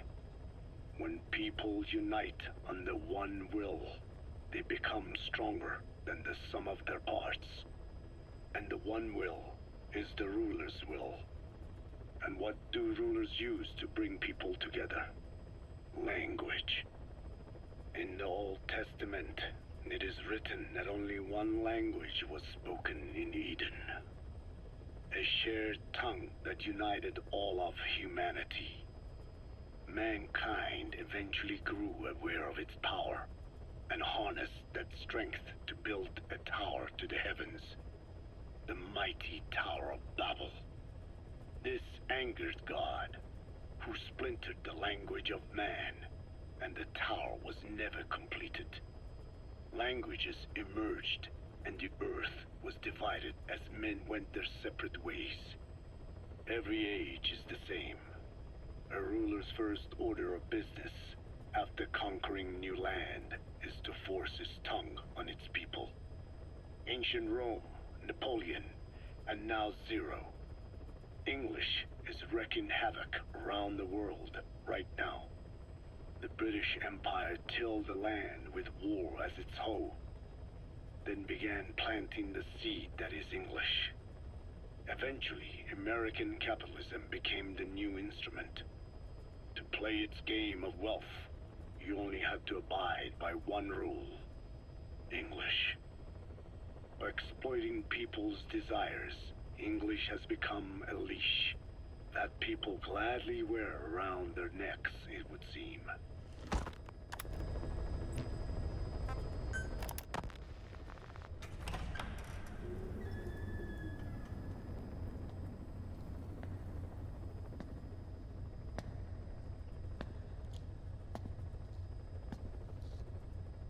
Ya'at-e.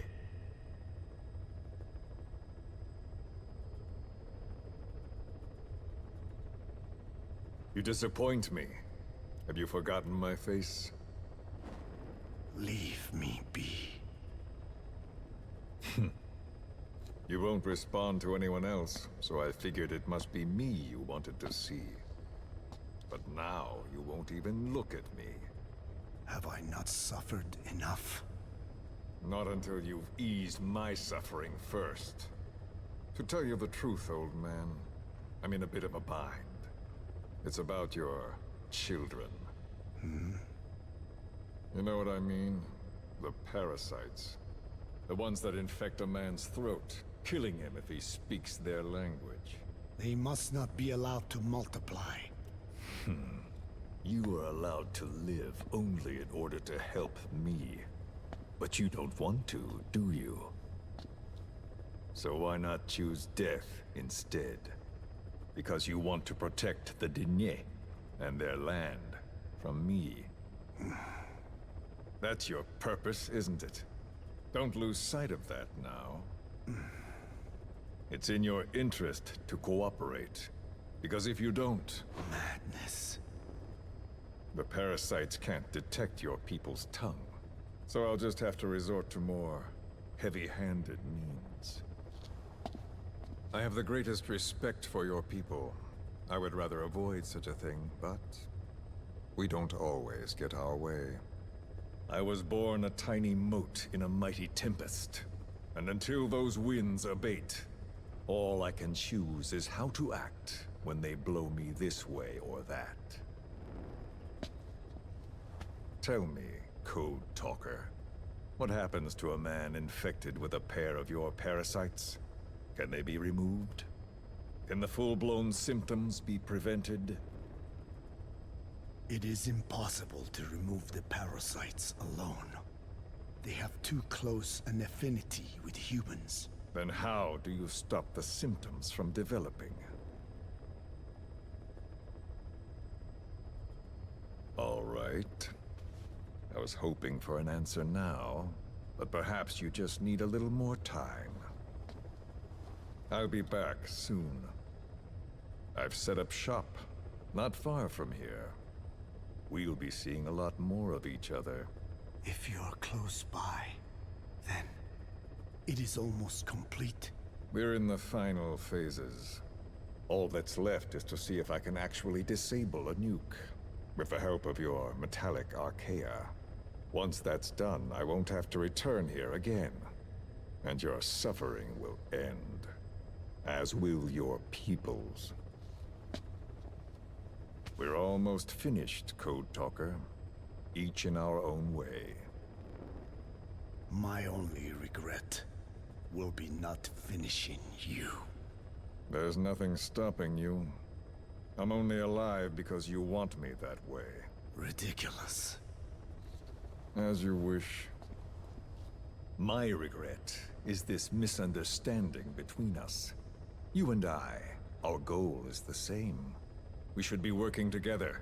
A symbiosis. You do not know my mind. I simply want the Diné bloodline to endure. Really now? You're just another mote in the store.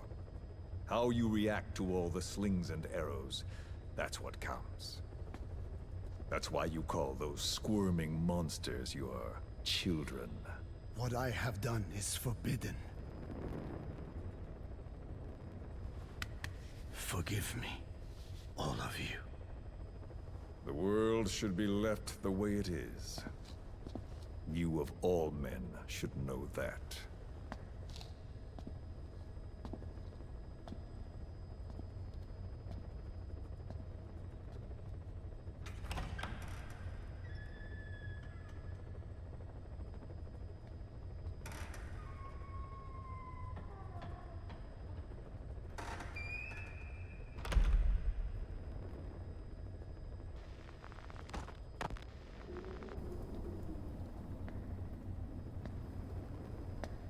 Forgive me, but my schedule has changed. The time for grace and good manners has now run out. Please. Torture will not work on me. Surely you know this. Oh, I have no intention of getting rough with you. You haven't been beaten. Your hands aren't even tied. Just like me, you live in symbiosis with countless parasites. What wounds I might inflict, they'll patch right up. You might feel considerable pain, but I've no doubt you can withstand it. Then what do you plan on doing? I have a soldier standing outside. Nothing special about him, except that he always obeys. I have given him one instruction. Whenever I ring this bell, he passes on a message for me. That message is simply, go. What is this? After that, though, it gets complicated. The message will arrive at a room, a little bigger than this one, nothing special. Some of your people are in this room, surrounded by my men. Enough of this. They pick them at random. No regard for age, gender. In that, I suppose, they're different from you. Not as discriminating. They tied them up, one by one, blindfolded them. We had to maintain order, you understand? You bastard. Go. When they hear that, my men will pick one of your people and infect them with a parasite. Your parasite. It won't work on my people. True. The vocal cord parasite doesn't respond to your language. But what about English? An English strain. It exists. A ring of this bell, and they infect one person. If that person abandons the Navajo language, the English strain will trigger symptoms. You monster! So, it's quite simple. Every time I ring the bell, another of your people is infected. Don't do this. I don't want to do this. I'd rather not have to ring the bell, which is why I'm hoping you will talk to me. What do you want? What else could you possibly want? You know the answer to that. How to prevent the symptoms caused by the parasite. You cannot control it like some slave. Forget the idea. Forget it? Unlikely. I will never tell you. What have you done? You made me do that. You black-hearted... Settle down. Don't use it again. Well, that is up to you. All you need to do is tell me what I want. How to prevent the vocal cord parasite's symptoms. Why? Why do you need to know? The adult soldiers at Amasa are all dead. What? The parasite traveled downstream. How? It would appear that he was involved. Another demon who woke up from 9 years of slumber. As a result, the vocal cord parasite spread through the village. I told you this would happen. It was an unfortunate accident. He is becoming an annoyance. He may stumble upon the truth sooner or later, but I suppose that is really of no consequence. One day, he too will pay for what he has done. Black Anna. The real demon is you. You know, this incident made me realize something. You are right. I should have acted with more humility. These creatures cannot be controlled. All the more reason I require a means to stop them. There is no such way. Oh, really? Wait! Don't ring it again. It is up to you. Out with it! I see now. There must be more to it than that. What? They are in you. You use this land to breed more of my children. And not just here. No. In pursuit of your ethnic cleansers. You sifted through many language strains. Finding hosts. Breeding more and more. You would have been infected in the process. Infected with countless strains. Rain approaching. Most likely your mother tongues as well. Romania, Northern Transylvania. You found that one too. Yes, the Hungarian strain. That responds to the CK's dialect. Silence! Black Anna. It is you who shall pay.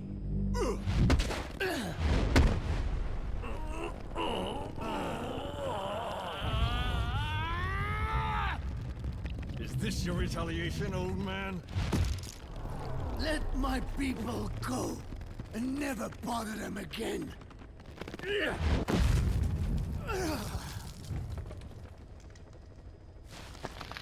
You heard me. What now? What? No! What are you doing? I am not afraid. I probably have every language strain inside of me. Meaning all the world's languages are already lost to me. But that suits me fine. If need be, I myself can produce whatever strain is needed. And that means nothing to you. If you are infected, you can never again speak your mother tongue. Otherwise you will die. As will every one of your countrymen. A few words here and there won't trigger the symptoms.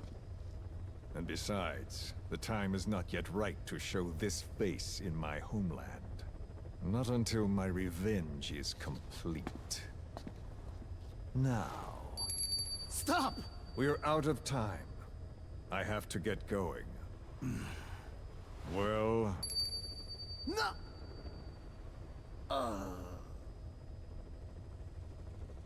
Radiation. It's radiation.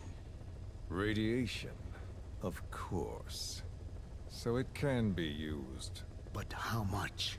I do not know.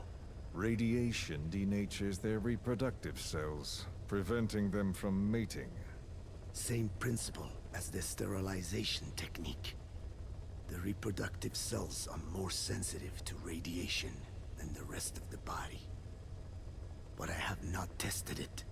There is no telling what mutation could result, or how the host may be affected.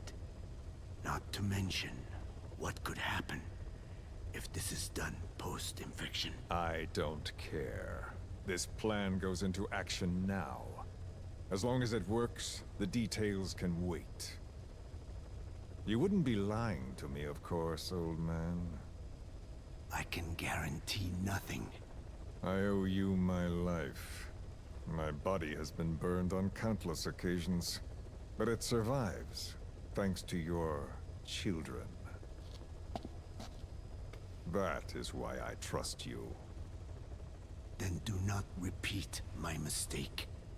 What's that? In the West, it is said that the Word became flesh and dwelt among us. In the East, it is said the man of flesh brings spiritual power to words. The people knew back then that these creatures carry the gospel. They do not belong in our hands. They must not be touched. How enlightening. I'll remember that. Consider this my thanks. What are you? Catch. No!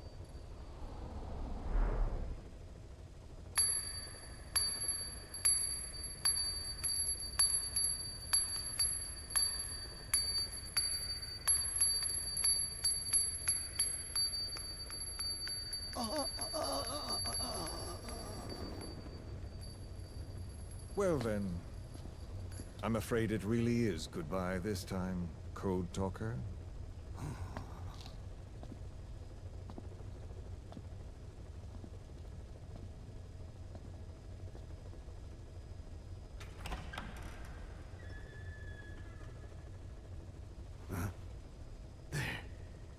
There is no soldier. Huh. Now where did he run off to? Guess he wasn't as obedient as I thought.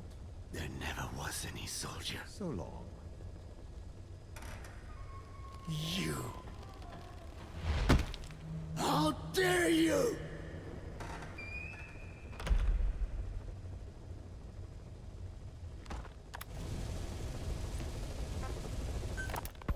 Skullface, real name unknown. Born in Hungary, more specifically northern Transylvania, after it reverted to Hungary from Romania. While he was young, the country allied with Germany as part of the Axis powers, but later during the war, it came under Soviet occupation.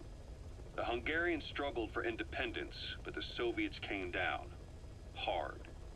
Just like he said, time and again, the country was ruled by a foreign tongue.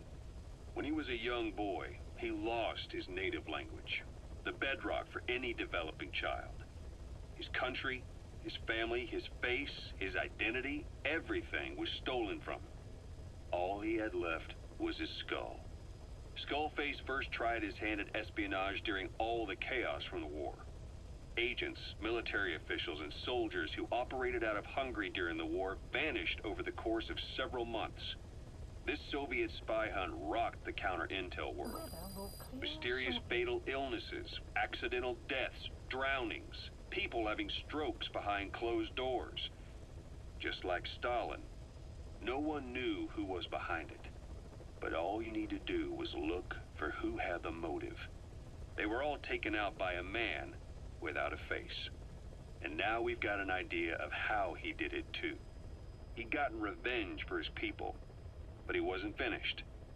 Skullface defected to the West, eventually ended up with the SAS. That's where he met Zero. It's possible he began planning this whole thing back then. It's hard to say. In any case, Zero made him his XO. He always did have a thing for oddballs. But this one was set to lead a unit no one else would know about. When Zero created Fox, he also formed XOF as a support team. An unconventional special forces unit designed to support Fox, make it stronger, with Skullface giving the orders.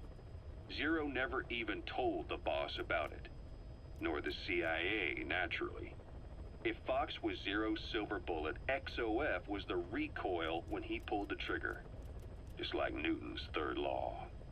While you were with Fox, Skullface was operating behind the scenes, sometimes as your backup, sometimes as a mole or a scout, sometimes as your cleanup crew.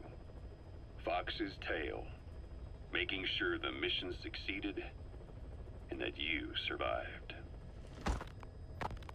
We only have his word to go on, but Skullface's goal was revenge against those who'd use language to subjugate people. Those corrupting a people's identity by forcing a new tongue on them. Those using the power of language to control information. Naturally, that set his sights on Zero. To Zero, English was simply the most convenient code. But to Skullface, English was a parasite. And by eradicating it, he'd stop the world from being eaten away. If that didn't work, he was ready to see the world scorched by nuclear fire. To save language, culture, and race from annihilation, he was willing to overstep the hands of the doomsday clock. That is, of course, if you believe anything he had to say.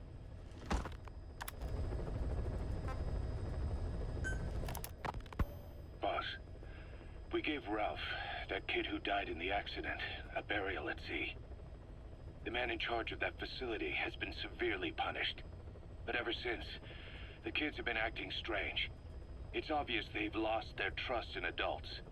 I was getting reports of them ignoring the staff, or getting insolent, and even violent. And a few days later, several of the kids did a disappearing act. They snuck into choppers and shipping containers and got off base. Why? Your guess is as good as mine. These kids were born in a war zone and forced to grow up as war fighters. If they're left alone, war is how they'll die. But I thought we showed them there are other reasons to live. I never liked having children on Mother Base.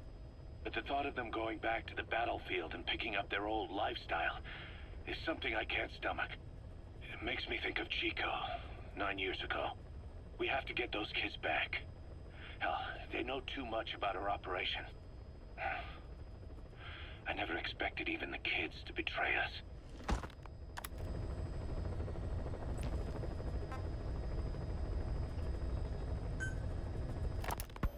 Snake, you remember the White Mamba?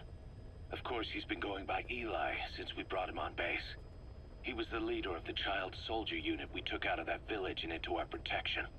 Well, according to the kids you brought back here, all the escapees were especially close to Eli. There's reason to suspect he's behind all 6 escapes. We've already detained him. I'll be questioning him shortly. Wait. You'll be? Ocelot. You're incapable of taking an impartial stance with those kids. Question them all you want. It'll get you nowhere. Ocelot, you get too many kicks from your art of interrogation. It's not a matter of art. It's about quick, minimal strokes of psychological warfare. That's what gets the answers. And it's the best way to keep both questioner and subject safe. The risks only increase the more an interrogation drags on. At that point, it causes as much pain to the inflictor as the inflicted. Like I said, too many kicks. What I'm trying to tell you is we need quick results. Otherwise, it'll be too little, too late. I know that. And besides, I know the subject. I won't go overboard with a kid. Forget it. You're not needed. Snake, we'll want to question the other kids too. Be sure to bring them all back.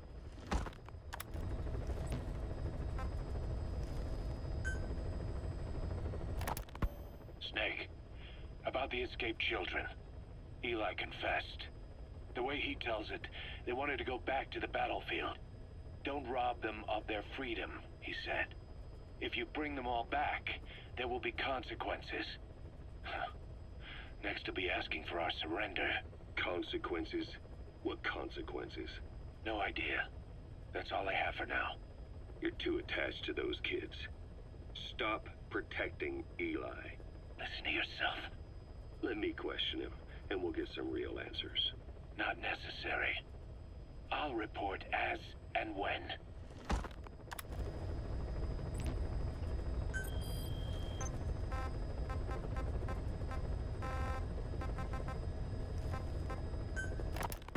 Boss, we found weapons in the children's section of the living quarters. As you know, weapons are strictly off limits. We've got some rule breakers. The weapons we found were handmade. Blades ground out of knives and forks, a couple of bow guns built out of scrap, and explosives made using detergents. And get this, the explosives were tightly packed with nails. The kids put the blame on, you guessed it, Eli. I guess that's what he meant by consequences. I questioned him about it, but this time he claimed they want to be put out on missions. Send us to the battlefield, he says. Miller, enough is enough. You've protected him too much already. It's my turn to question him. Protected?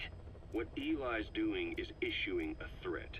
Comply with my demands or I'll respond with force. But it'll be war at this rate.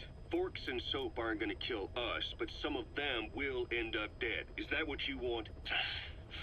Now, I hate to say it, but they want to be on the battlefield. It's time you gave up this fantasy. Eli, he said they'd rise up against us if we bring the last kid back. There, you see? Ignore his demands. Don't let him return to quarters. That attitude is contagious. We'd lose control over them for good. For the time being, we've confiscated those handmade weapons. We're bumping up security and the number of psychiatric counselors. As for Eli, he needs some very special care. You mean solitary? Well, we can't leave him in contact with the other kids. If you won't do it, I will. Boss, keep working on extracting those kids.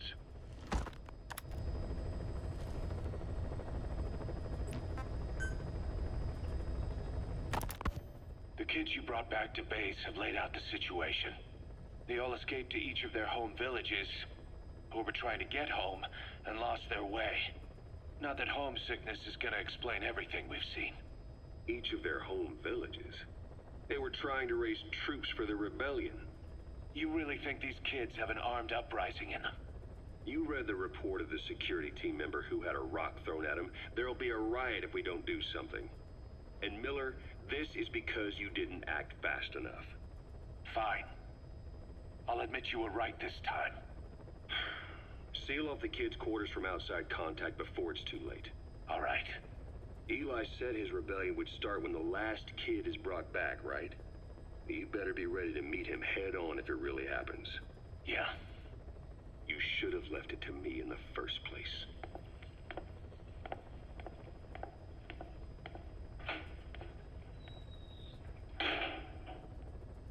Boss, they're just kids. We have a responsibility to see that those kids make it. It's not about feeling protective or the pros and cons. I hate kids. That's exactly what I heard from the people who raised me. People who abandoned me, more like. That's the spark that kept me going, you know? I wanted to show those adults what I was made of. Wanted to get back at them one day. But before I knew it, I was all grown up. Never saw it coming. All of a sudden, people treated me as an adult. Some adult I turned out to be. But I feel like if my life had been different, if the adults I knew had been different, I could have grown up better. Yeah, that's it, all right. I wanted to use those kids to test that theory. That's all this was. From their point of view, I'm no different from the assholes who gave me a hard time. When this is all blown over, I'll talk it out with them. If that's still possible. Boss, there are still kids out there. Bring them back safe. Boss, it's me. Eli's revealed what he wants. He wants to speak with you. With Big Boss. He just said, bring my father here. Eli's too smart for his own good. No way to tell what he's thinking. All we know for sure is his men are important to him. That means we can use the escaped kids as leverage in any negotiation. Once you've brought the last one back, I'll interrogate him. If the kids do rise up, we'll meet them full force. End of story. I didn't want things to turn out like this. We could have prevented it, but it's too late now. If Eli means to take this all the way, he's gonna force us to do the same. Boss, go get that last kid.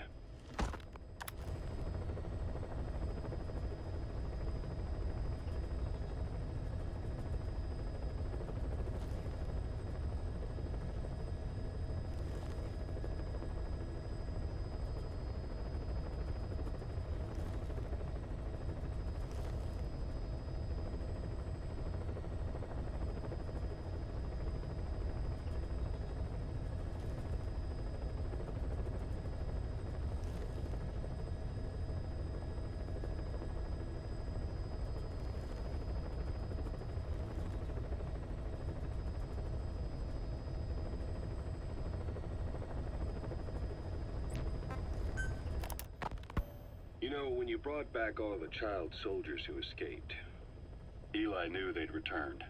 Needless to say, nobody said a word to him. I guess they got a message to him somehow. Eli wasn't put in a corner in timeout. He was locked up in that room, completely cut off from the outside world. Then how'd he find out? There's only one possibility I can think of. The Soviet Union has been researching military applications for psi phenomena. Psi? Things like psychokinesis and ESP. Extrasensory perception. You mean moving objects without touching them? Knowing what card somebody's holding up? Psychic powers? Come on.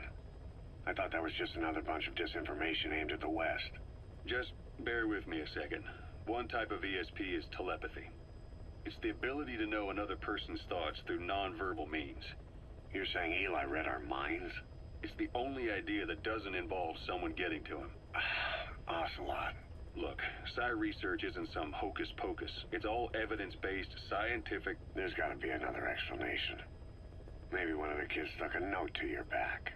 I hope that's the case. But I am convinced that they have, or Eli has, a connection to some force we have yet to identify. You better watch yourself, boss. How am I supposed to do that? If he is depending on something for help, well, that's his Achilles heel. If you can figure out what that something is, you might be able to use it against him. I'll keep that in mind. Oh, and the medical team is looking after the kids left on Mother Base.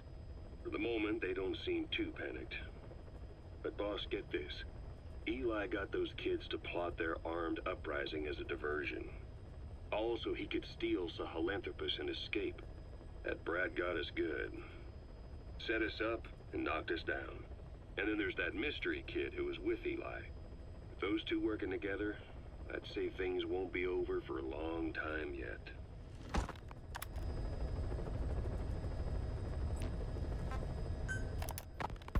We finished decoding the informant's report. That floating kid we've run into a few times now. Looks like he was a test subject in clinical experiments. The Soviets called him the third boy. The third boy was brought to a lab on the outskirts of Moscow from Czechoslovakia, after which he was due to be sent to a research center in Leningrad, then Siberia, and finally an academic town in Novosibirsk. It doesn't appear that the researchers witnessed the talents we've seen from him, but nevertheless he was quite the popular subject. His latent cognitive abilities suddenly awoke en route to Moscow. According to the report, the third boy was easily influenced by other individuals' biofields. Evil thoughts, in particular. They affected his mind like a virus. Extreme anger or resentment, motives for revenge, in other words. Now, during the transport flight to Moscow, the boy was exposed to a powerful mental energy field coming from a certain individual. Ever since, being conscious of his powers, he's become a sort of energy generator. What's unique about him is the way his acute telepathic abilities get taken over by another person's will. The boy began to physically parasitize individuals experiencing extreme anger and codify the host's desires. This includes amplifying the host's natural strengths. Or, in accordance with the host's desires, he can also implant program code in another individual, making them a puppet, essentially. Human neural synapses transmit weak electrical currents between neurons. These electrical currents, though at a level difficult to observe, warp the magnetic field outside the body. The third boy is able to pick up these weak fluctuations. Contrary to psychotronics, which involves controlling the human mind, his abilities as a receptor are too high. The emotions he picks up from another individual are amplified and unleashed into his body as they recur in his brain. They turn into microwaves, which then affect the physical world, triggering paranormal phenomena like the spontaneous combustion of organic matter or psychokinesis, moving an object without touching it. There's one other thing. While he's parasitizing a host, the boy's ego gets shut away, allowing the will of the host to take control of his powers, like some annoying static drowning out your own voice. That means he isn't responsible for what's been happening. Somebody's extreme anger has manifested through the third boy's powers in ways none of us could have predicted, which would mean this was going on somewhere around us. Looking back on it, a lot of things make sense now. The man on fire, Sahelanthropus, they both came to life thanks to the third boy's powers. Everything has been happening through him as a catalyst. We first saw him in the hospital on Cyprus. The boy parasitizing the man on fire's desire for revenge gave him his new abilities in return. He next appeared at the Hamid Fighters Fort where the honeybee was hidden. There, the boy parasitized Skullface's vengeful mind. He controlled Sahelanthropus, making it do whatever Skullface wanted. Same goes for when we extracted Emmerich onto the chopper. When he appeared at the Devil's House in Central Africa, Skullface's will controlled the man on fire via the third boy's powers. Everything is clear up to this point. But even the informant couldn't pinpoint who the host was in the cave within Serac power plant. Sahelanthropus suddenly became active, then crushed not only the man on fire, but Skullface as well. Surely neither of them could have been the host.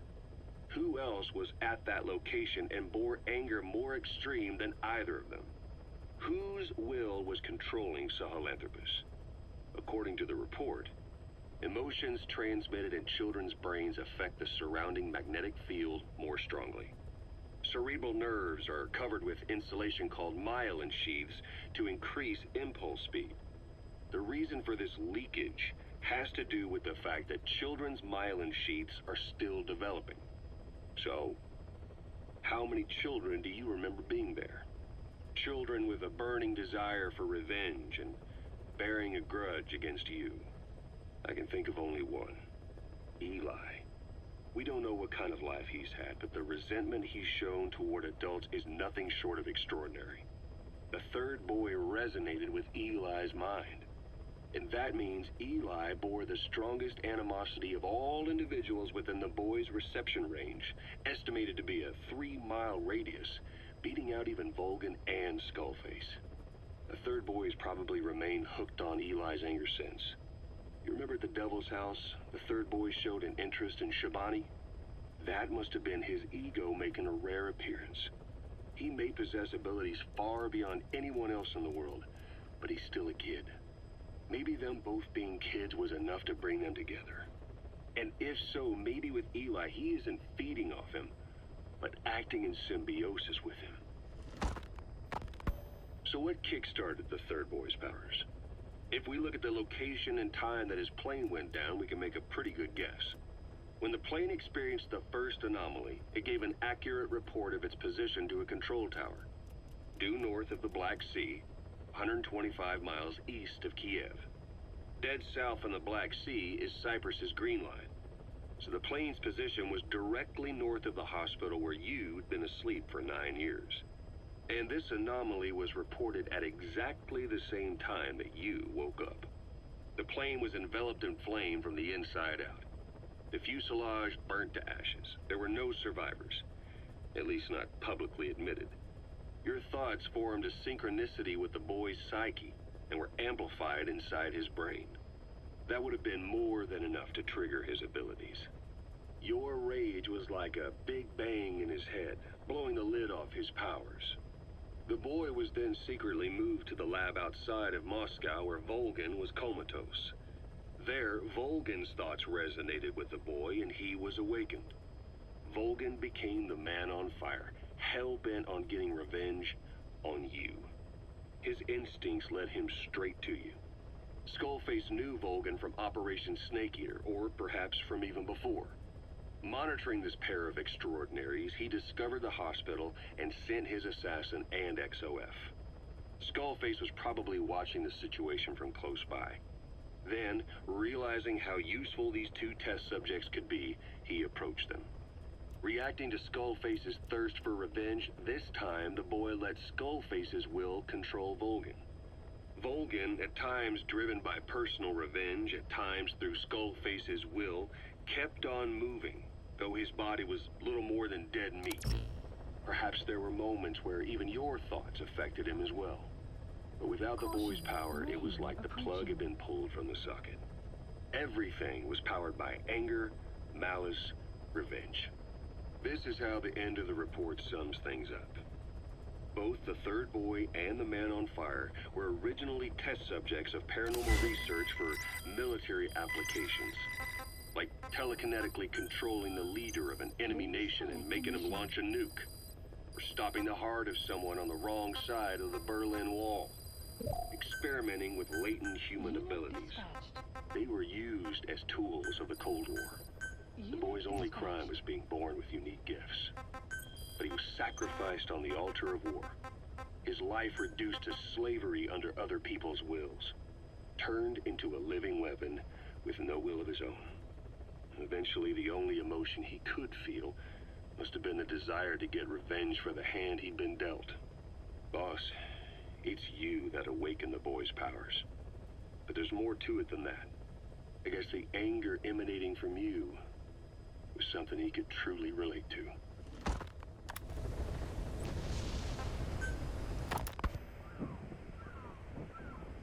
Hours after exposure to the blood of a symptomatic colleague, I found myself making my way up the stairs to this room. And I am not alone. Everyone who's infected, we've all come up here wanting to get outside. I know full well I mustn't leave, given the possibility I'm infected.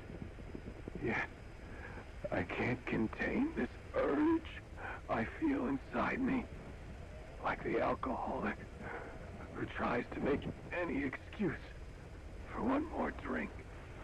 Every step I took up those stairs filled me with this sense of bliss. I still have all my wits about me. It took no time at all to rewire the electronic lock and open the emergency exit. Then, just as I was about to set foot outside, I finally realized what was going on. This desire for freedom is not my own, but that of the vocal cord parasites inside me. They want the ravens to feed on us, pecking us to death. Attracted by these sweet secretions, they have mutated to facilitate this. The sweet smell is powerful enough to attract even a species with such a weak nose. So, before the parasites take complete control, I must. Most of the staff in here are already infected. At least, everyone I've looked at is. Infection with this parasite causes a high fever in the pharynx. I have modified a pair of night vision goggles to react only to this temperature range. With these goggles, you can identify who is infected. Other infected will, like me, feel compelled to make it outside. If the ravens get their meal, They'll head for land next. That cannot be allowed to happen.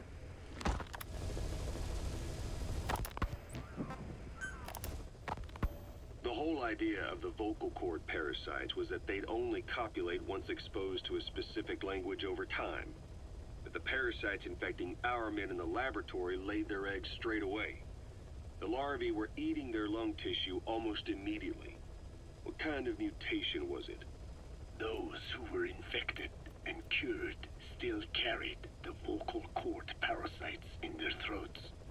They were still there, but the males had been rendered female by the Wolbachia, and copulation could not occur.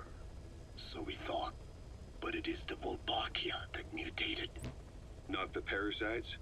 You remember I told you the Wolbachia attempts to maximize its number of female infected hosts?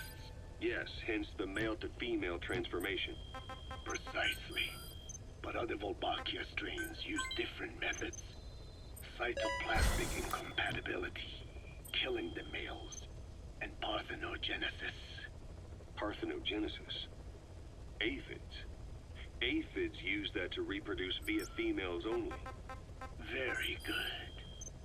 The females lay their eggs without a male present, creating clones of themselves in explosive numbers.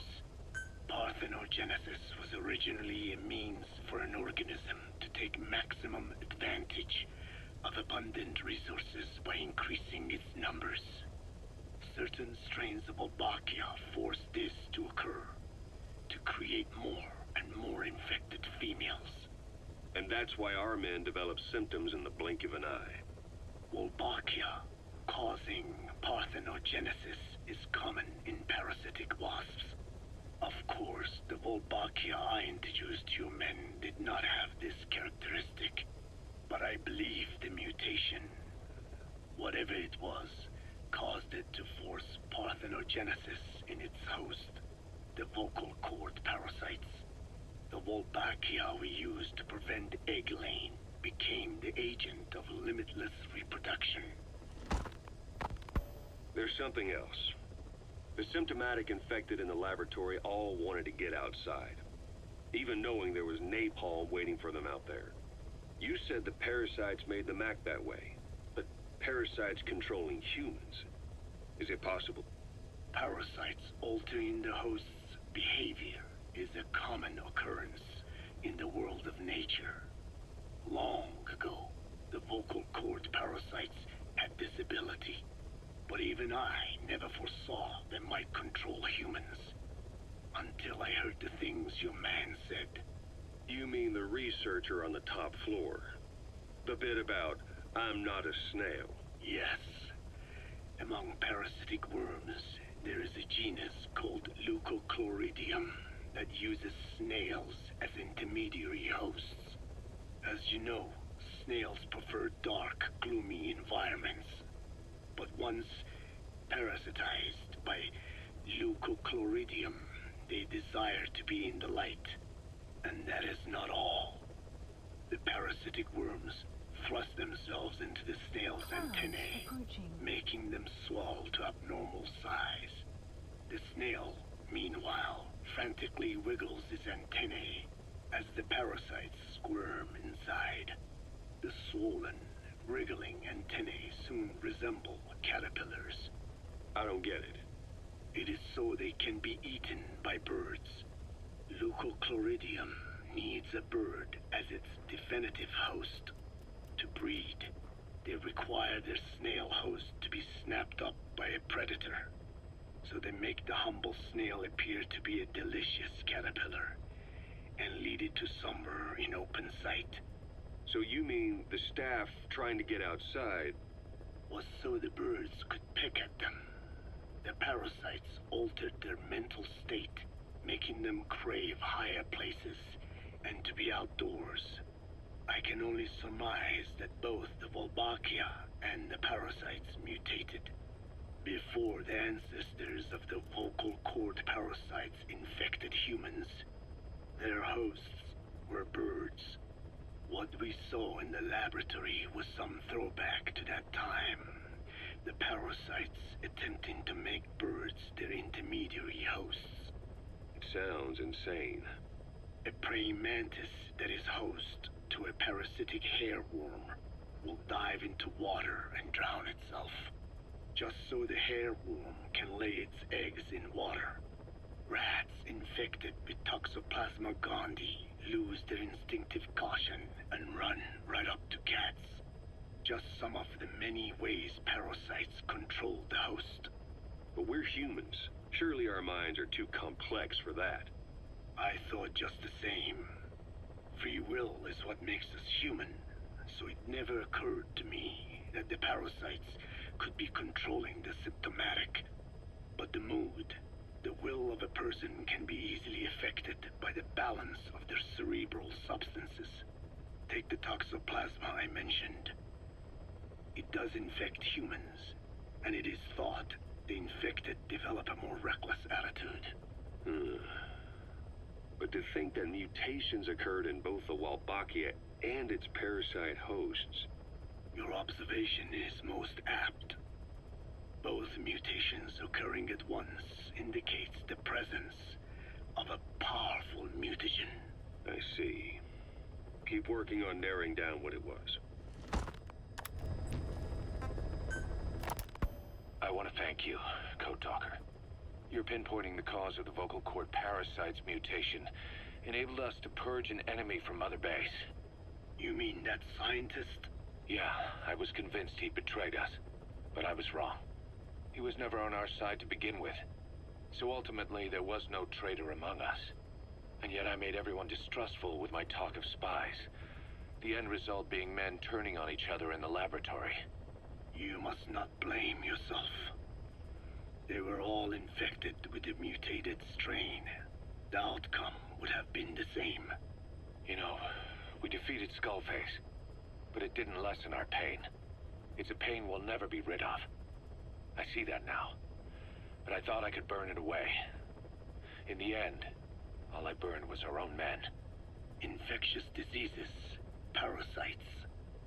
Without such foreign enemies, the immune system will start attacking the body, developing allergies and autoimmune diseases. The same is true of organizations. You're right. But I do not deserve to rebuke you. My desire to retaliate against the English language is what attracted me to the vocal cord parasites in the first place. Had it not been for that, I would never have been used by Skullface. We both allowed revenge to crawl into our minds and lay its eggs. Sahelanthropus will unleash that thirst onto the future. How long are we going to be tormented by what he left behind? There is no choice but to live with that pain. Be symbiotic with our vengeful nature. Whatever we do, we must not allow that thirst for revenge to control us.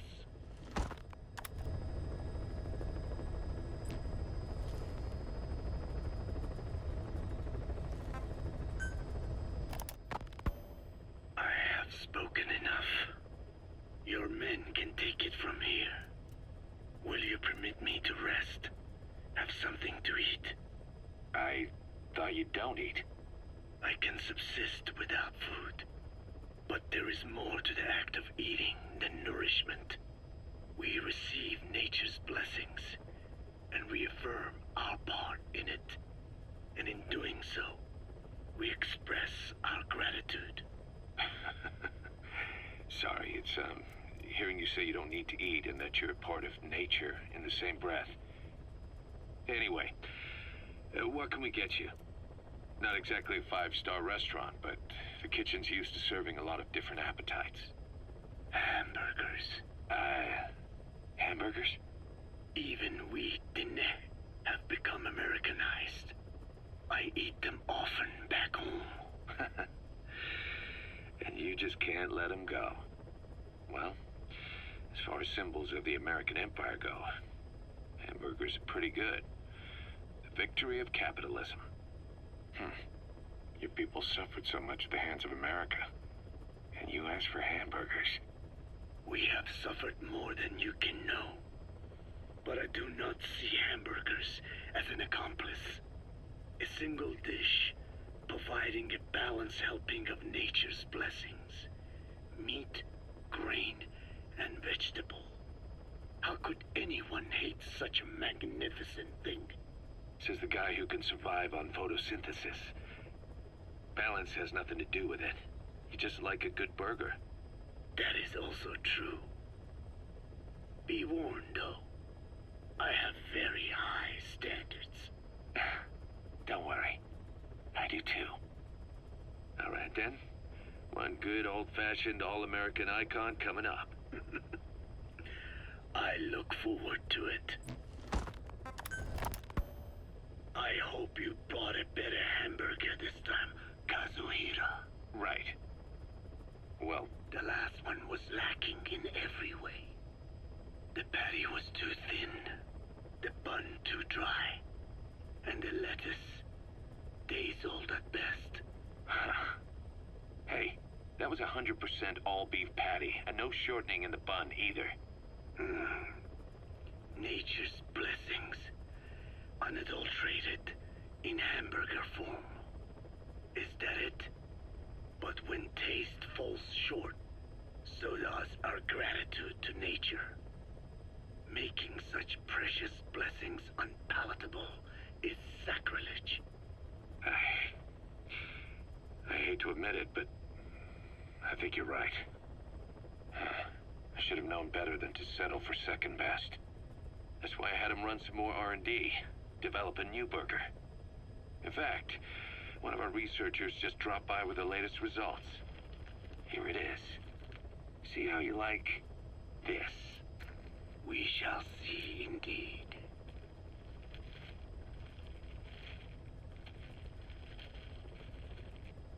I thank you for this bounty, Mother Earth. So, what's the verdict? Not bad. And? But it does not hold a candle to what I ate back home. Everyone's a critic. Damn it. I was sure the Kobe beef, but maybe we didn't have enough.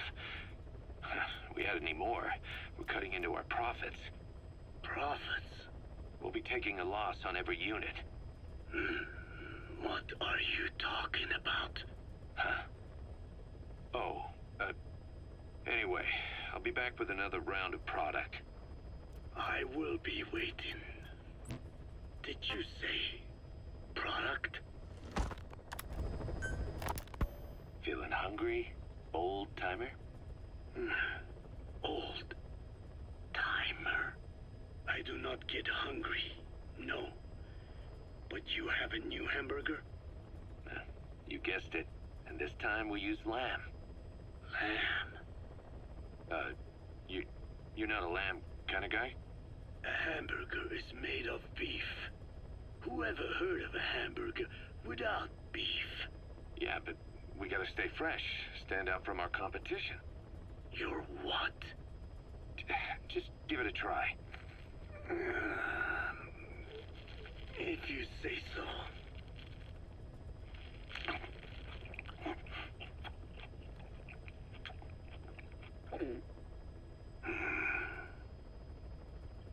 Not bad.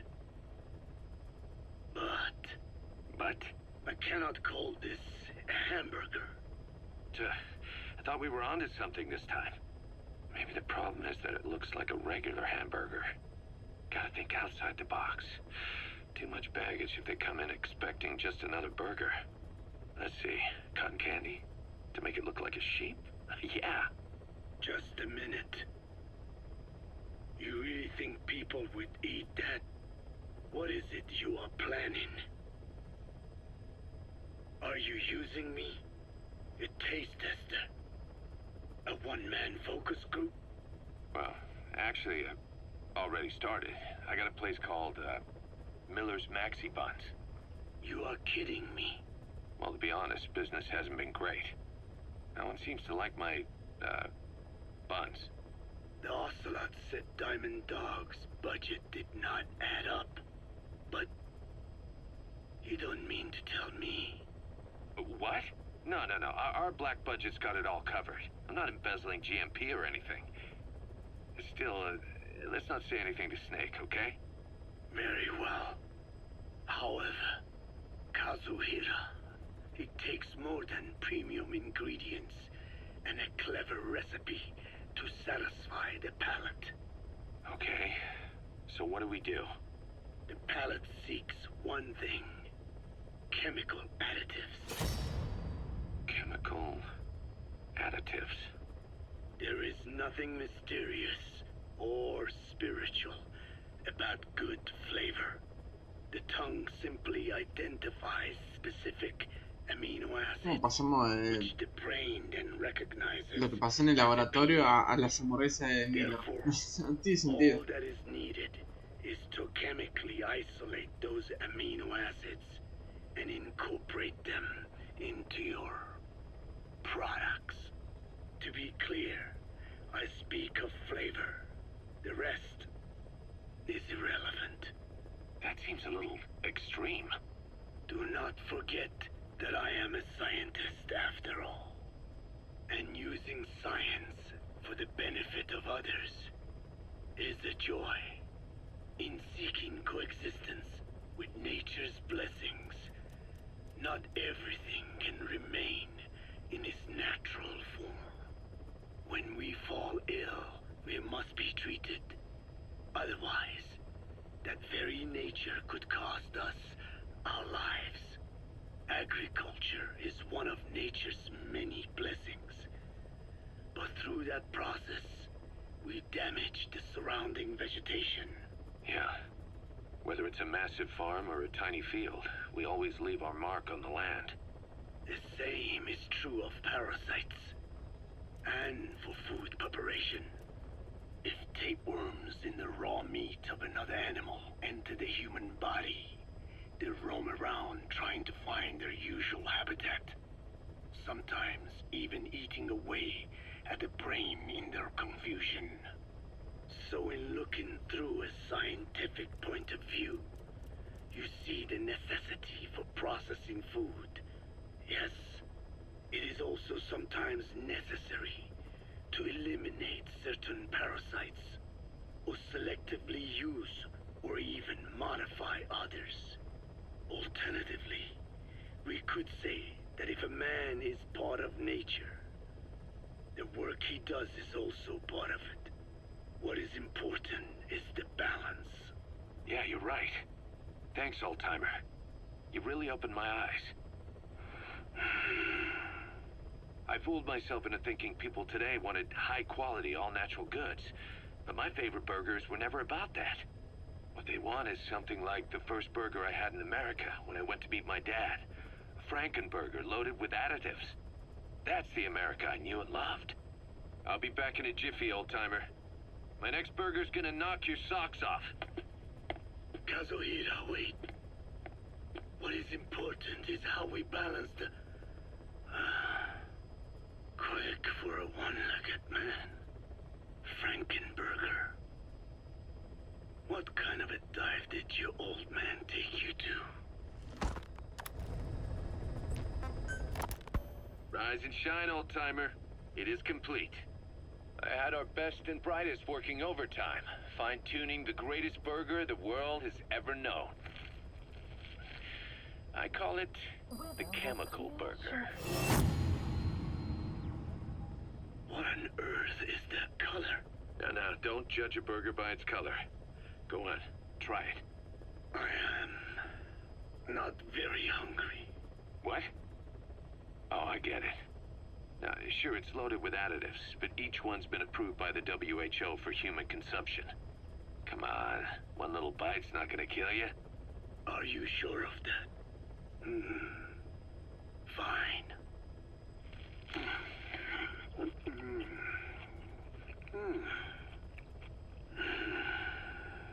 Well, what do you think? It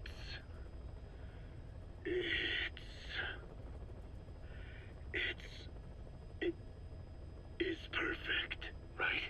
Right? This takes me back to the taste of my youth. The neon signs on the Mother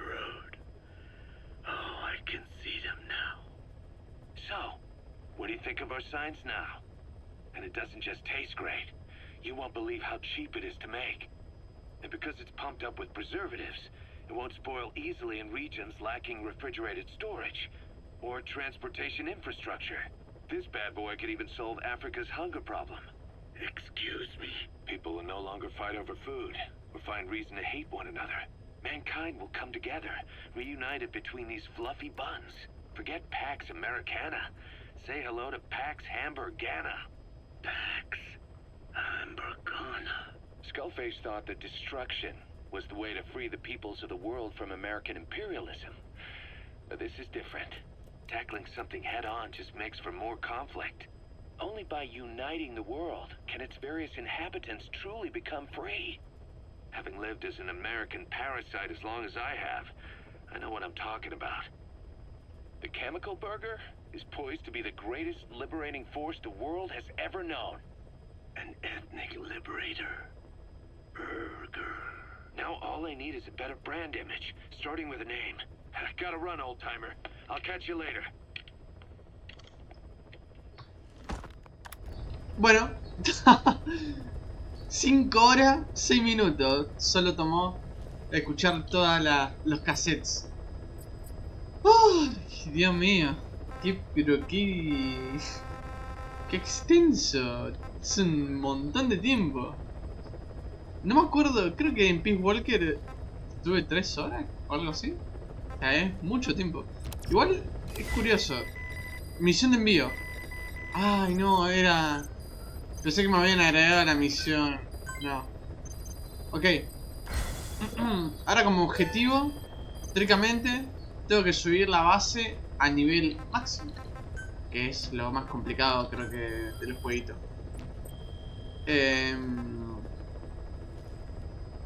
¿Cómo hago? ¿Cómo hago eso?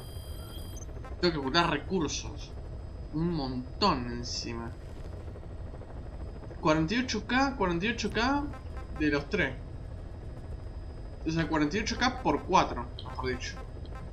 Porque este de recursos biológicos tengo 112k. Es un montón. No sé por qué tengo tantos. Tampoco pedía el área médica. Así que nada. Supongo que debería ir a la base. No sé qué debería hacer. O hacer misiones que tengan justamente eso. Tampoco sé por qué me remarcan las misiones estas. Porque ya están hechas realmente. Extraer el soldado altamente capacitado 11-12.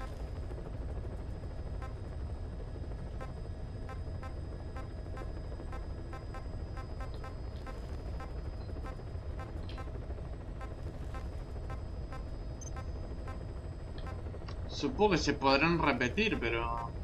medio raro, ¿no? Ahora vamos a volver a la base. Si cambia algo, capaz que no cambia nada. Y otra cosa, nunca había paz. Se supone que a paz la veían como una ilusión o algo así. Y no me la crucé nunca.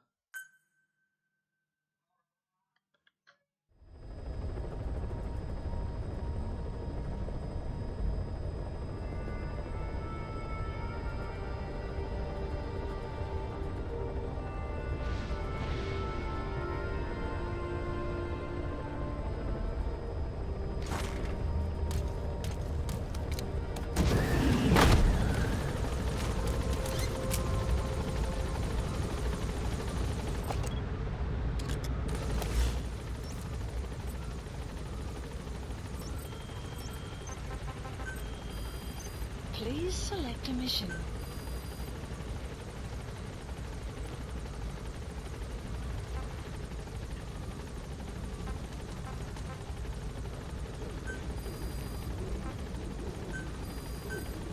Unit dispatched.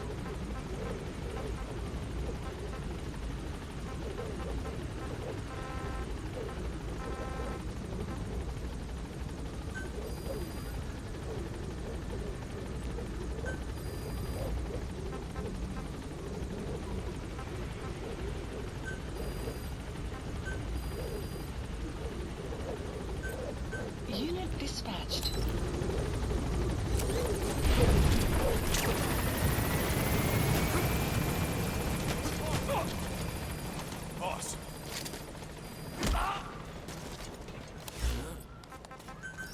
Please landing zone. Roger.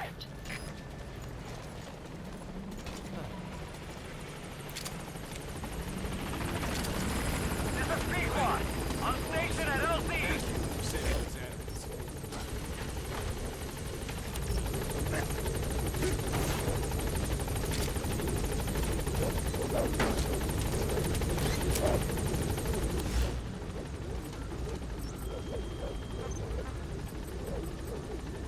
Gaining altitude.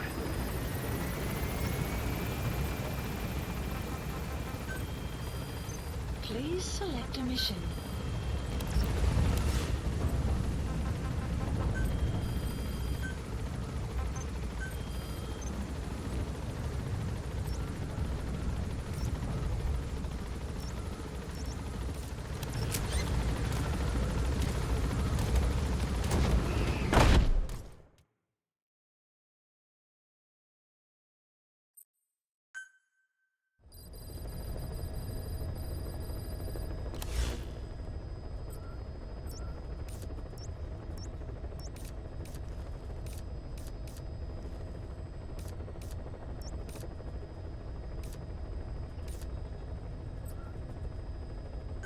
Please select a mission.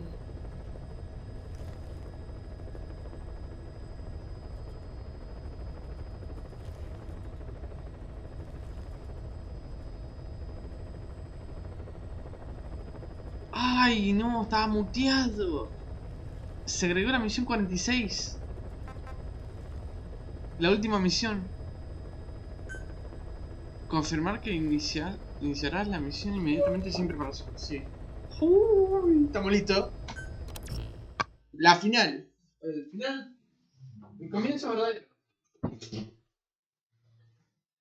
Uy. The Man Who Saw the World.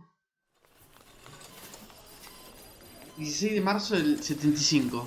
A la 1:31 en Colombia. He is dropping. Intubate now. Cardiac arrest. He's in BFib.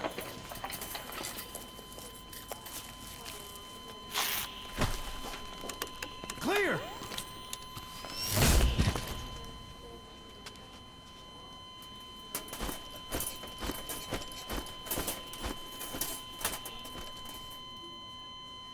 No response. Hit him again. Clear.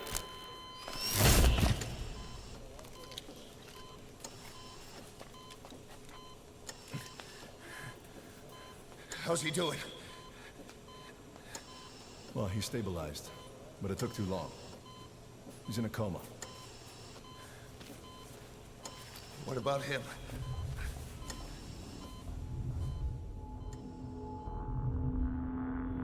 He, took some shrapnel to the head.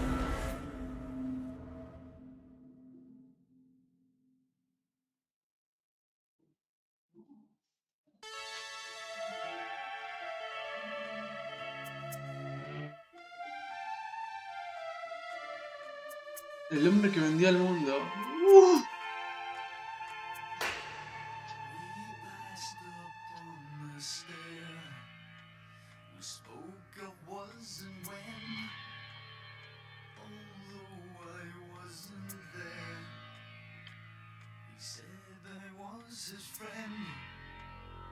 Which came as some surprise. I spoke into his eyes. I thought you died alone. La canción es muy buena.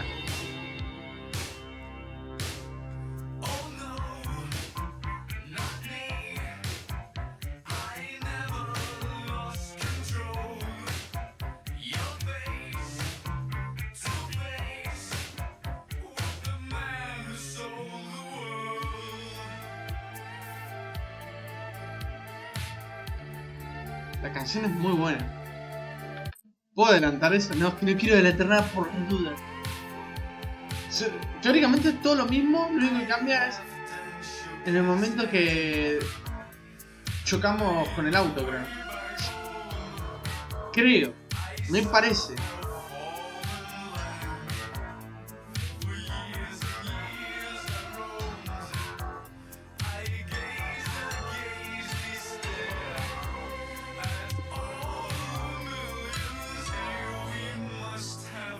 Uy.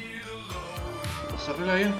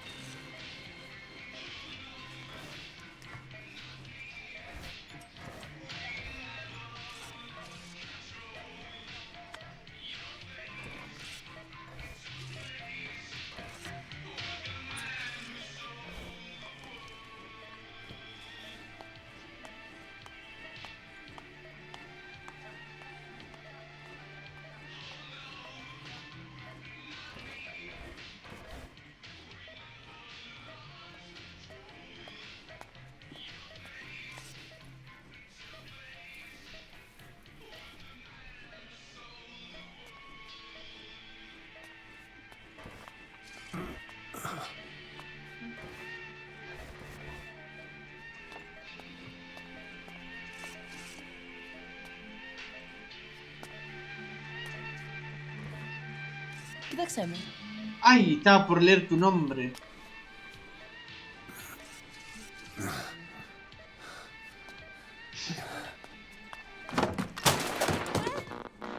La radio. Lo tiro a la mierda.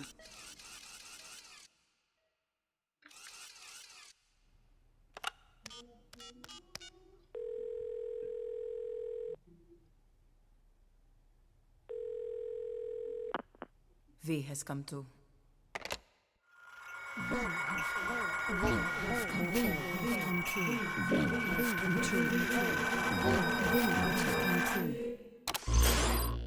V has come too.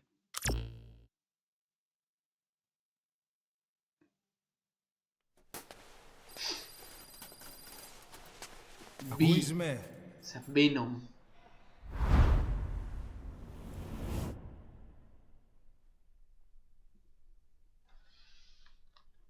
Acúsme. Ay, tengo ganas de adelantarlo. qué paja. Can you hear me? Are you having difficulty speaking? Can you move your head? Así que no. Just nod if you can hear me. Te escucho, te escucho.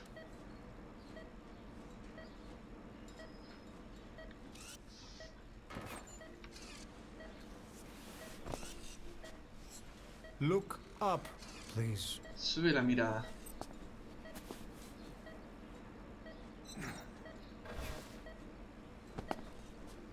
Very good. Ah.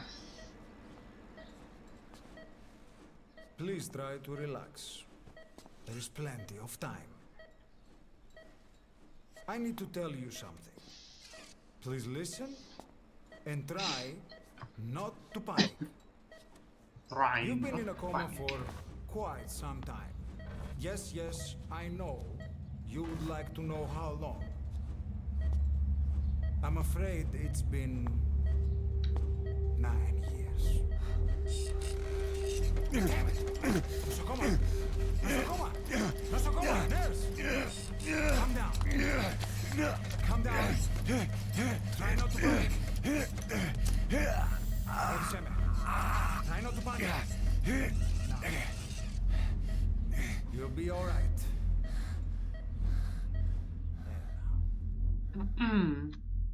Just rest. Una semana después de haber despertado. ¡Ay, viejo! Me caí todo. A ver esto. 91. It's been 1 week since you came to. Now, let's try getting you out of that bed.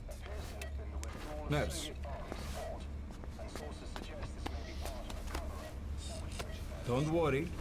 You've lost some strength, but we've been maintaining your muscle mass through massages, CPM therapy, and EMS.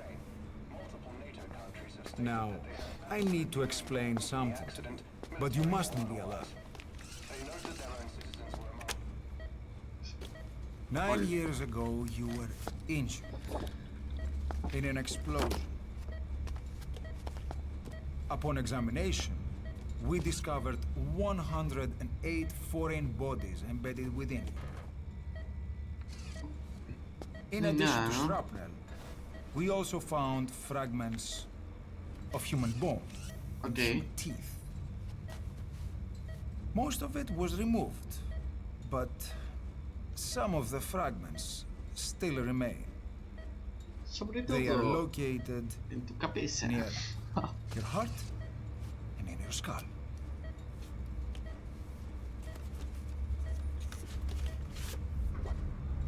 Look at this. The fragments are lodged deep within your cerebral cortex.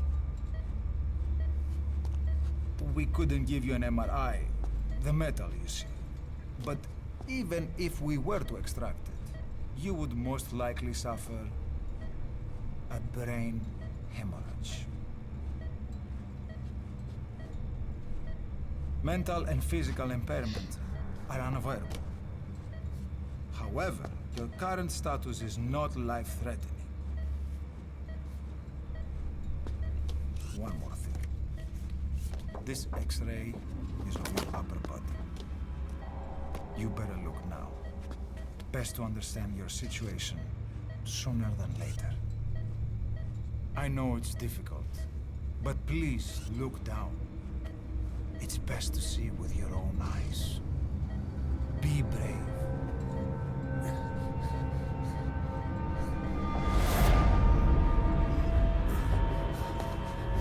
Nosokoma, Grigor, try to calm down. Calm down. Please, calm down. It's gonna be okay. Yes, yes. Calm down. Yes. Yes. Che, que el primer capítulo dura bastante tiempo. No sé si debería saltearme la cinemática. Es que no está pasando nada nuevo, es lo mismo. Pero tampoco que me quiero arriesgar. Aparte ahora aparece Quiet.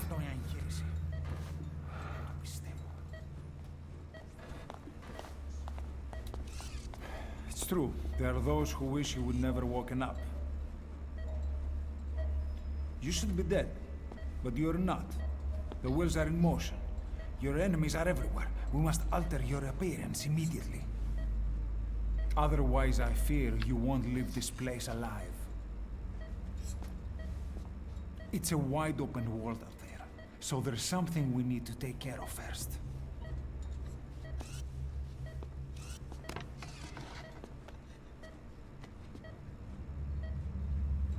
This is you, as you've lived until this day. I'm going to change your appearance. We have no other choice.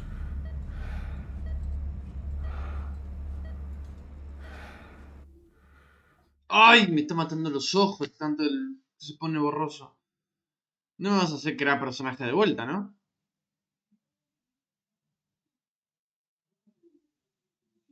No tiene sentido. Ok, bien, bien. 48 horas después. Very good. Now let's remove these bandages. Your face has healed nicely. To tell you the truth, these bandages were more for your protection, to hide you from those who want you dead. Ay, ay, ay. As of today, atrás, your name is atrás. Forget everything. Your name, your past.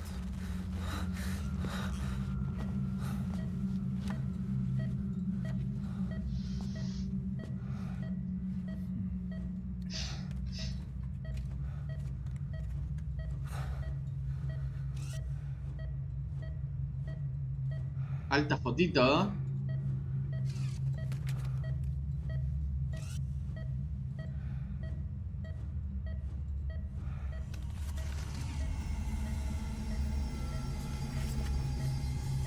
¡Oh! ¡Oh! ¡Sale mi nick! ¿What? Buena suerte, FoxdieGr. Big Boss, con B corta. Hija de puta.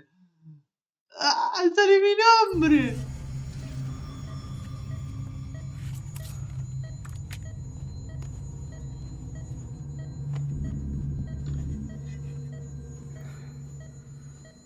Everything feels all right.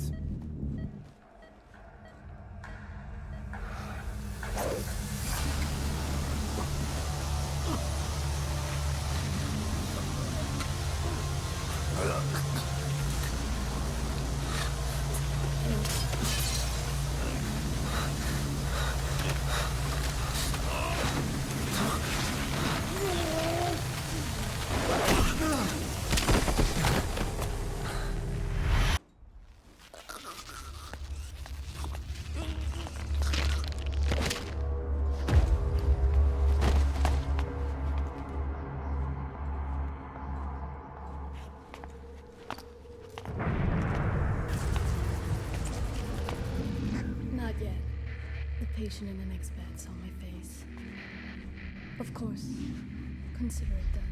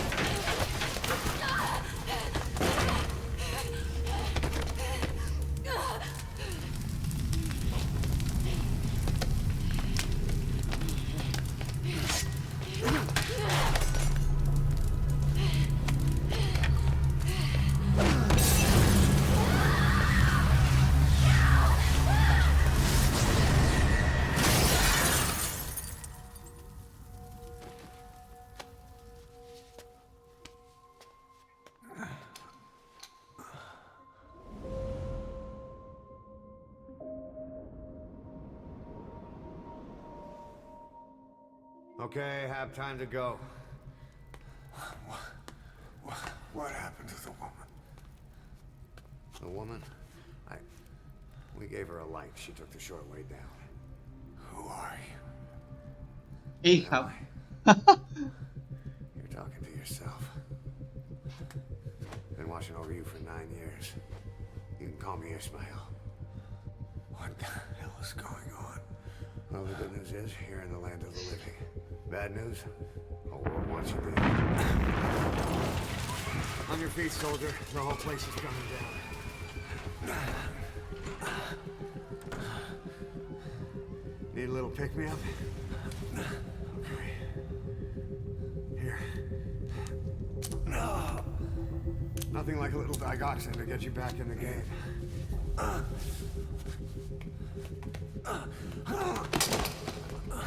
Come on!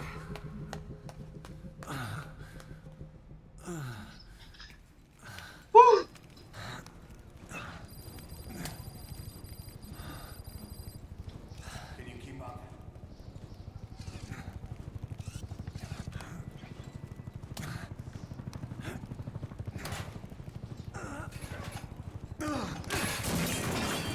Drug's not working.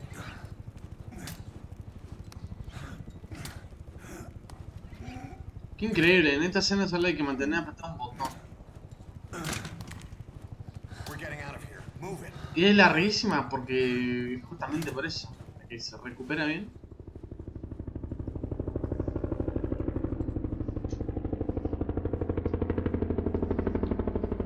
Ok, después de hacer esta misión, porque ya desbloqueé la 46, puedo hacer las otras, de la 47 a la 50. Y completo todo el jueguito de una vez por todas. O sea, no el 100% obviamente, porque eso requiere muchas cosas, pero sí, terminé de hacer todas las misiones.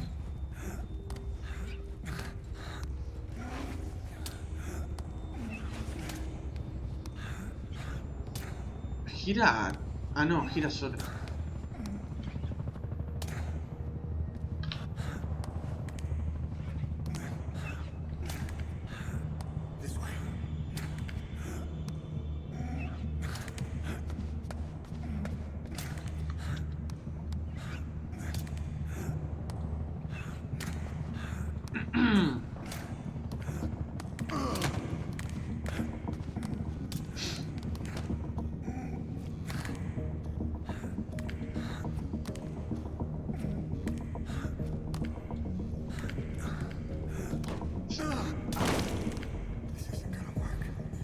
better take the elevator.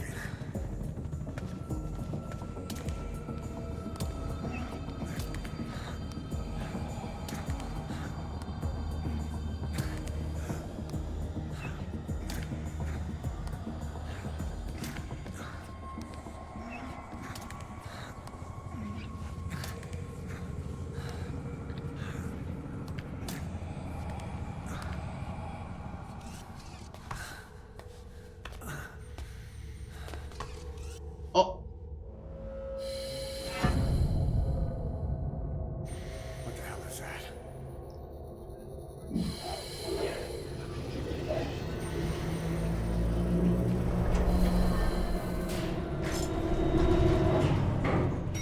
Something's coming.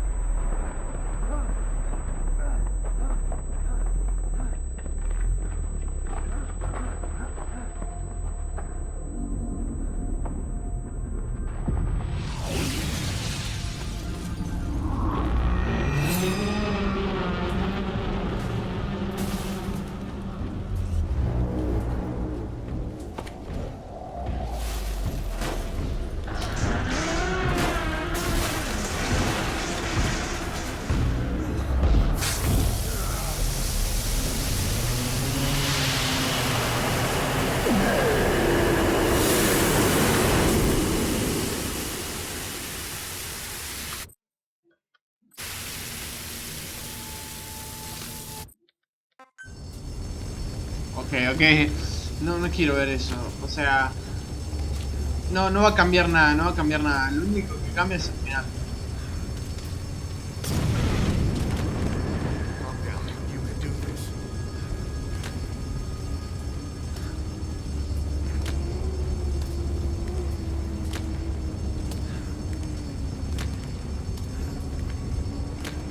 Poco se habla que Snake se quemó la cara, se quemó todo el cuerpo y está con la ropa intacta y las vendas también.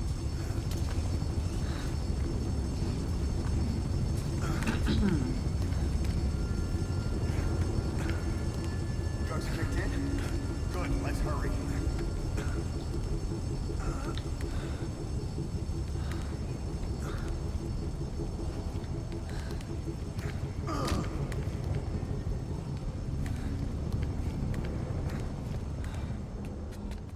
Uy, acá me vieron. Creo. En la parte del helicóptero.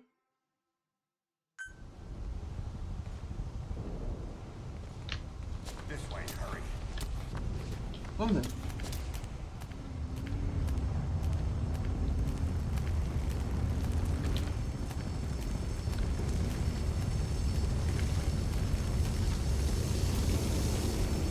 ¡No! ¿Dónde están?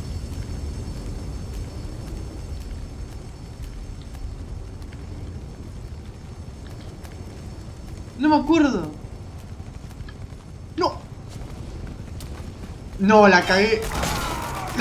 No. Eso por saltearme la cinemática. Eso por saltearme la cinemática. ¡Qué boludo!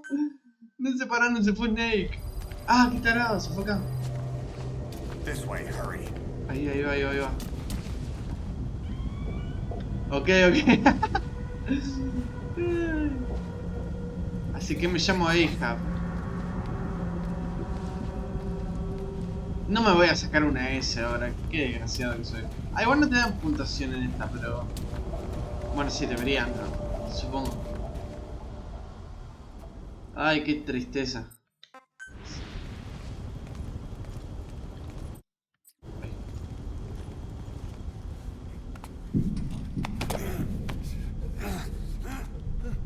Help me. I don't want to die. Me cagué todo, boludo.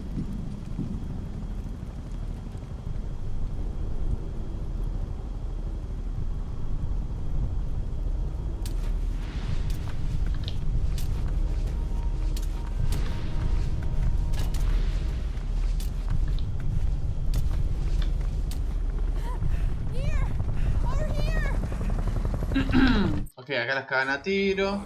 Press the stance button to stand up. Don't get caught in those searchlights.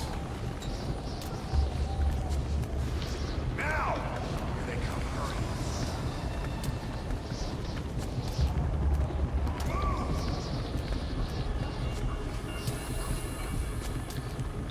O sea, ahí está. No me deja ponerme tipo de costado.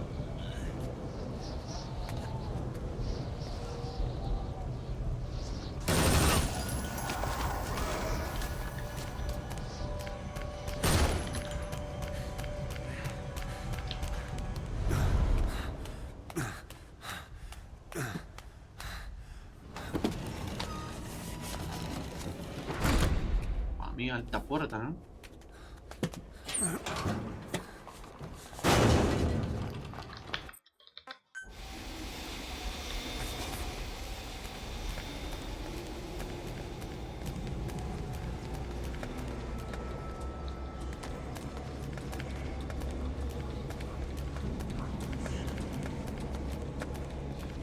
Vienen por abajo, ¿no?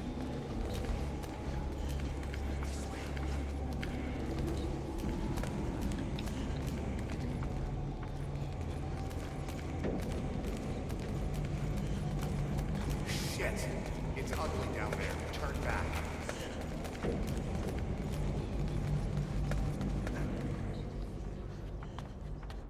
Ok, la cagada a tiros. You hear that? What's going on out there? Hey! Oh, Proximo! Hey! Hey! Hey! I can't see what's happening. What is that? What's happening out there? Does anybody know? Hey! You hear them coming?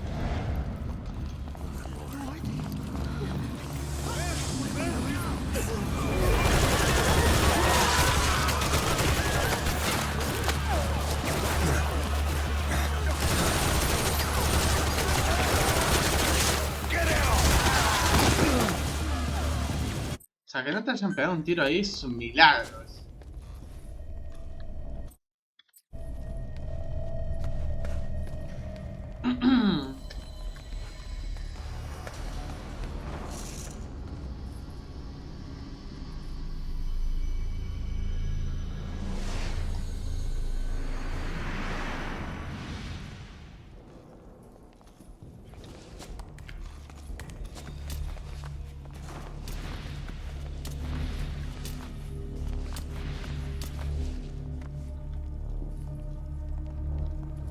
Esta escena no la puedo saltear.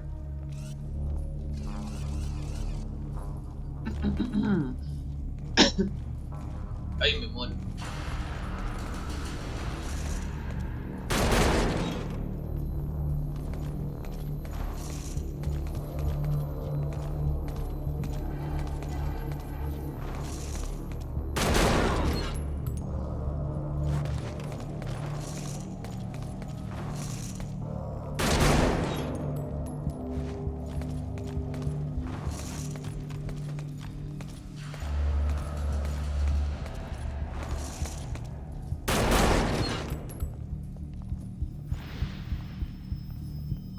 Bien. Veamos.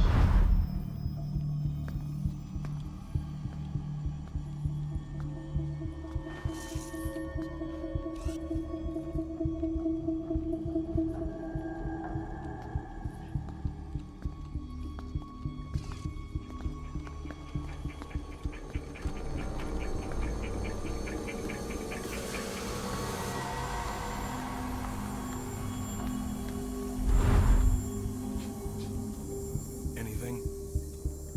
Negative. You came in here. Keep looking.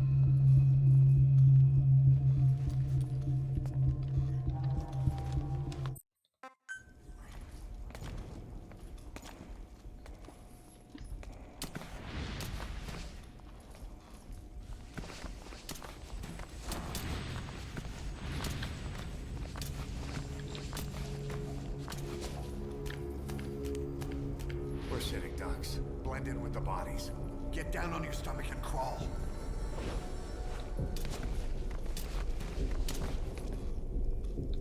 Ya están ahí.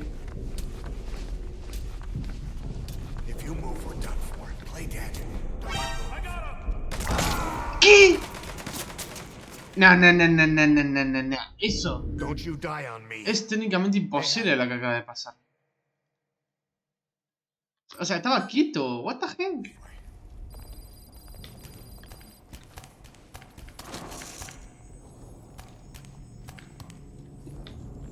Oh, mierda.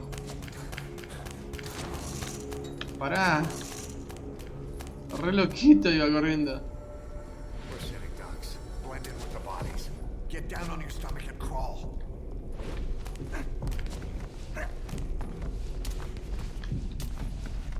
If you move, we're done for. Play dead. Ahí está. Pero no me moví, o sea, no me están viendo.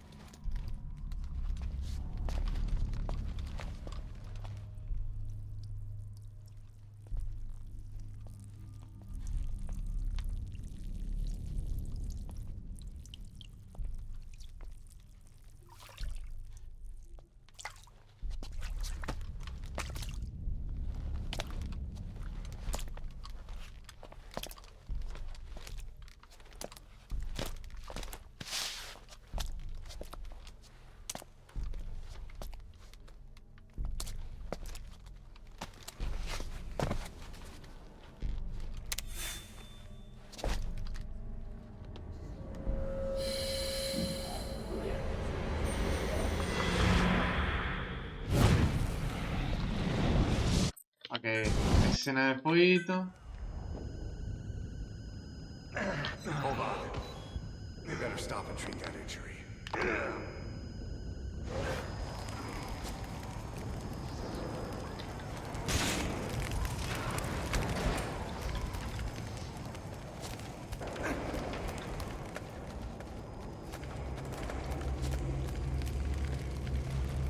We'll have to take the stairs down.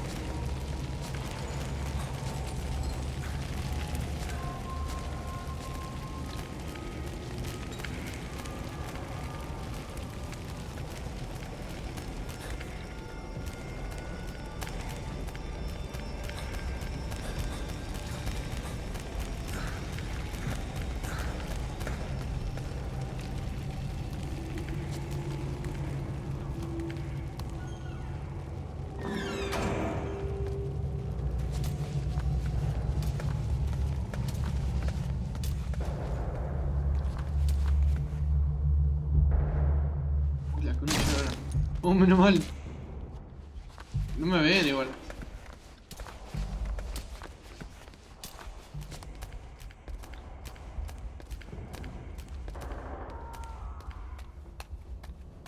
Me dan una armita.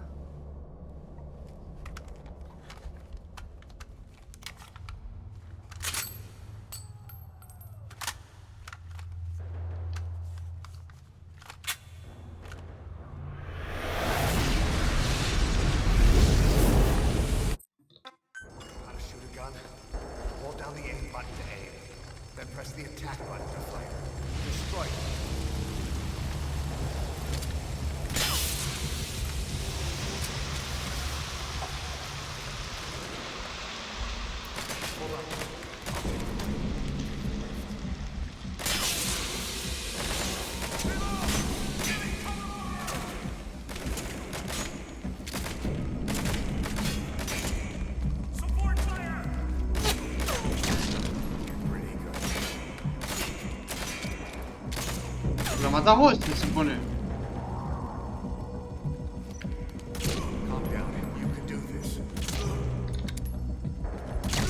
Ah, ¿no me lo tenía que matar él?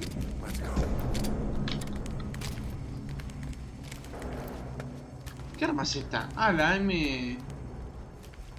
D114. Pará, igual tiene flash. Ah, no puedo ver mi inventario. Pará, ¿y puedo tirarme? No puedo tirarme. ¿Para qué acá? ¿Sí, silenciado?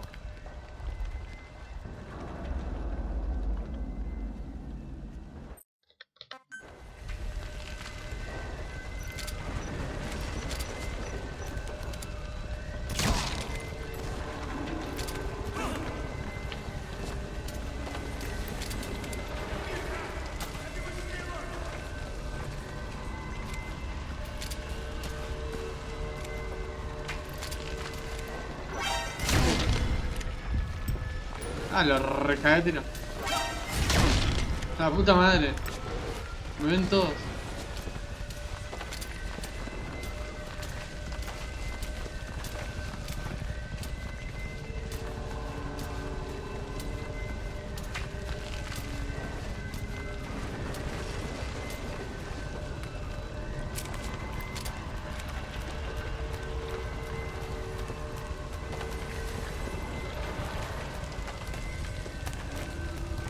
Ok.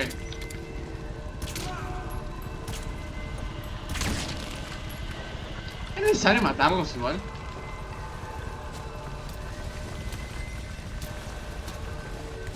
Creo que no queda ninguna otra. Me vieron.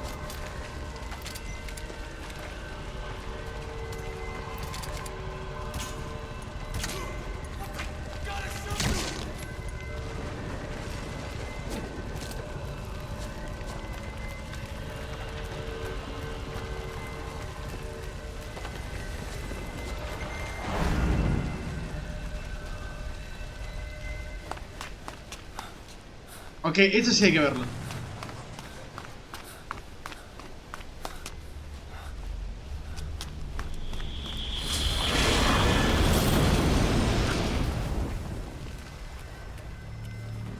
Lo anterior no era importante. Aunque no, es que pasa igual.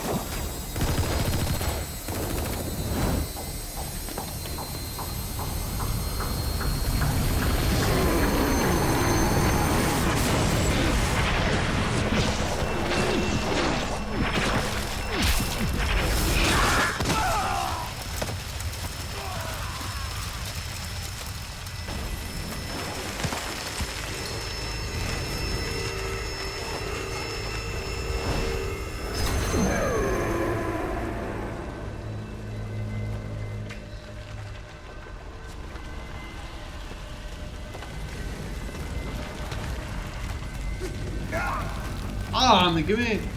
¡Me quemo!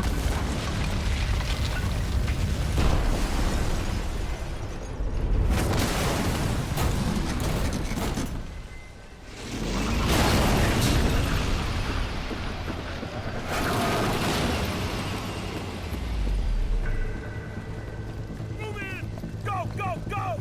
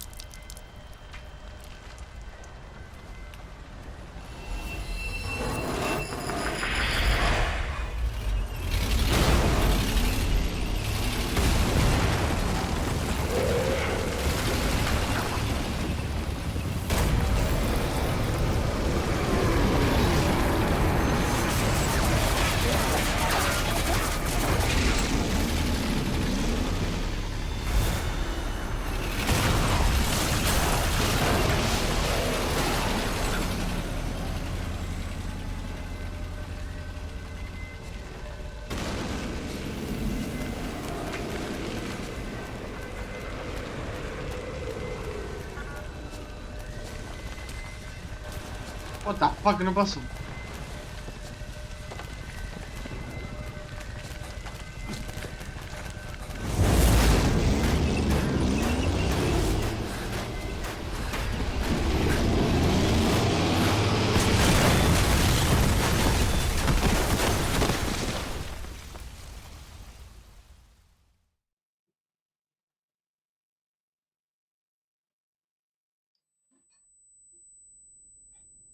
Punto de control. Que todas las cinemáticas hasta el momento eran la misma. Tendrá que haber salteado todo de una.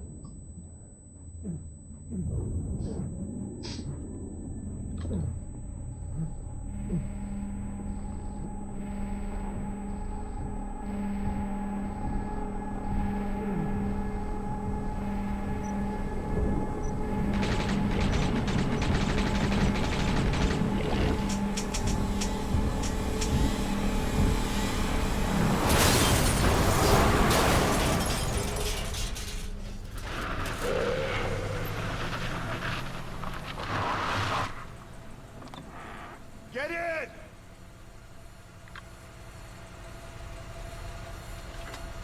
Dale, dale.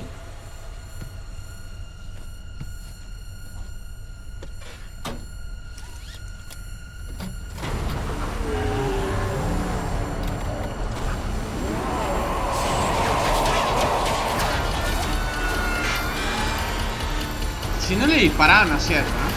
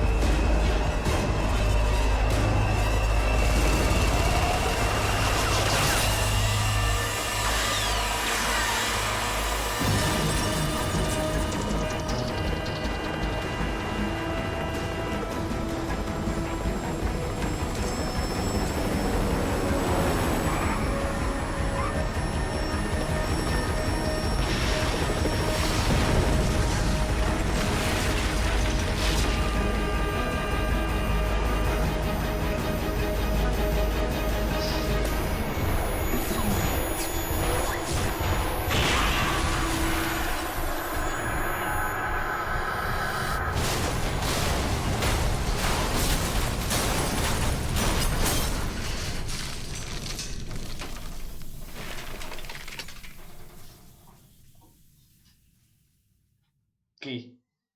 Ahora viene lo que nos interesa.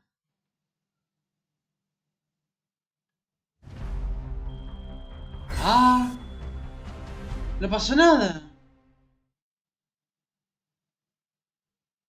Una vez me saqué porque me morí 2 veces, porque me mataron 2 veces, ¿no? Tiempo. ¿Qué? Estuve 41 minutos jugando a la misión. No puede ser. No hay chance. ¿Tanto duran las cinemáticas? La puedo jugar de vuelta, me quiero sacar una S. Como que es muy lamentable sacarme una B. Es la única misión que tuve una B. Encima la primera.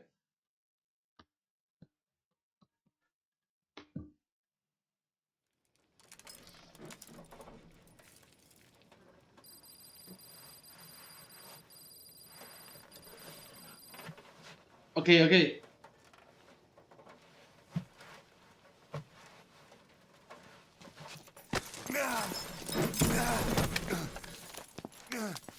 Ocelot. This way, boss. Hurry.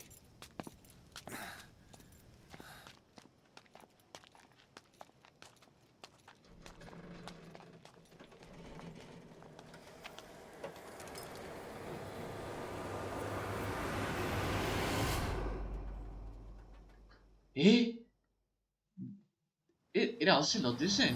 Está muy viejo. ¿O quién era? ¿Sí, no?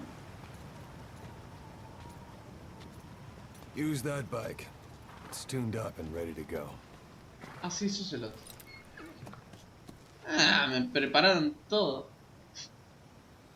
Una Triumph. Me encanta esa moto. I'll handle the rest. Ah, sí, sí, era. Pero se le parecía mucho más viejo, no sé por qué. Pasaporte. That's your name as of today. FoxdieGr. Best change your face, too. Now this one, he'll take your place. From here on, he's Snake. Bien, intercambiamos roles. Yo sabía todo esto igual. My very own Phantom, huh?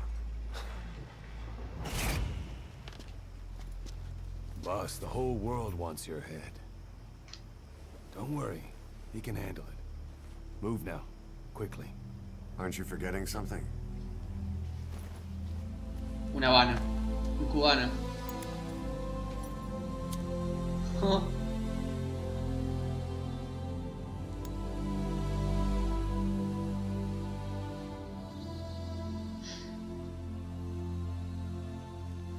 We'll meet again.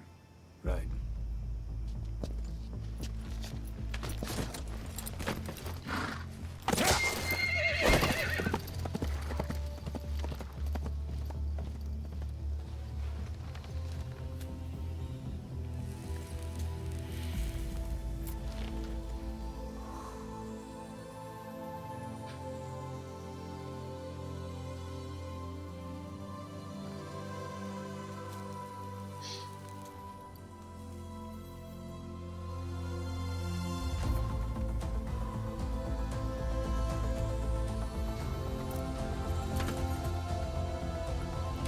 Diamond Dogs tiene la chaqueta.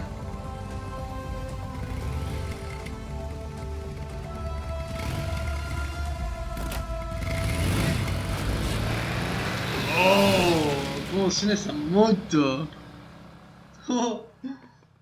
Bien, bueno, esto ya sabía igual, pero está bueno verlo. Ok, esto es jodido, pero yo voy a leer todo. 42 Code Talker ayuda a crear el libro cifrado de los locutores de clave de ejércitos. Eso sí, ya lo habíamos escuchado en la cinta. 64 Misión Virtuosa. Snake Eater, muerte de Bob, el que transportada en coma a unas instalaciones. Ok, le voy a sacar foto porque yo no leo tan rápido. Ok.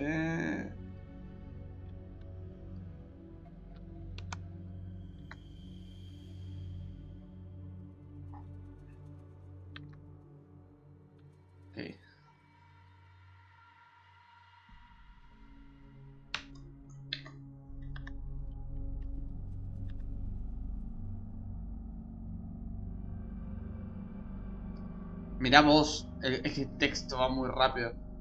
Le estoy sacando foto. Es que lo tengo que leer todo esto. Esto es importante. Esto es lo que más me importa de todo. Ok, 81. Esto es lo último.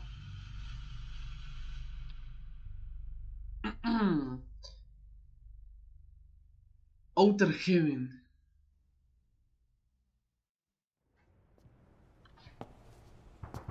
Que le saqué foto a todo eso.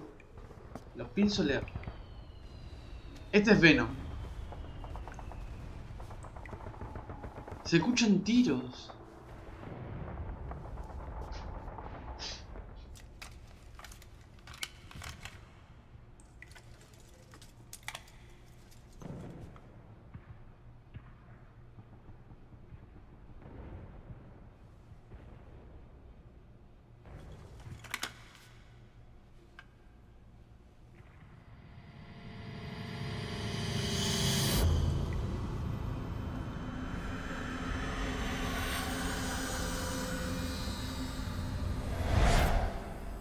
No time for anesthetic. We have to open her now.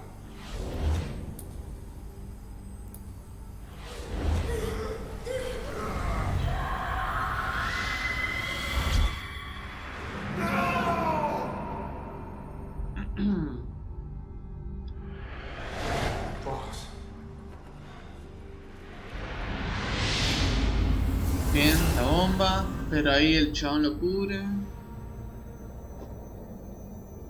Y se come todo el daño de él, básicamente.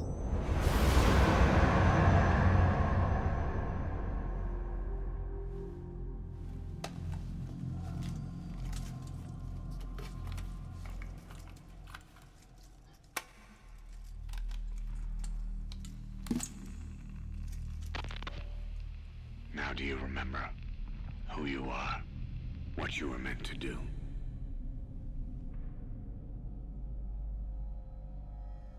I cheated death thanks to you. And thanks to you, I've left my mark. You have too. You've written your own history.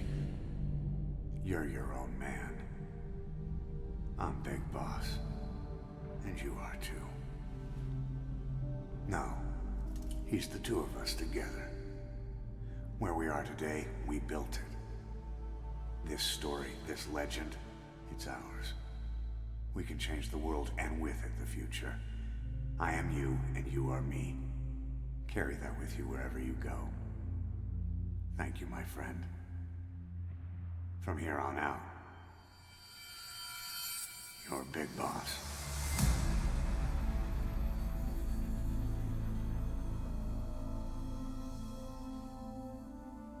Bien.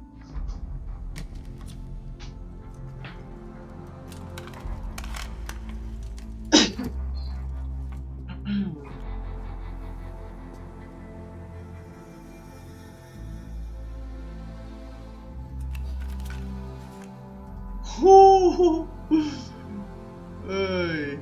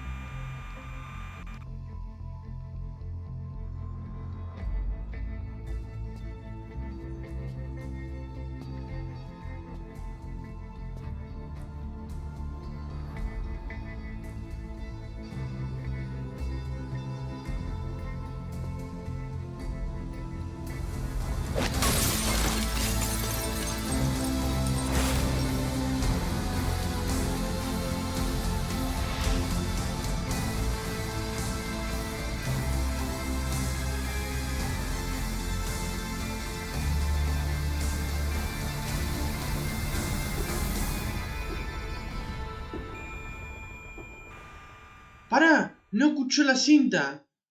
¿Eso porque no me sacó una S? ¿No se supone que escuchaba la cinta? La operación intruso... No me acuerdo el número. O sea... Cuando le avisan que va a ir Solid Snake a matarlo.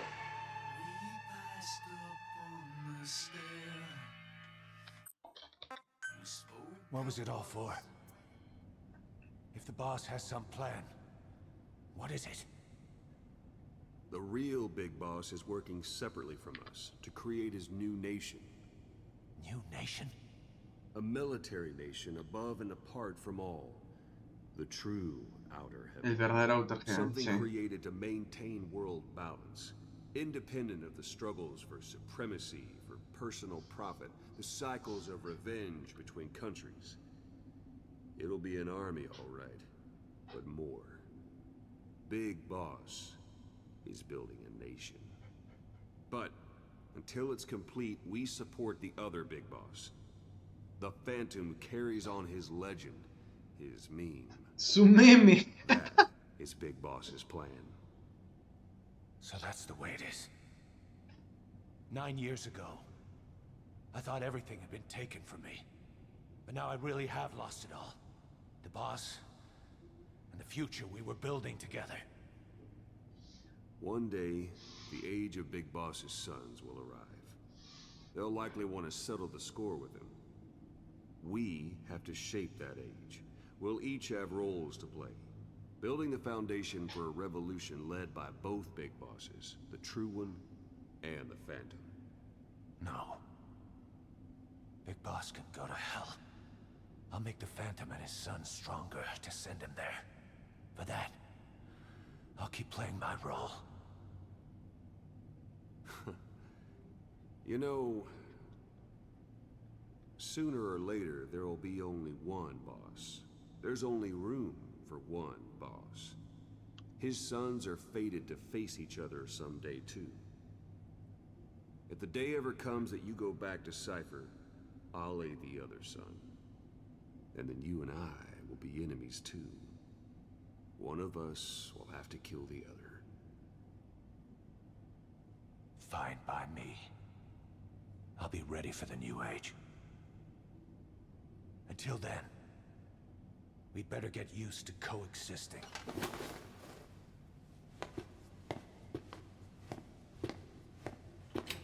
Están hablando Miller y Ocelot.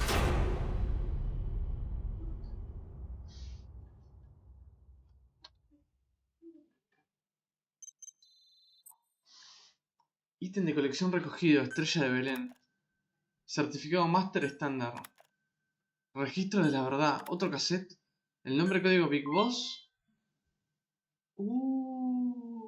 Big Boss, Outer Heaven, Zanzibar, Land, Heaven, Grey, Cyborg Ninja. Hay algo que no me gusta de todo esto. En ningún momento tuve como solado a... ¿Cómo era? ¿Frank Jäger? ¿Era? A ver, Metal Gear, Frank... Sí, Frank Jäger. Que vendría a ser Grey Fox. O sea, este aparece en el Metal Gear 1. O sea, Solid Snake. O sea, aparece en el Metal Gear 1. Y el Metal Gear 1 es este Outer Heaven. Por ende, en ningún momento apareció. Me parece muy extraño. Parte del emblema obtenida. ¿Qué es eso? Oceloto. Oceloto Valle. Un Ocelot. Outer Heaven. A ver qué obtuve. ¡Ay! ¡Ay! Si era Frank Jäger. ¡Ojo! ¡A la mierda! Glacier Mongoose. ¡Ah! Pero está picante. No, pero pensé que era... ¡Ay! Pensé que la podía usar en la guerra. ¡Uy! ¡Ah! La mierda. Ese más. Ok, ahí viene el soldado que puedo ya usar. No, era un pelado. La bajó una locura. Ay, la bajó una locuraza. Quería que sea, no sé. Así podía usar el traje de boss. O el de Iva. Quizás. Ok, lista de misiones secundarias añadida. Bueno, esto no termina acá todavía. Vamos a reclamar esto. Estoy pensando si jugar de vuelta la misión, porque no me gusta que haya... Como saqué una vez. En la primera me sacó una S. Estuve un largo rato jugando. ¿Qué hice? Completa la misión sin activar el modo reflejo. Completa la misión sin permitir que el hombre de fuego atacara ni una sola vez después de reunirte con Ocelot. Ah, claro. Porque eso son cosas extra. Pero... eliminados 6 soldados en la entrada del hospital. Descargados 20 disparos o más sobre el hombre de fuego. Descargados 20 disparos. Pero son tareas extras, o sea. La voy a jugar de vuelta porque quiero ver. Yo estoy seguro que se escucha la cinta al final. Estoy 100% seguro. O sea, me puedo saltear toda la cinemática porque son innecesarias. O sea, estuvo bueno que aparezca el nombre mío. Esa la sube. Igual no recuerdo si... no recuerdo si al principio del juego pasaba eso también. Es que pasó hace demasiado tiempo ya.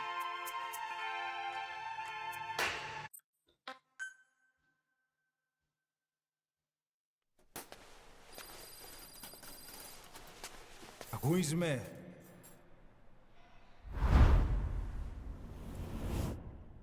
Quiero saltear. Quizme. Te escucho, pero necesito saltear todas las cinemáticas. Can you hear me? No me hagas hacer esto. Ay, gracias. Ay. Ok, no puedo saltear esto.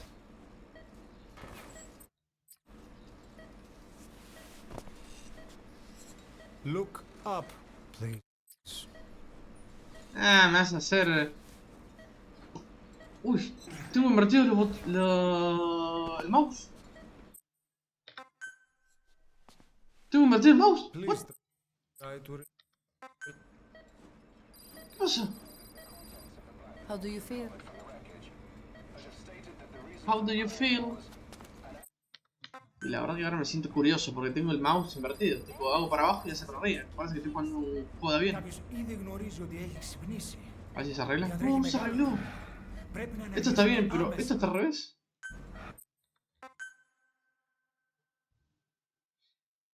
¿Cómo puede ser posible?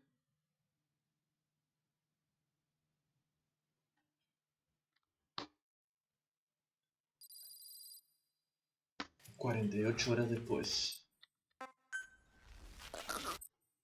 Bueno. Cinemática.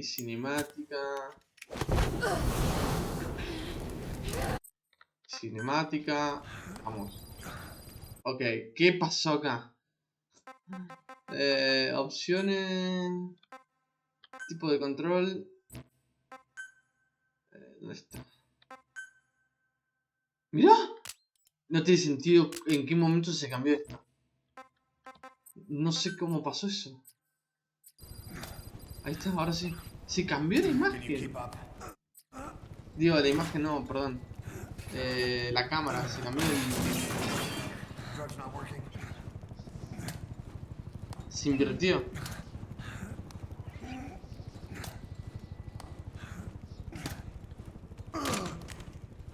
We're getting out of here. Move it.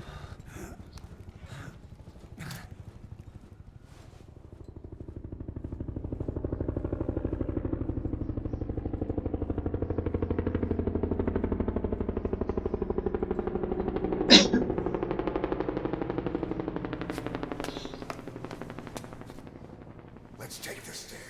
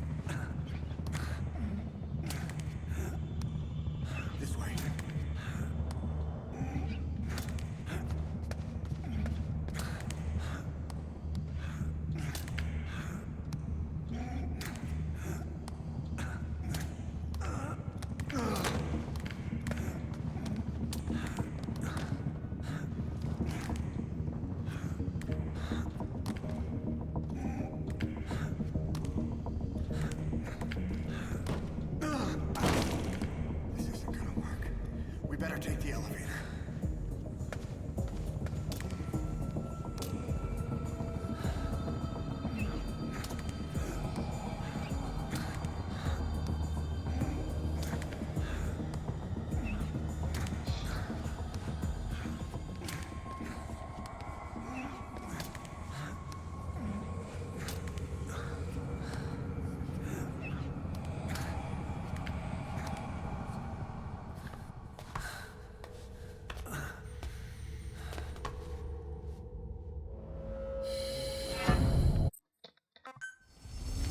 Vamos a saltear.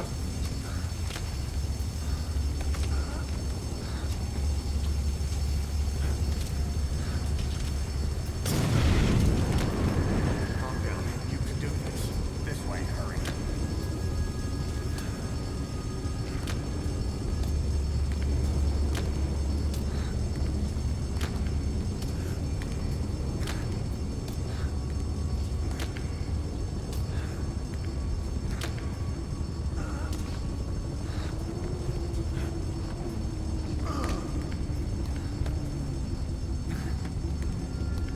Drugs kicked in? Good, let's hurry.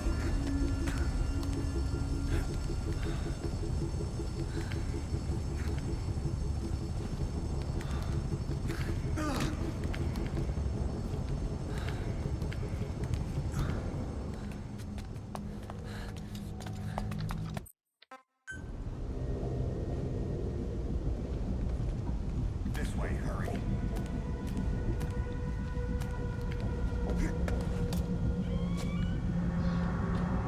¿Quién cerró la puerta? Keep low and quiet. Quiet. ¿Hola? ¿Me podía mover?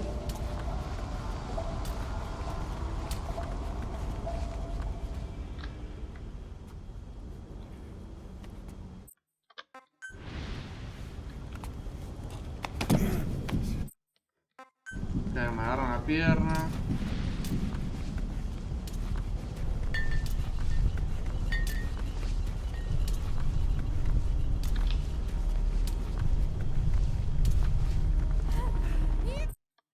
Time to walk.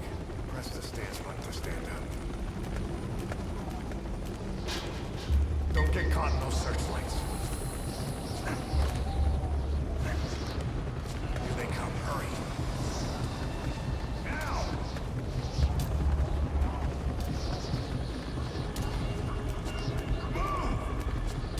Pará, emoción. Ahí me ven.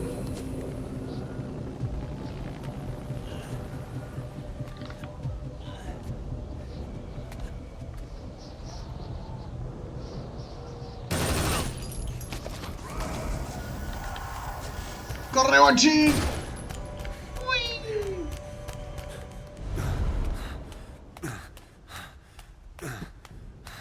Bien. Qué increíble, ¿no? Están ahí nomás y no me ven.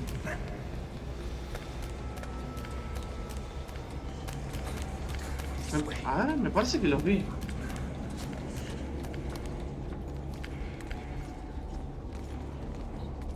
No se ven. Tipo, si yo sigo bajando.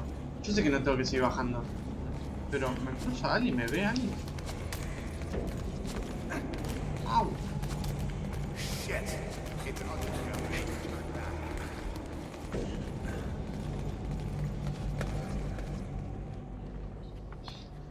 I'm agrícola. Come on. Bien. ¿Puedo saltear esto? No puedo saltear esta escena.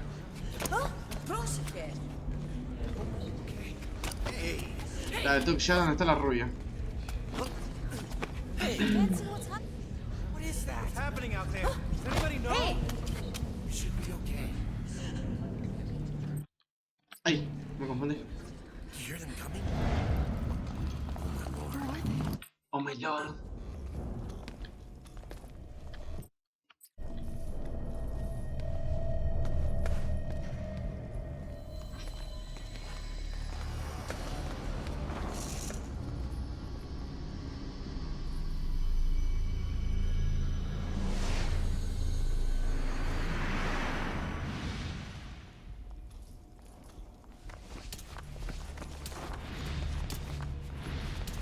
Oh, shit. Me da curiosidad de saber qué pasa si avanzo hasta el último. Tipo, si solo me quedo debajo no pasa nada, supongo.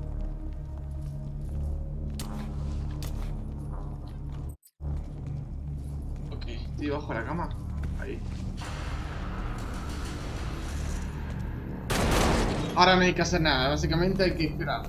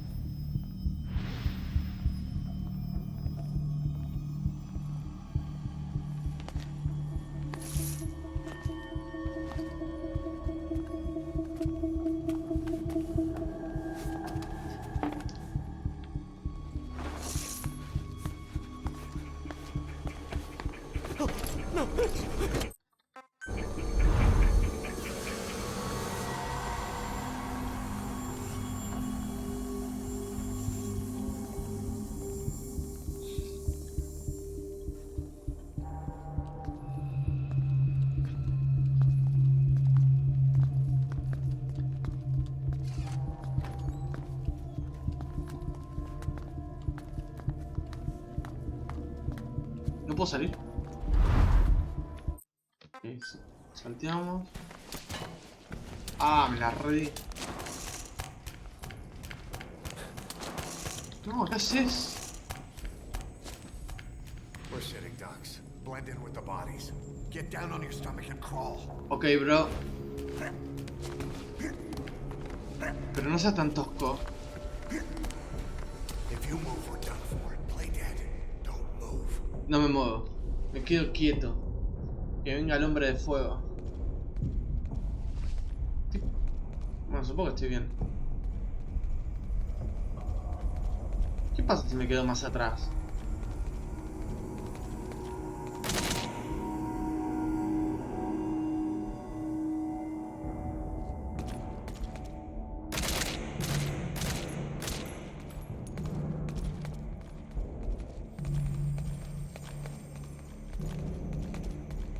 No, sacaba un RPG de la nada. Un lanzamisiles. Bien, nos salteamos. Hold on. You better stop and treat that injury. Bien. ¿What? ¿Tengo manchas en la cara? ¿De qué?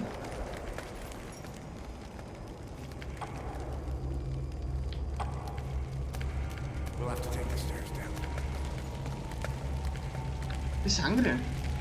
Pero parecía negro. Ah, es sangre, sangre.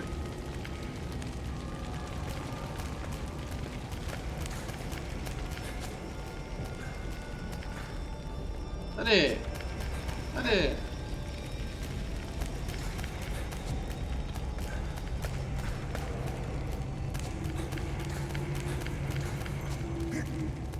Me vas a acordar cuando jugaba cuando hacía speedrun de Resident Evil. Ponía ahí para pasar y trababa todo.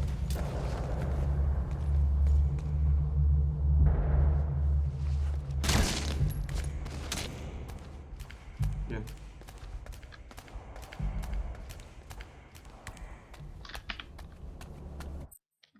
Salteamos. Hold down the aim button to aim. Then press the attack button to fire. Destroy it.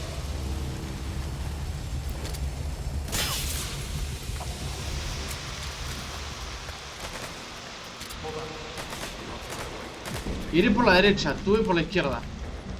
Ok.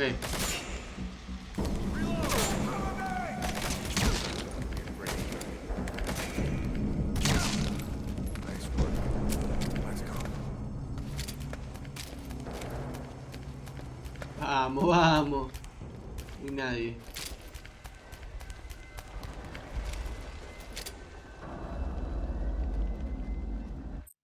Bueno, acá pasa la escena esa.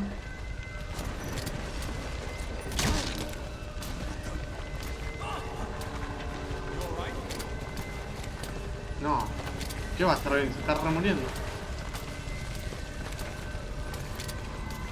Uy.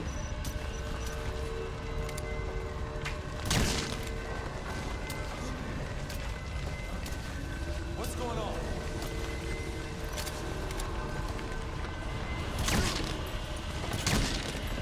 Bien. Falta uno acá abajo, creo. Ahí. ¡Ay, no lo veo! Ahí está. Bien. Creo que ya están. Me parece que están todos. No eran muchos soldados. Ok, ahora voy por acá. ¡Ay! Me faltó uno, no lo puedo creer. Me faltó un soldado. ¿En serio?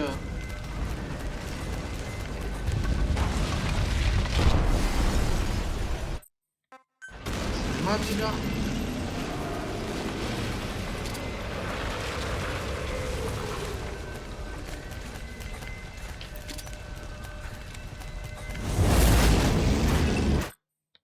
Cinemática. Punto de control. Ah, y tenía que dispararle tiros al chabón, ¿no? Base madre. Se ha recuperado de alto. Estalló una pelea entre el personal. Siempre estalla peleas, no sé por qué. 3 en la enfermería, 3 transferidos en la enfermería. Ah, deben haber terminado la misión de despliegue. Una S. Nice. Código Fox. Me sirve. 14 minutos. A la mierda. Tardé bastante igual. Pero eso ya no depende de mí. Es porque al principio es muy lento.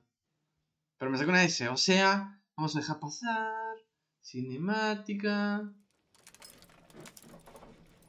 Ok, esto no lo vamos a ver porque es lo mismo de antes. Lo que quiero ver es lo que viene después.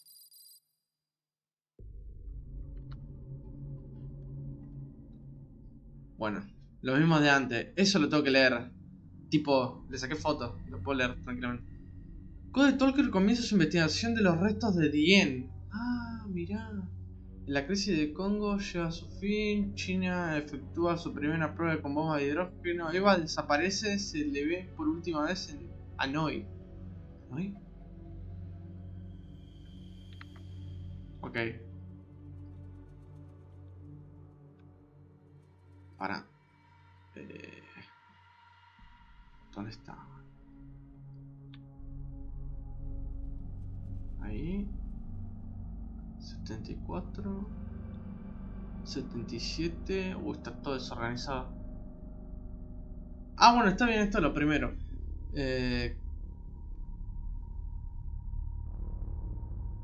Mirá, Volgin estaba en coma, no murió.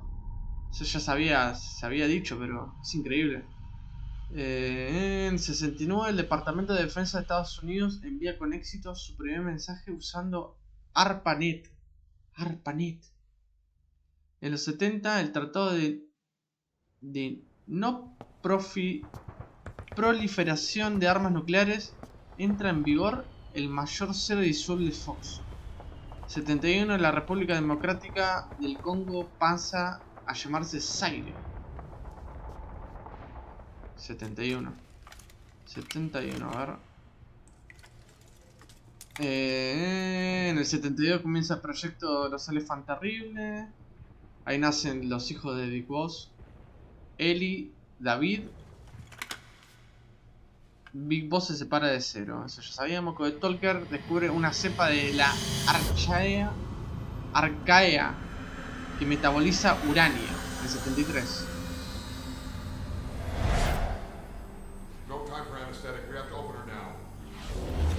Pará, voy a bajarle un toque de volumen porque le subí volumen para escuchar los casetes.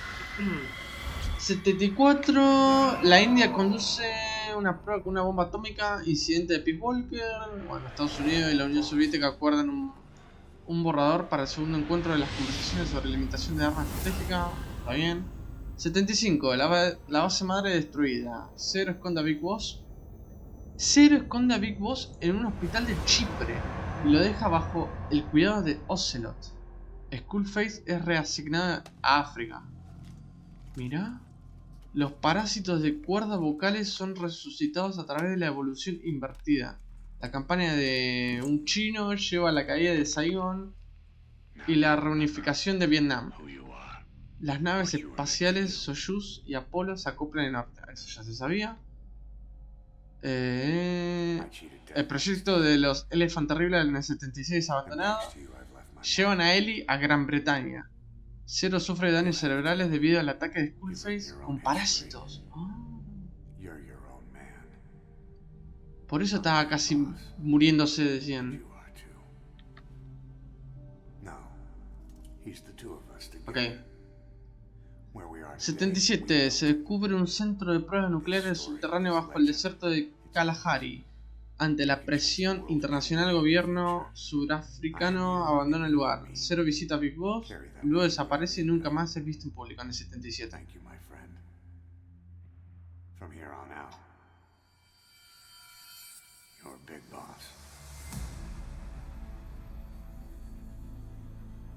Ok, vamos a ver si escucha el cassette y leo lo último. Lo último es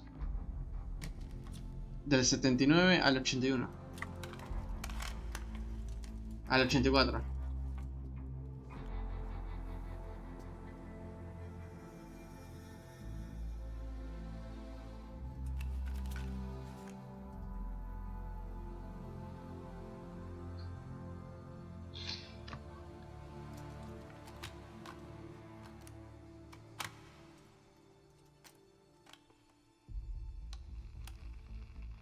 ¿Se escucha o no se escucha esto? ¿O me comí en bait? Yo recuerdo que se escuchaba.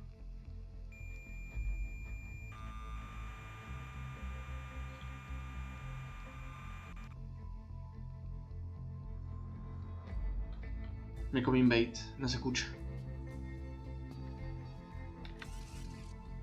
Capaz que está directamente en el cassette mío.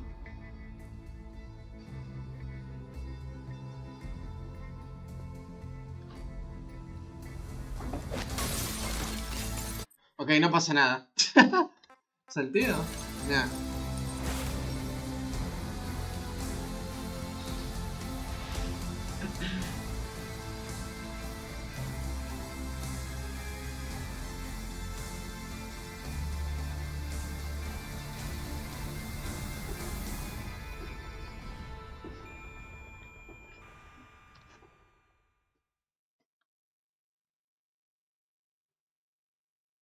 ¿Terminó?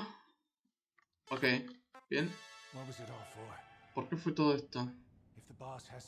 Ok, lo mismo de antes. A ver si me dan algo por sacarme una S. Recompensas. Outer Heaven. Ah, bueno, lo mismo antes. Bueno. Decía. 77. Se descubre un centro de pruebas nucleares. Bueno, eso ya se leyó. Zero visita a Big Boss y después desaparece. 79. La revolución iraní lleva a la crisis de rehenes en Irán. Él escapa de sus captores en África y desaparece. El presidente de Somoza huye tras el levantamiento del FSLN y se realiza la revolución sandinista. El satélite Vela observa dos destellos en aguas surafricanas, Océano Índico. La Unión Soviética invade Afganistán dándole fin a la detente. Los 80 estalla la guerra de Irak y Irán. Por miedo al efecto dominó de la revolución iraní, las naciones occidentales y la Unión Soviética apoyan a Irak. Nace el primer hijo de Emmerich con Strangelove y se llama Hal, ¿ok? Pará, pero no puede ser. Yo leí en un momento que... lo voy a decir después. 81, Operación Ópera. Bombarderos israelíes atacan un reactor nuclear en construcción en Irak. 83, un hombre realiza un ataque suicida a la embajada de Estados Unidos en Beirut. El ejército estadounidense invade Granada.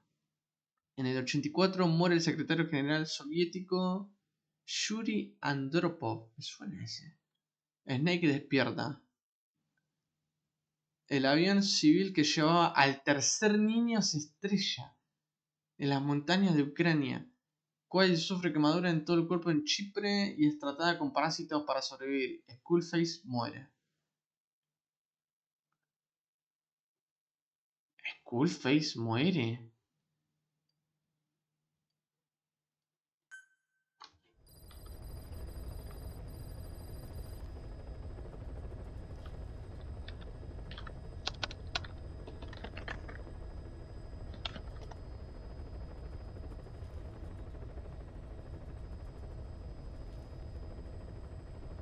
Ok.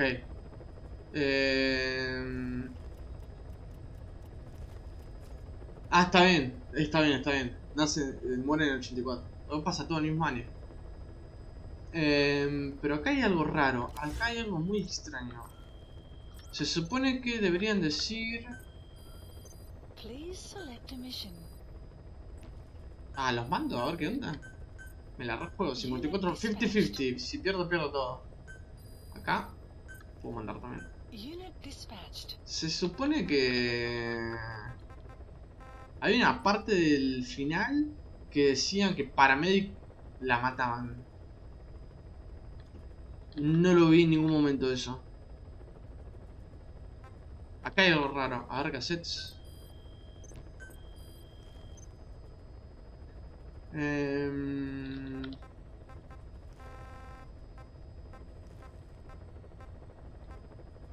Registro de la verdad.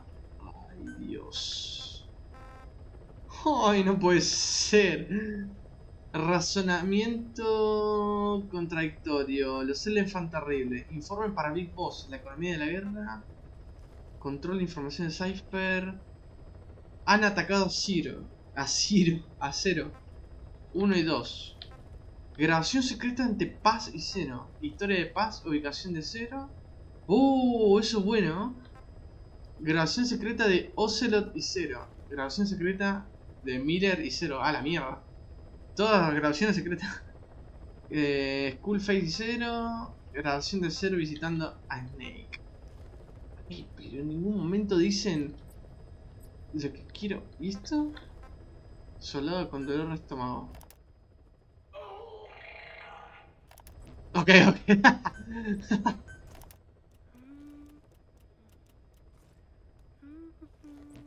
Ay, sí, ya sé, ya lo escuché todo el gameplay, estoy escuchando eso. A ver. Boss, how are you back on your feet so quickly? There's a non-smoking ward. Boss. If I listened to everything the doctors said, I'd probably die in here. No point waking up after 9 years for that. Well, having you out of that bed makes things a little easier. Bad news, huh? Things are looking worse. Go on. They found out about you waking up. And the man on fire picked this time to wake up too. We'll have to move forward ahead of schedule. Miller already has the preparations underway. We'll have to wake up your neighbor too. So he's not. He seems awake now. No. Well, he's not actively conscious yet, at least. He was a doctor too. Ok, este es Big Boss real. No longer exists. Your past is his past now. He's going to be your phantom, not some simple diversion. He'll act as the new big boss. The act just isn't for Cypher. He'll be your face on the world stage until the time comes for your resurgence. You make it sound easy. We've been busy over the last 9 years. His altered state of consciousness has helped us implant powerful suggestions through induced hypnagogia. He's experienced all your missions on record and shares all your knowledge and experience to make him believe that he is the one true big boss. No one around him will doubt that he's the big boss they know. So, is he the real big boss or a stand-in? What does that mean to him? Nothing. The human brain is capable of many illusions. Of pain, of the future. What happens from here depends on his skill. You can vouch for that. He was always the best man we had. But 9 years ago in that helicopter, he threw himself between you and the blast. In that moment, the man you knew died. He died protecting you. And now, by becoming you, he protects you again. This is just a detour in his journey to hell. And don't forget, it's what he wanted. He's in his dog days now. It's not just him. We'll be putting the people in this hospital in the line of fire. They'll be your shield and necessary diversion to buy us some time. And you? I'll be right by his side. Can you keep it up? It's a hell of a lie. It won't be a lie. I won't know his secret either. I'll believe that he's the real big boss. I'll have no conscious knowledge of you. Where's the lie in that? Self-hypnosis. It's nothing new in my line of work. Manipulating memories, the past. But that's not all. When the time is right, I need to remember that you're the real boss. In a world, it's double think. In this year, 2 + 2 = 5. And I want you to do the same. Right. His bodyguard? Correct. It won't be long before this hospital comes under attack. We'll wake him up right away, but he won't be back to full health in time. You'll need to take him through his final paces. Yeah. I want to see his face again. All right, John. I've never forgotten you in these 9 years, but I have to forget you now. Adam, I'm counting on you. Perfecto. About the 1972 project. Les Enfants Terribles. You never did like the French. All that Catherine the Great aristocratic pompousness gets to me, that's all. Palace talk. They can keep it. Les enfants terribles. The terrible children. That madness Zero started. Or the start of his madness. You found out something new? The plan itself was abandoned in '76. ATGC dismantled the project, and their account with DARPA was closed. So I was worried about what happened to you. Your sons. They're no sons of mine. And they're sure as hell not me. Just a bunch of cells grown in a lab? What they are is much sicker than that. Well, Zero doesn't think so. Eva doesn't either. To them, those boys are your clones. They're you, down to the last hair. The first boys were raised free range, like we thought. Both of them. David has never left the States, but the other, Eli, has disappeared. Might as well call it abandoned. They're through with him. Where is he? He was in England, Zero's home ground. Apparently he traveled to Africa after that, but that's where he escaped from Zero's care. Just like that. Why? Who knows? Maybe he found out about his birth. If he's alive, he'd be 11 or 12 by now. Old enough to think and act for himself. So he might still be alive? On his own, there? I wouldn't bet on it. John, if he is alive, what's the plan? I have nothing to say to him. Treat him like a human being, just another person.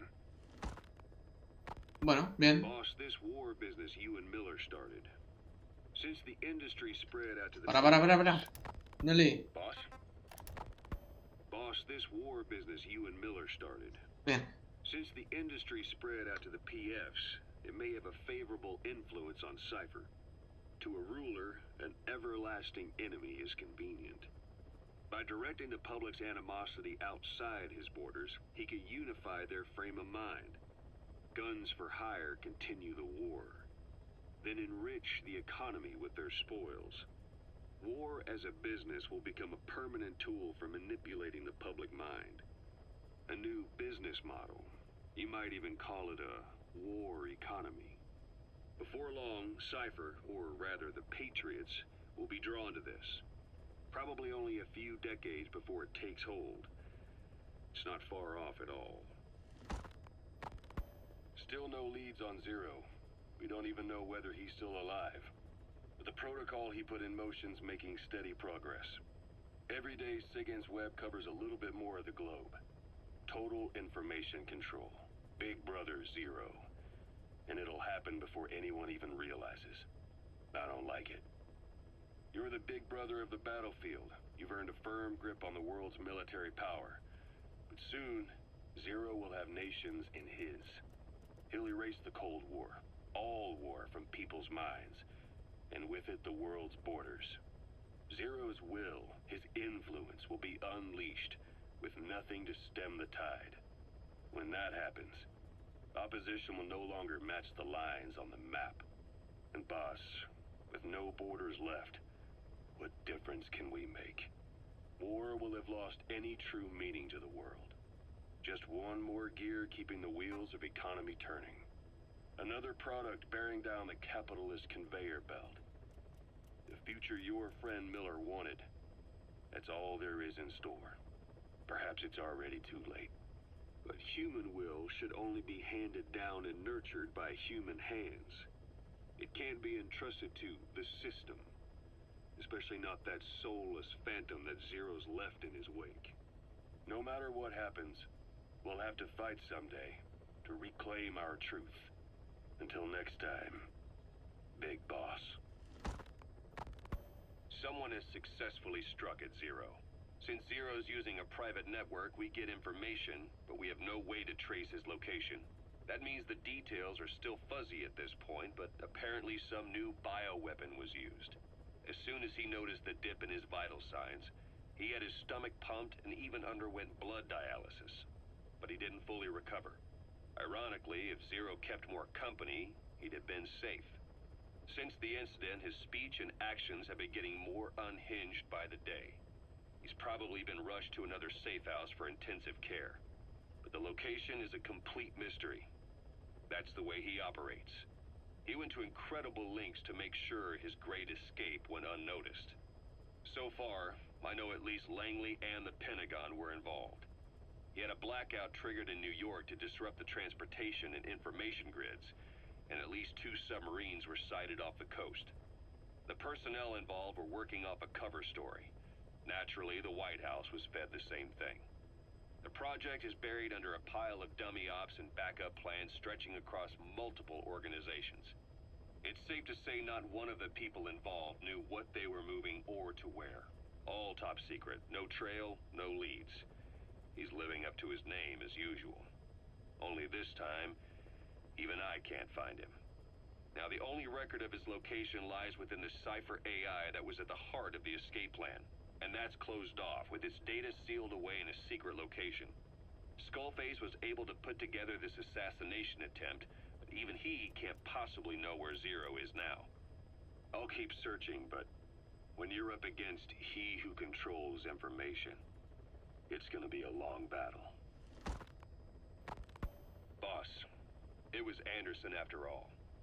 That's right, the man who went by SIGINT during Operation Snake Eater. Following Zero's disappearance, he's taken over command of Cypher. Well, to be precise, the AI he oversees has. The idea to have an AI act for Zero came about in '74, when the data from the mammal pod penetrated NORAD. Clearly, an AI couldn't be allowed to make its own decisions. So they would take away its ability to act, and instead create a specialized system in which the AI, bound by specific rules, filters the massive amounts of data it collects before passing it on to people, subtly guiding their decision-making. A system of the people, by the people, for the people. So they began researching how to do it. DARPA apparently brought Strangelove on board to head it up, but she was forced out after a certain incident. The direction of the project and any trace of her existence was scrubbed after her departure. Before Zero lost consciousness as his condition worsened, he left instructions for Anderson, through a cutout, of course. Zero went out of his way to hide your location in order to keep you safe. This meant sacrificing his own protection. It was the only way to ensure you could stand alone as your own man. Here I am. The only link between you and the world that's passing you by. I'm your last connection now. This was Zero's last request. His will. Once you're awake, we need to discuss the best way to ensure your safety. Oh, and they've got a name for Anderson's AI project. It's called the Patriots. It's all about ensuring that the concepts driving society appears the same in the mind of each person in that society. About maintaining the identity of the individual, and yet having that individual willingly make up part of the whole. I guess it's fitting to call that patriotism. Creating a united world. Zero's will is already fading into a shadow of what it once was. Systems, guidelines, rules, laws. When you take a mentality and fix it in a solid shape, put it out there in the hands of people, it can only begin to decay. No mentality can last forever. When the body dies, the will dies with it.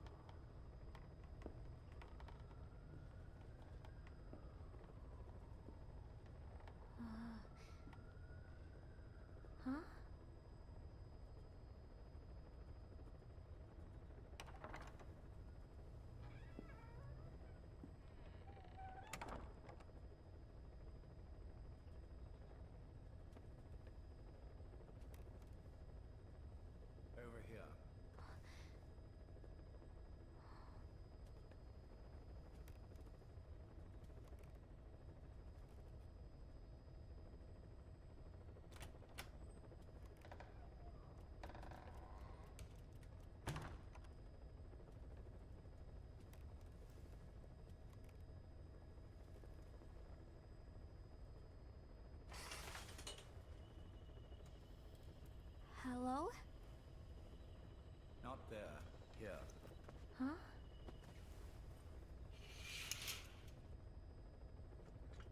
Thank you for coming. Please. You're... Is it that odd? I suppose the cuffs have gotten a bit loose. Although, truth be told, I have been spending more time in pajamas as of late. No, nothing. The tie, perhaps. Not the most fashionable pattern, I admit. No, it is very nice. How sweet. Will you take a little brandy? You're hardly underage, after all. No, thank you. Please, sit.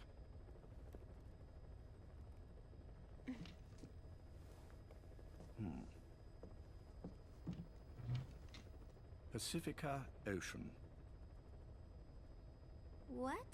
Ah, yes. You've already begun. Not bad. A schoolgirl through and through. Even he won't suspect otherwise. Here you are. Thank you.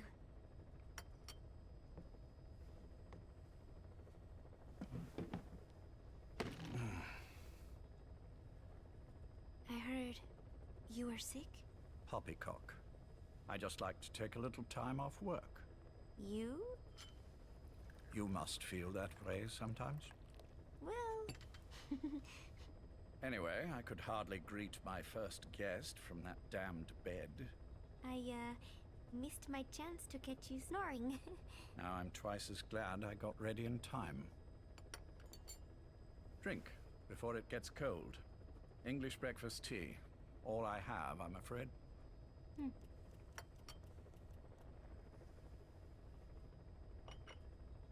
There were 8 candidates before you, meaning you will be the 9th Paz Ortega Andrade. What happened to the others? They're in the next room. They've been taking it easy these past few months. They... Do you see any windows here? No? I've gotten used to it, this life. I am who I am, after all, and I've had my fill of cursing this bloody dungeon. Excuse me.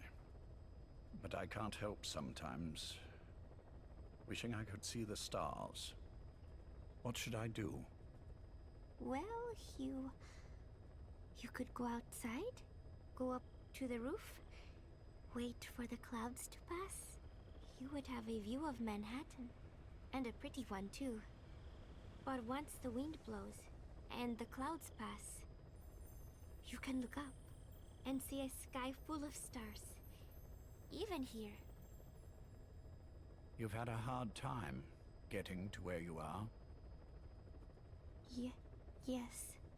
Sewer rats lead better lives. I know. Extreme training, starvation, days spent without sleep. Abandoned, hurt, and all but killed in every way imaginable. Some of your compatriots died. Others betrayed you, left you for dead. And you did the same to them. But through it all, you survived. And you alone made it here. Just look at you. I can see everything you've been through. Yes. Consider this mission a reward for the mountain you've climbed. Thank you. Yes, well, you know what's next. Yes. And you are prepared? Yes. I believe you. That ever so slight tan. Not the type you'd get on the West Coast. If I didn't know better, I'd say you really did grow up around the equator. But it runs deeper than that. One look at you, and I see a wide-eyed student yearning for peace.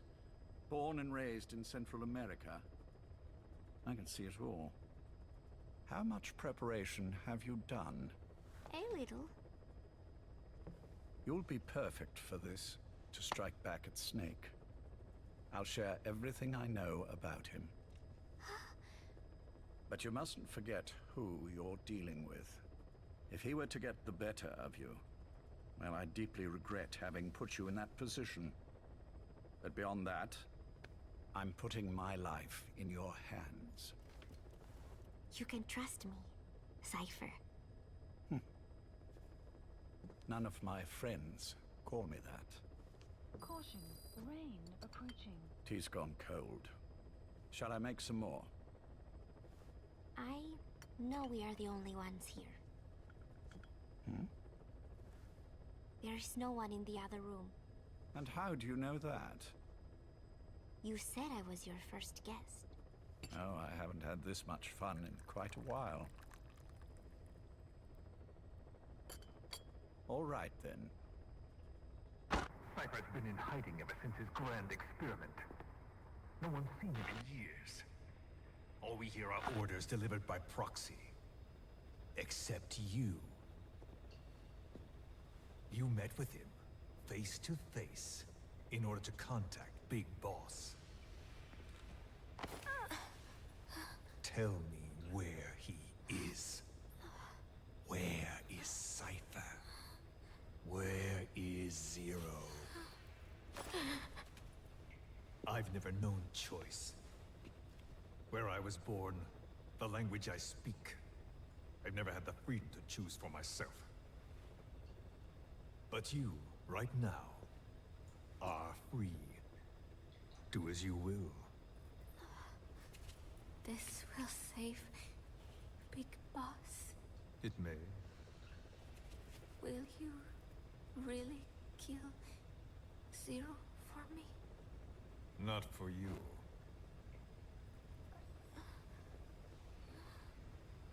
All right. Zero is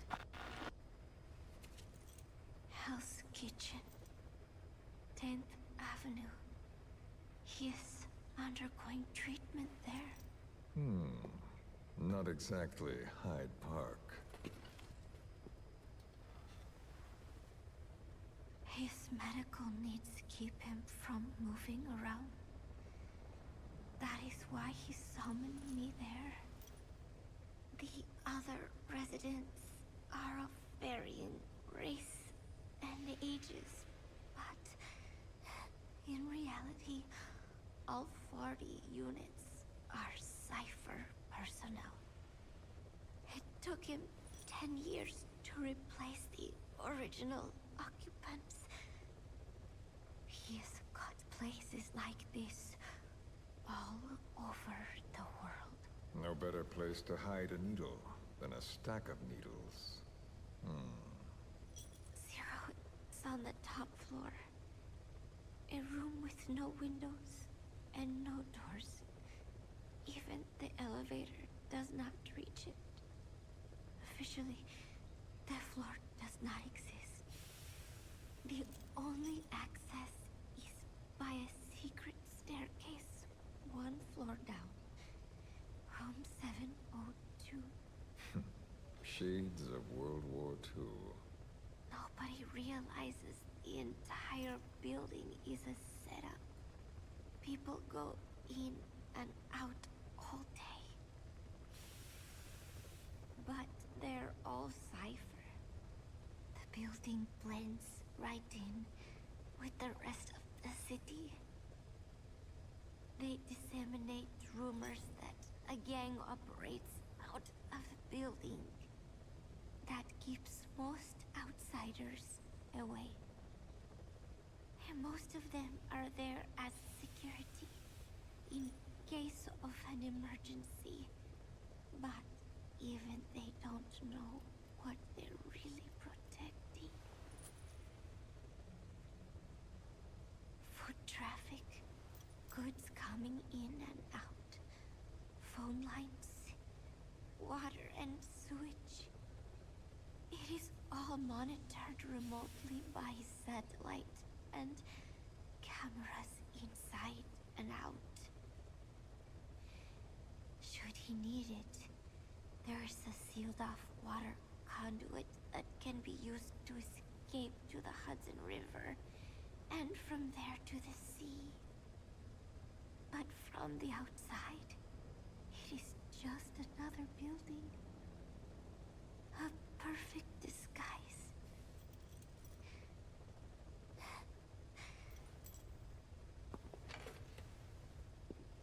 So the Major believes zero suspicion equals total security. Very bold. It's just the kind of ruse I'd expect from him. So long as no one's suspicions are aroused, you could hide there forever. On the other hand, if someone figures it out, there are dozens of ways in. And he's so paranoid about information slipping out, no one involved has the full picture. That ignorance is a weakness, the downfall of a need-to-know system. The pitfalls are clear. Circumventing them will be simplicity itself.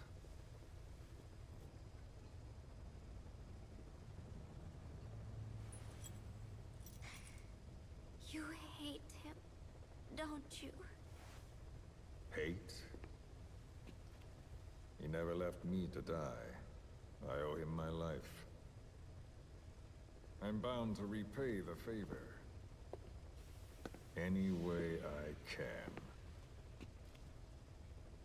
But that's not what you really want to know. What you want to know is, do I hate Big Boss?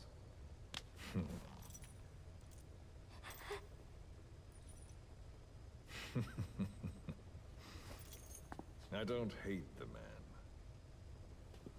I do deserve a little more of his gratitude. But he probably has no idea who I am. So you see, I have no reason to hate him at all.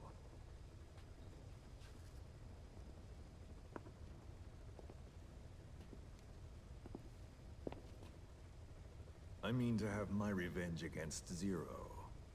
It's not petty hatred or resentment. Nothing so personal. Even the hottest lava eventually cools, becoming a mountain. And that mountain becomes the land. Scalding steam comes back down as rain, forming rivers, draining into the sea. It's then that nature's order sets in. Now I'm merely a part of that cycle. Just like Zero. And you.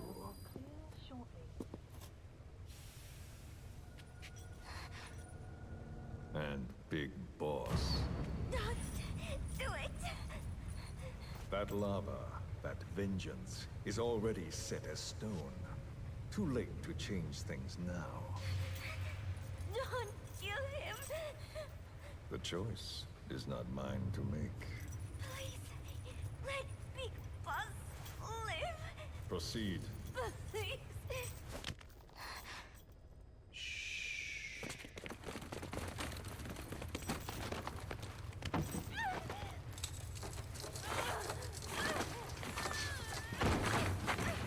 Give her the shot already!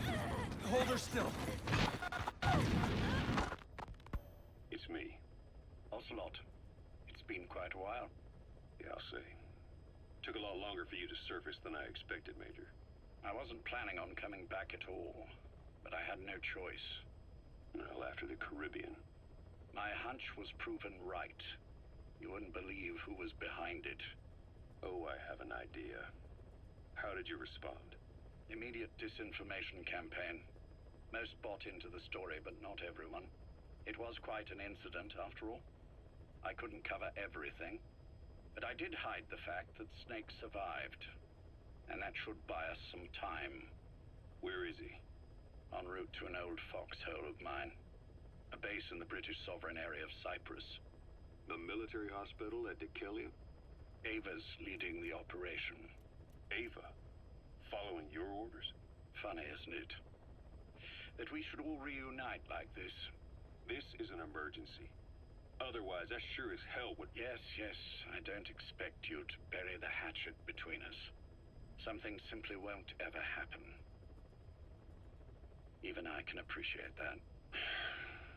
You too can only bear to speak with me from time to time. That's fine. But I don't want Snake to die. Surely we can come together on that. There are so few men I can turn to. And you're number one, Ocelot. Keep him hidden. Keep him safe. But I'll stay where I am. And leave the rest to you. That's how he'd want it too. Isn't it better for you to be there to supervise? Where I am, where he goes, it makes no difference. All that matters is getting him the very best treatment and security. The latter being where you come in. Will he wake up? And if so, when? I have absolutely no idea. But as long as his heart is beating, he will keep fighting.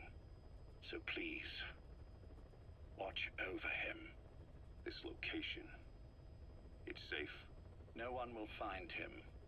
And if they try, I will deal with them. The information must be suppressed. Which is what you do best. Guess you're still at the top of your game, huh? Anything but. I'm sick, Ocelot. Donald's taken over a great deal. He'll be handling this situation from here on as well. Though I wish it weren't so. This will probably be the last time you and I speak. So, you won't say no, will you? I have no choice. Thank you. Save your thanks. One more thing. A proposition. Yes. I've prepared a ruse of sorts. One I imagine you'll quite like. What is it? You could say I've made another snake. Major? I'm not talking about the children. A mental copy. His phantom, if you like. I don't understand. You will when you get to Cyprus. I've set the ball in motion, but the rest is in your hands. You're good at this kind of thing. The best. I need you on this. If it's in his best interests. I assure you, it is. Look after Snake. He's the toughest son of a bitch I've ever known. Yes, it's me. You weren't in hospital long. I had trouble finding you. Where is he? Safe. But in the same state as when you last saw him. We've had our misunderstandings, you and I. But as you've made clear, our relationship is strictly business. Therefore, I will limit this conversation to the business at hand. Please understand that I don't dislike you. Not inherently. Where is Snake? Now. Settle down, or I'll have to hang up. And then you never hear from me again. Do you understand?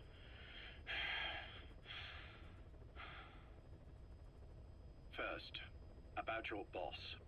I had him moved once he was stabilized. I'm sure it came as quite a shock to you when you woke up. You'll have to forgive me. I told him to stop putting me under. Surely you understand. Specialized medical treatment in places like that can be positively nightmarish. We couldn't have left him there forever. And to be honest, I wasn't entirely comfortable leaving matters in your hands. Don't take it the wrong way. Anyone looking for him would be looking for you. He needed to be as far from you as possible. In fact, I'm still not sharing his location, even now. Problems could arise. So, instead, I'm giving you a point of contact. An introduction to a network of messengers who will lead you to a man. A friend to your boss. I'm sure he's mentioned him before. He knows Snake's location. More than any man alive, I trust him with this sort of thing. Keeping secrets, or men in the dark. He's known Snake quite a while. 10 years longer than you. Kazuhira, I don't care if you don't trust me, but I require your absolute trust in him on this. Snake will be brought back into this world, however long it takes. Understood? The only reason we're having this conversation is because you still have a role to play. Which brings me to the next issue. What happens after he regains consciousness? When Snake wakes up, and he will, he'll need your help again. So when he does, I promise you'll be the first to know. The code phrase will be, V has come to. I'll then mobilize all the necessary parties. Think of it as an overture to a prologue. Until then, do what you like. Just be ready when the time comes. But you don't need me to tell you that, do you? I know it's been hard on you too. But I can't imagine you're willing to just walk away. What are you talking about? If what you're saying is true, then this is like wrapping a rope around your own neck and throwing it over a branch. What's your play in all this? This is for Snake. So that he survives after he wakes up. Nothing more. After that, I don't care what you do. Then tell me something. Go on. I only joined you after I found out what you were after. To make the world one, you need Snake for that. And he's already done a hell of a lot for you. He has. So on some level at least, I think you're being straight with me. Then why'd you do that to him? I get what you were trying with Paz. You wanted to get Snake any way you could. But after that, what you did, how could you do that to him? After that wasn't me. You may not believe this, but I never intended for any of this to happen. My organization has many arms. It's just going to take a little longer before we're all on the same page. I admit, I may have been lax in my supervision, but something like that will not happen again. Whatever. One day, I'll know the truth. Just as soon as the boss wakes up. And then we're coming after you. This ends with you begging us to put you out of your misery. Is that so? Fantasy can make for a powerful ally. But remember this reality, Kazuhira Miller. Big Boss will wake up. And when he does, be there for him.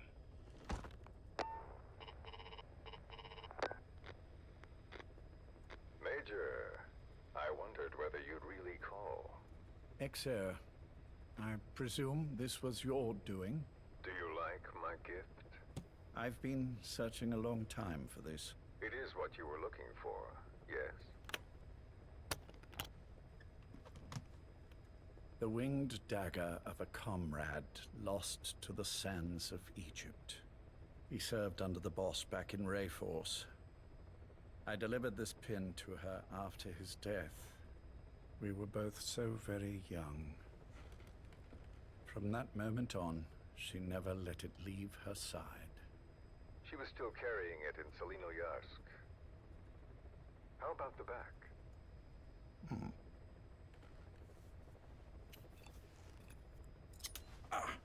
Something wrong, Major? Nothing, just pricked my finger. The back. The scar is there, just as I remember it. And this white stitching on the back. From the white berets the SAS wore in the early days. Major? 30th of December, 1941. It's the inscription I made the day he died. Of course. His body was never recovered. This pin badge is the closest thing he has to a gravestone. When I gave it to her, she just kept on running her finger over the inscription. Never again, she uttered, as if reprimanding herself for his death. She pressed hard, embedding the inscription itself into her finger. You see, it's why this spot on the back looks shinier than the rest. He was our brother in arms. So... Yes, it's real. Thank you. There's no doubt about it. Good. Now I have no regrets. What do I owe you? Nothing. Just want to talk for a moment. Very well, then. It's about our man, Major. He's been making some moves. Miller? Yes, I know. Rhodesia, is it? Yes, and up to his old tricks again. No matter. He'll stumble soon enough. Although he is under my jurisdiction now. And that's what you want to talk about? Not exactly. You see, my being here's made me realize I can still be of use to you. How so? This country is rich with biological resources. Bacteria, Nematodes? Viruses? I'm sure we can find something here to bring that plan back into action. Forget it. The Cleanser Project was just another one of my predecessor's daydreams. And the vocal cord parasites? Were an excellent test case for reverse evolution. Nothing more. What matters now is the genetics technology behind that work. With genetics, the clumsiness in targeting an entire race isn't an issue. We can target specific individuals. No need to breed multiple generations of parasite just to get results. But Don't be quaint, Exo. Once the Cold War is over, our enemies won't be so clearly defined. Using humans alone won't be enough. An electronic network will span the globe, and our enemies will blend right into it. You may be right.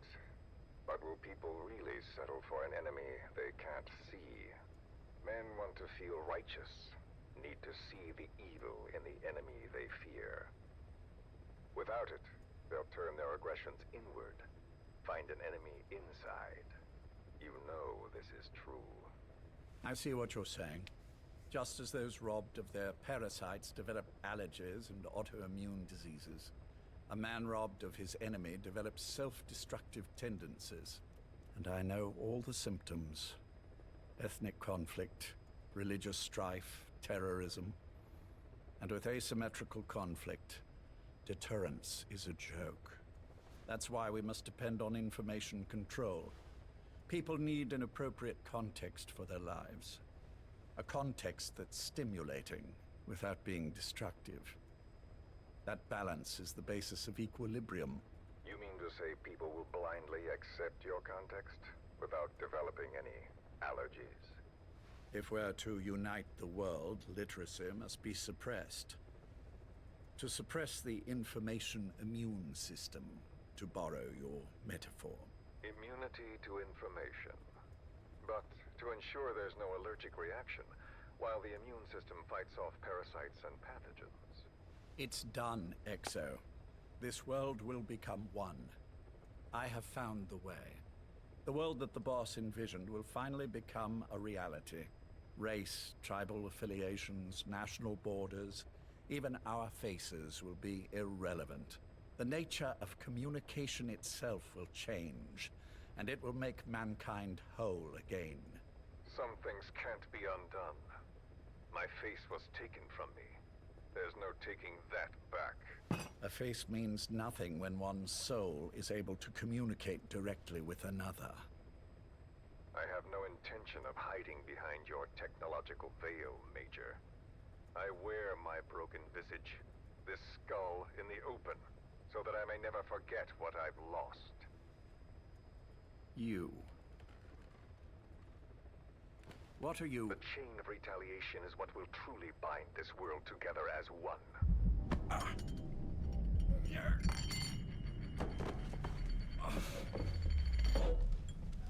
Major? You son of a... The pin. You... Yes, the pin.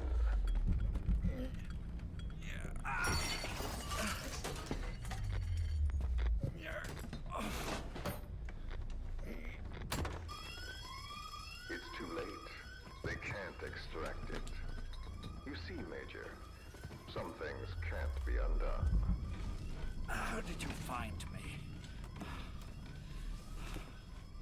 The girl. You made her talk. I'm sorry I couldn't visit or thank you in person, but it has been lovely chatting. And now that I know you're no longer interested in the garden, it's time for you to step aside.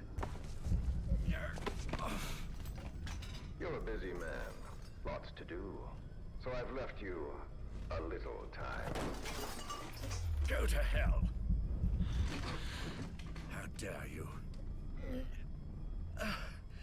You planned this all along. Had your own agenda. All these years. Now you see, the world can never truly become one. But the boss... You've been wrong.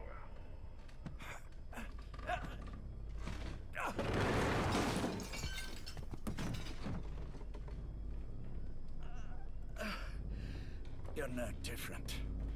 Just like him. None of you understand the world she saw. I would say the same to you, Major.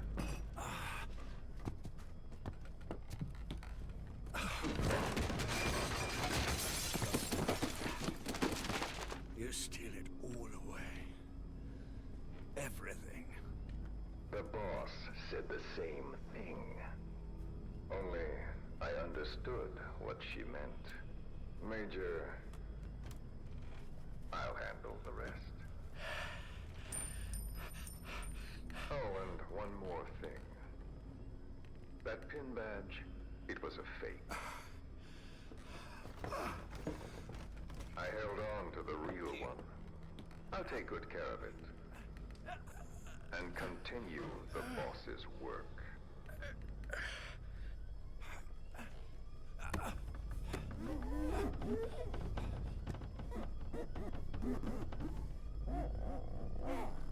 Jack.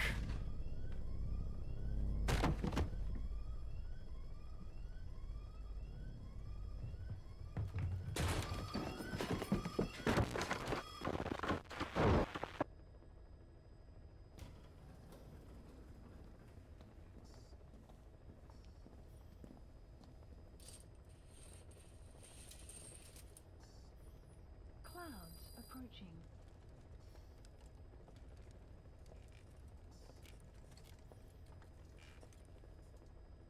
Go.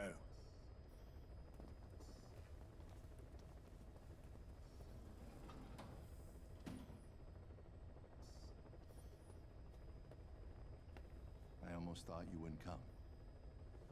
Well, you're supposed to visit hospital before you die. But how did you get here? My friends at the SAS know how to keep a secret. The trip to the airport was a little dramatic, but the rest was easy. Still, I've had smoother rides. Oh, look. Escorted myself with my tea. I won't be staying long. I understand.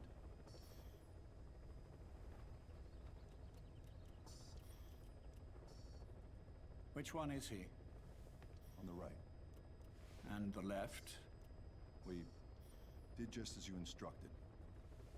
Has either of them woken? Neither of them, no. Not once? Not in 2 years. Their weekly EEGs show stable activity levels. There's been practically no change.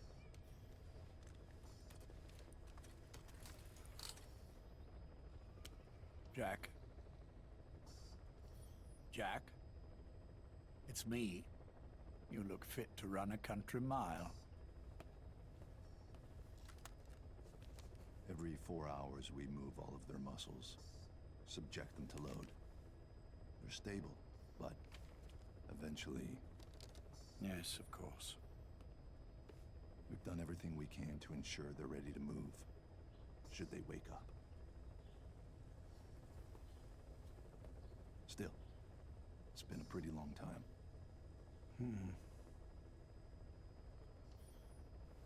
How long will they be here? Indefinitely. It's too dangerous to move them. And so far, no one knows they're here. I see. I am most grateful to you. And I need you to keep it up. We'll do everything we can. Can you give us a moment? Of course.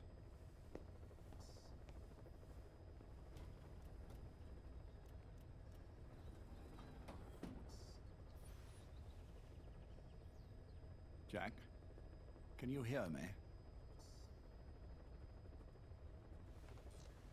Nice place, isn't it? I went to a lot of trouble bringing you here. Here where no one will find you. Still, the Ocelot's on guard duty, just in case. Maybe knowing that will help you sleep better. I had no intention of coming, but this could be my last chance. If you'd just come to see me first,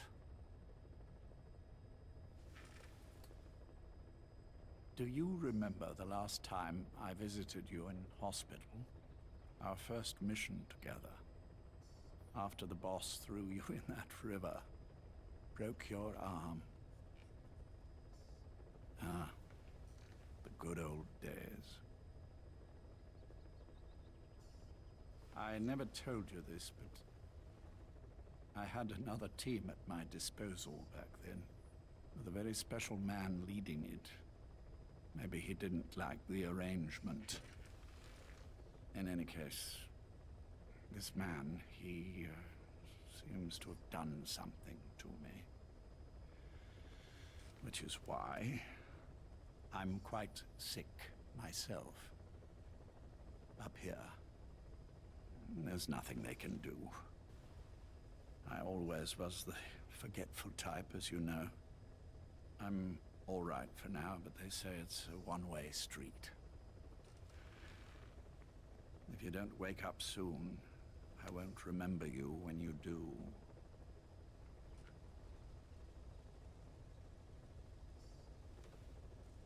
I don't mind about myself, but what he did to you, I can never forgive.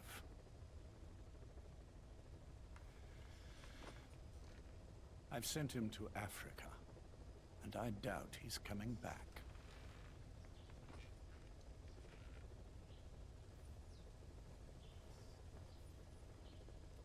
Jack, once your little holiday here is over, well, who knows when that will be. But anyway, I probably won't be around.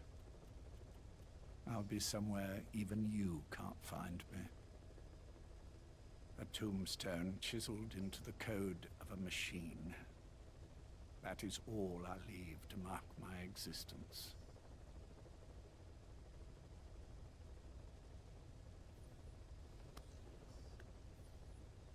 Wake up soon, old friend. Time is running short.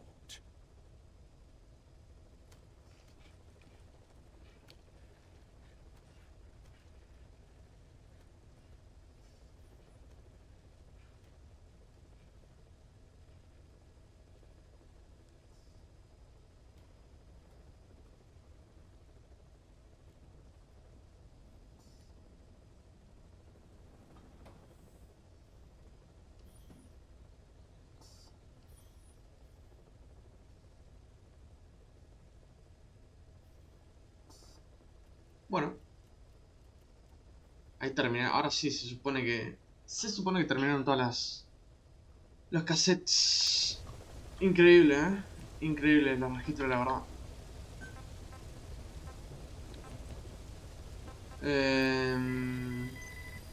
Ya terminaron. Para, y la misión esta sigue en pie, ¿no? Oh, sí, sí, pasó 1 hora y media, mira. Ah, pero cumplieron la que era más difícil.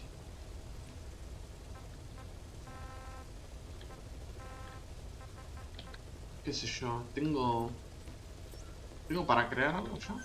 No, ¿cuánto me falta? ¿Qué falta? Igual ya creo que no es necesario esto, ya estamos en el... Ya estamos realizados, terminamos el juego. 66%. Vamos a desarrollar cosas. Y finalizamos, creo. Bueno, no, hago las últimas misiones y finalizamos el juego.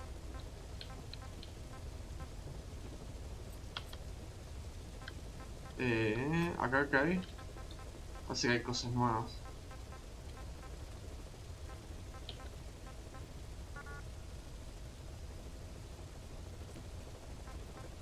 Ay, tenía para crearlo pero mi equipo se bajó de nivel.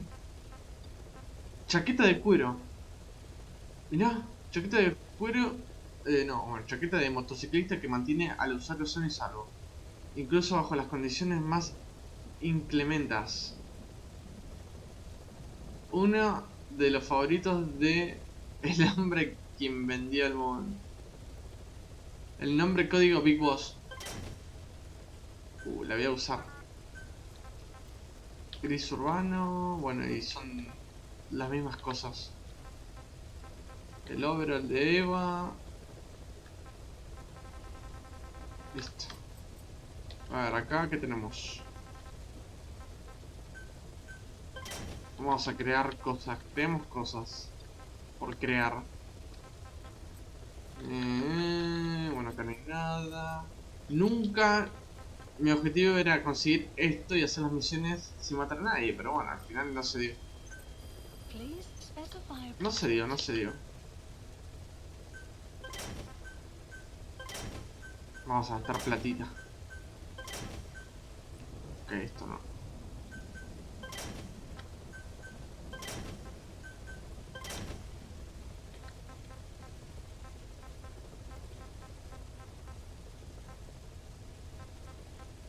Excelente. Ya me gasté como 2 millones. Ahora, lo siguiente. Las misiones están todos grado S y A. Vamos a hacer las últimas 4 misiones que tenemos para hacer. Ah, no, pará. Me agregaron más misiones. What the fuck? ¿Por qué? Elimina el tanque 12. Claro, y falta la 11. O sea, hay misiones de más.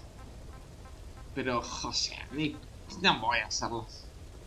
Voy a hacer estas últimas 1, 2, 3, 4 y listo. Encima hay 2 que son de Afganistán y están cerca. Qué bueno. Bien. Vamos.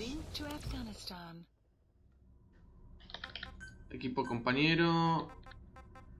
D-Dog. Tenemos el auto. Hay que cambiarse las cosas.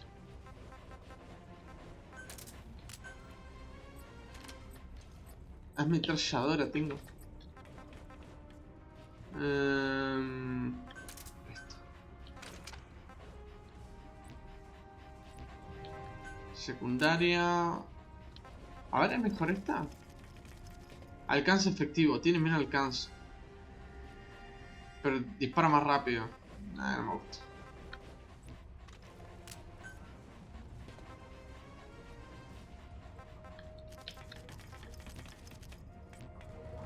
Ok.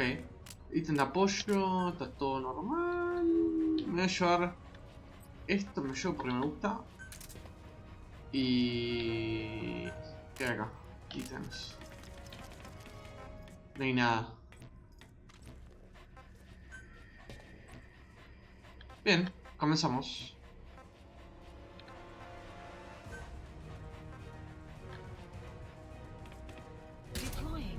¡No me cambió el camuflaje! ¡Ay, no! Me tenía que poner la chaqueta de The Boss. De Boss. De Big Boss. Me olvidé.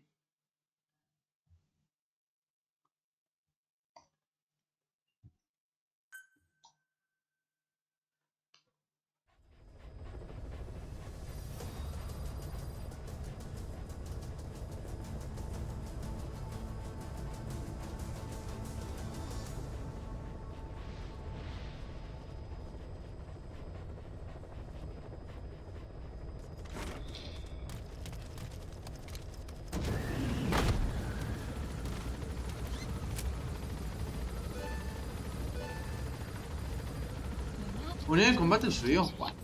¿Subió? O sea que ya puedo desarrollar eso que quiero. ¿No? Ah, no, falta un nivel. No importa. Ok, ¿cuál es la misión de acá? Saca a la pequeña oveja perdida.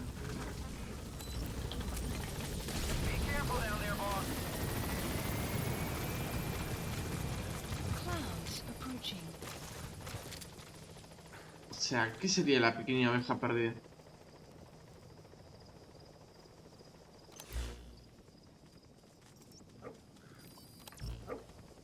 ¿Es eso?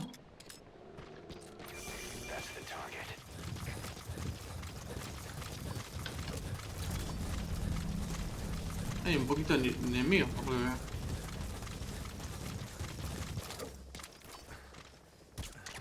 Ok.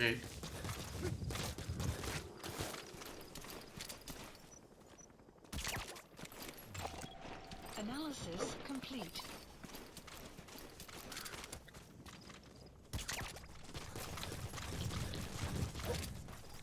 O sea, ¿qué es esta misión? ¿En serio no tenía que hacer esta misión? No tiene mucho sentido. Saca a la pequeña oveja perdida. Oveja caracol.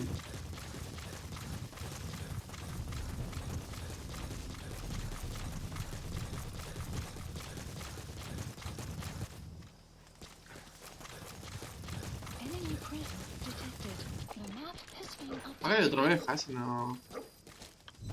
¿Por qué no puede contar ese y el otro sí? Ok, vamos a la siguiente misión, que está zanahoria negra. No, elimina el tanque, dice. ¿Por qué? Y estas misiones. A ver... Oso pardo.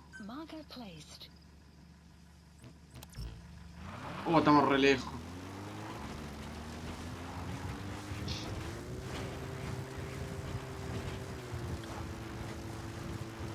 ¿Sabes que no? No debo... Me acabo de dar cuenta que... ¡Ay! Me doy vuelta al auto. No me viene. No desbloquea Raiden. No, tampoco me fijé cómo se desbloquea, pero... Sé que se puede usar. Si se usó en el Ground Zero, acá también.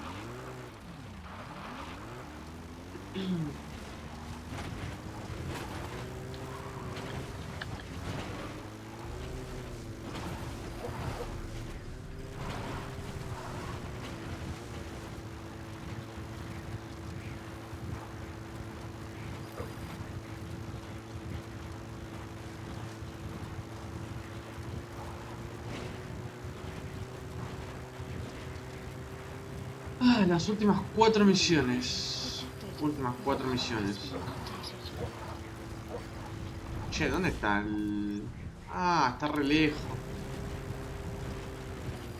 Es un tramo bastante grande. ¿Puedo ir por la derecha? No, tengo que pasar por acá, sí, sí.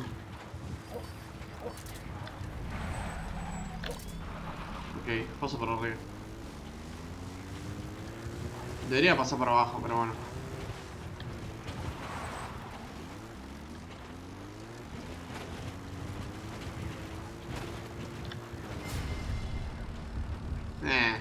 Nada, debería pasar por ahí. ¿Me disparan? No.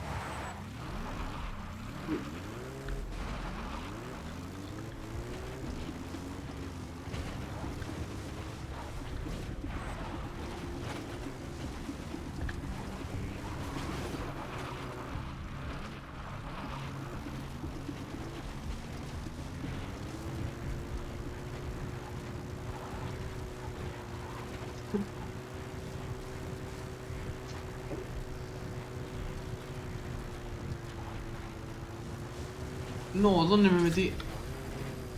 Ok, oso pardo. A ver. Ah, tiene que estar más adelante. Shit.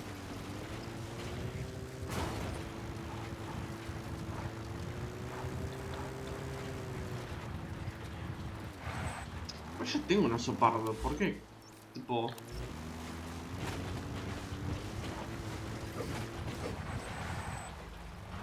Enemigos...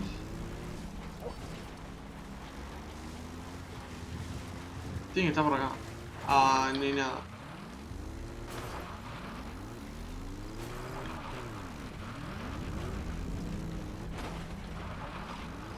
A ver qué onda. Son gente... Mira.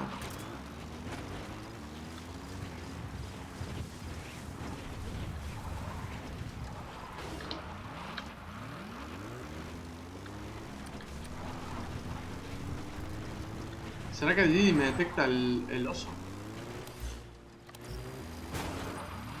Es bastante grande la zona. Uy.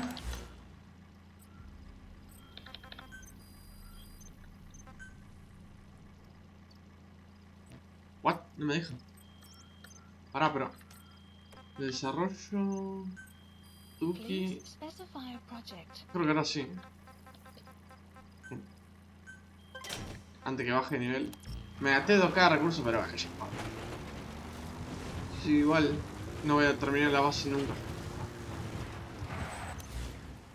Ok, me estoy yendo de la zona. Tiene que estar por arriba.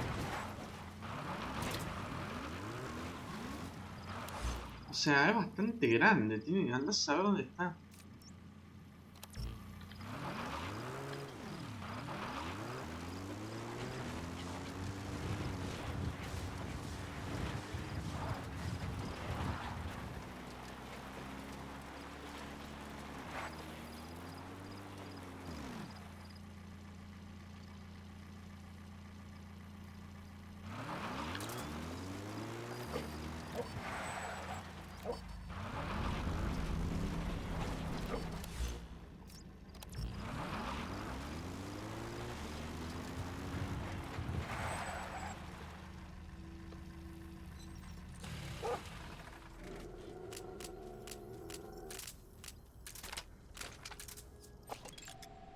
Analysis complete.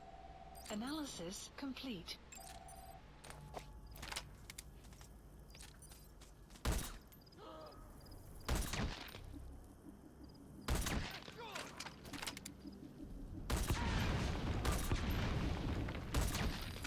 Guard post captured.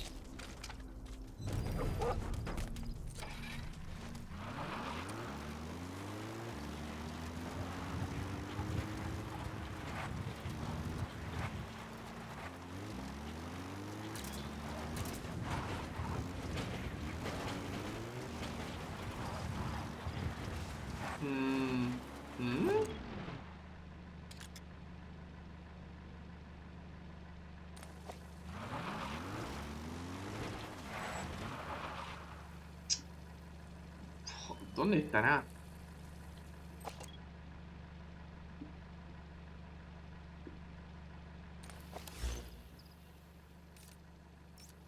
¿Estará por el lado de arriba? A ver, el helicóptero. Ah, tiene que estar arriba. ¿Y cómo voy arriba? Tengo que dar toda la vuelta. No hay chance. A no ser que esté por acá a la derecha. Pero dudo. Ah, no, tiene que estar arriba 100%.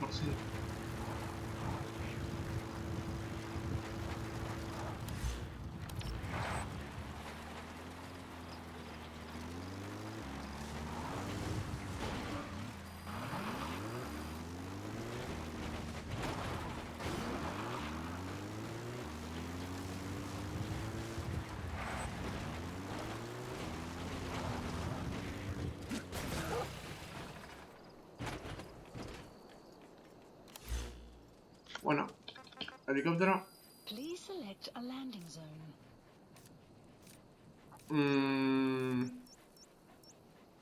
Sí. Me queda más cerca. Bueno, cerca entre comillas, ¿no? Está re lejos.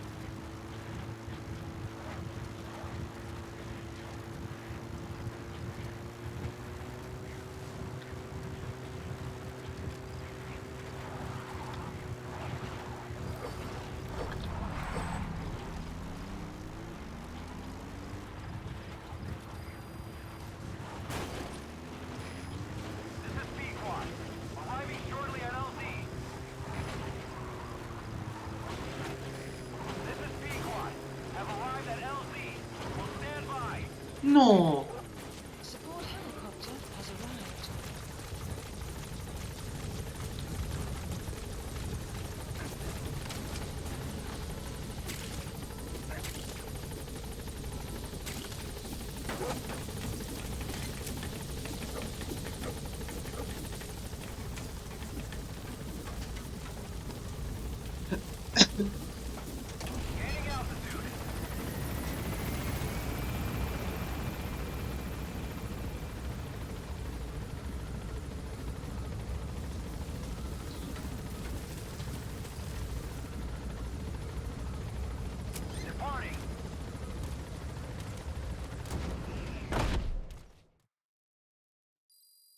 Extraction arrived at Mother Base.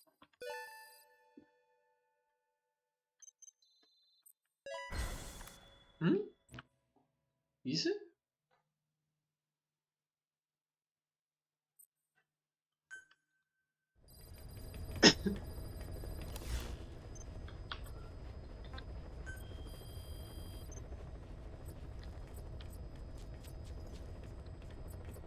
Extrae el prisionero. 28. Captura al legendario oso pardo. Es que quiero hacer eso. Please select a landing zone. Es que tiene que estar arriba, no hay chance que no esté arriba. Deploying.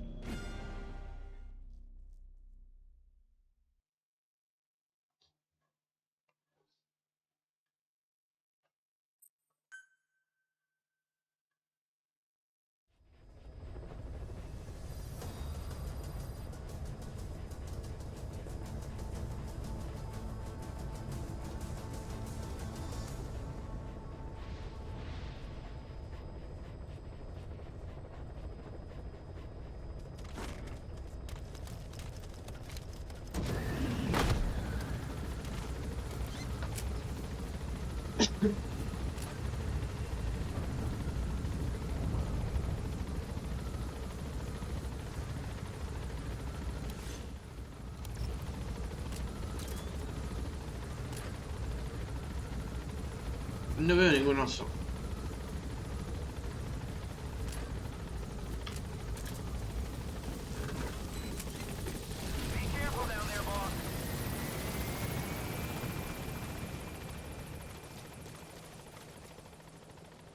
Es zona de osos, no me jodas. ¿Dónde estará?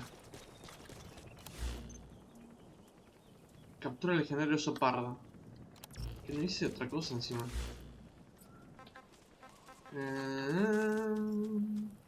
Lista de misiones secundarias.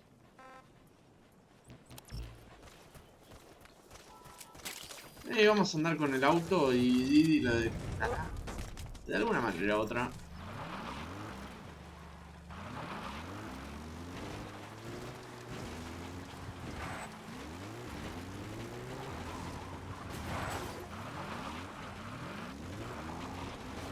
Qué lugar más molesto, ¿no? Para spawnear.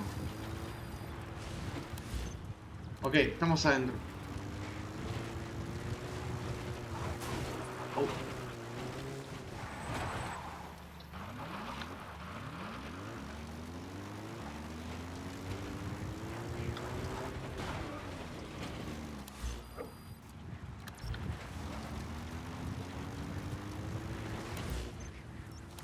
No hay nada.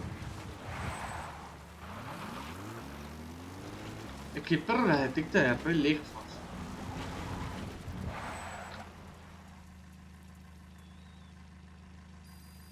Development complete. Marker placed. Por el lado del frente del canal. Y si no se puede subir es medio cagada. ¡Ay, mi auto!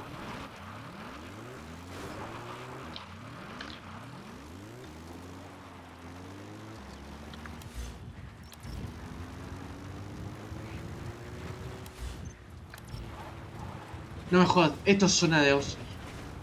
Tiene toda la pinta que hay un oso acá.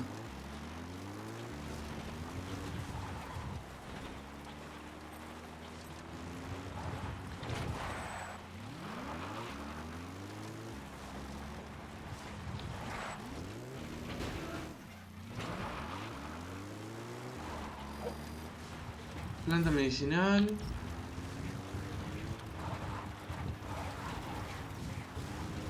¿Dónde está el osito?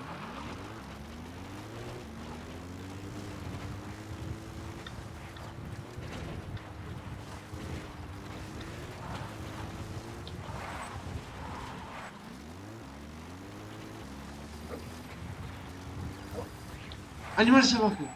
¿Dónde?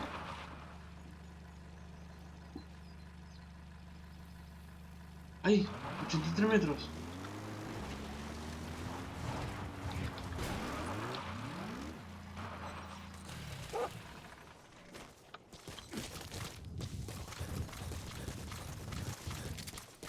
Alto oso.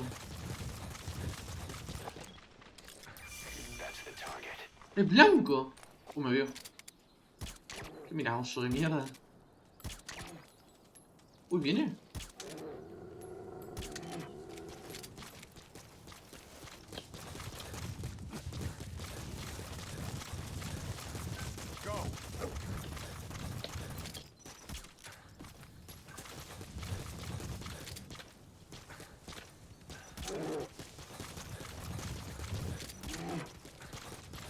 ¿Le di?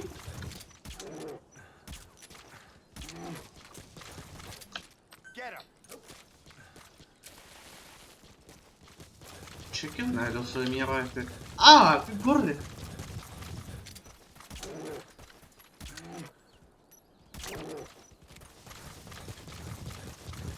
¡Ah! ¡No!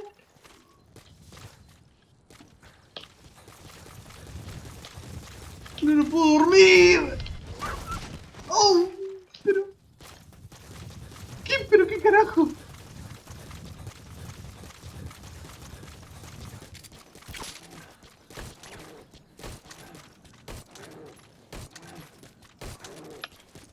Pero...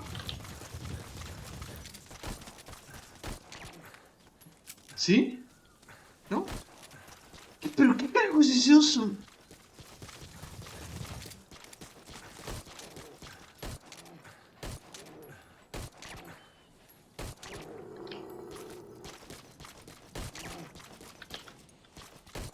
¡Ahí está! ¡Amigo! Es el verdadero fucking oso.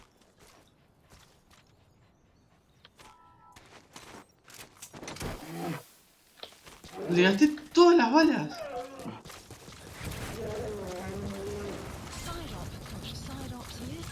Literalmente era el legendario oso.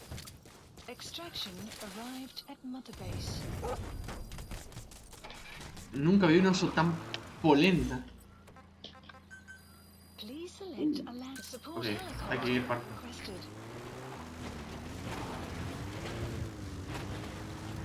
Ah, el verdadero oso.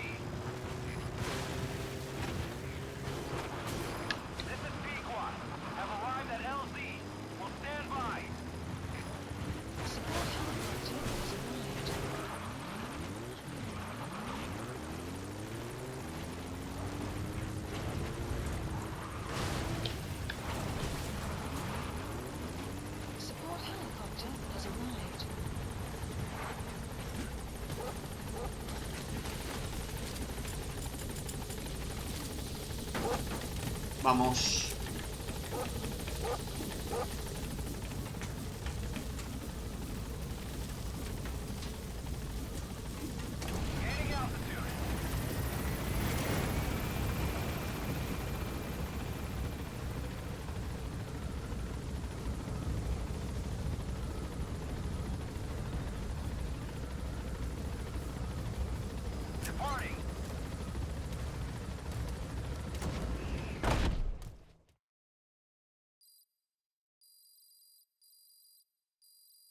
Extraction arrived at Mother Base.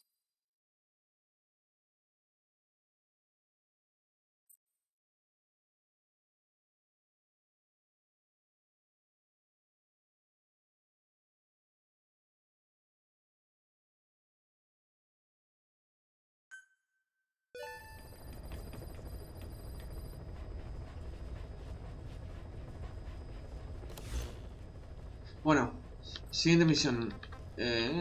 Ahora esto. Please select a mission. Qué sé yo, vayan ahí a hacer cositas. Misiones secundarias. Acá. Oh, están re lejos. Captura al legendario Chacal. Captura al legendario Ibis. Please select a landing. Amigo, no tengo ni idea qué es el legendario Ibis. ¡Ah! ¡Ya sé! Es el pájaro ese que se escucha todo el rato, pero nunca lo identifiqué. Personaje. A ver si tengo... ¡Ojo! FoxdieGr.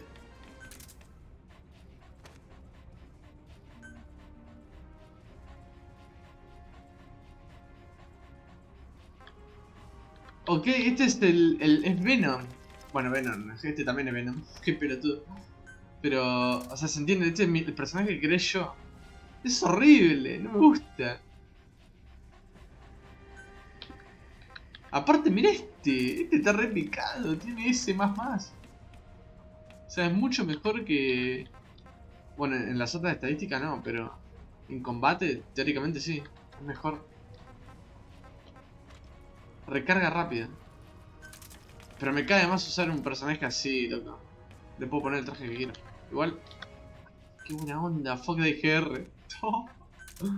Épico. A ver.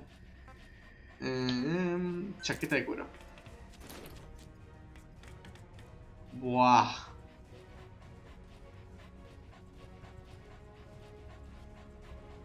No le queda, ¿eh?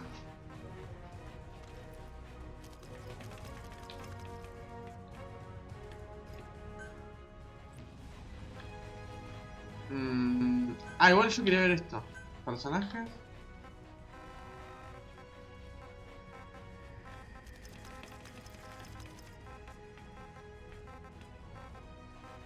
Ok, no está. Clasificar.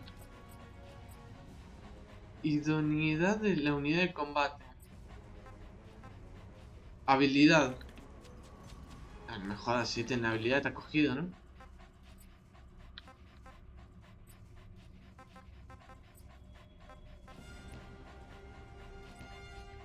Vamos así, ya fue. Encontramos... esta misión es media paja, igual.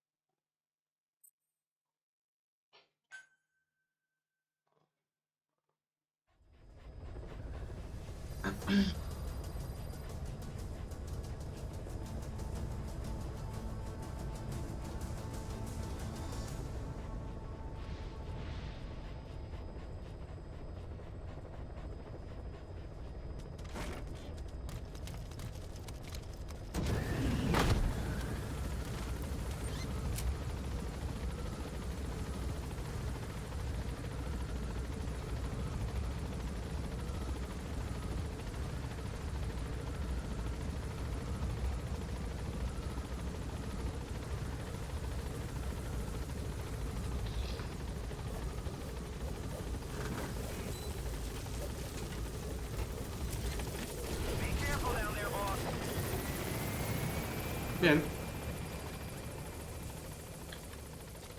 Está lleno de animales. Ok. Captura al legendario Ibis. Andás a saber cómo es. Ahí tengo una enciclopedia, creo.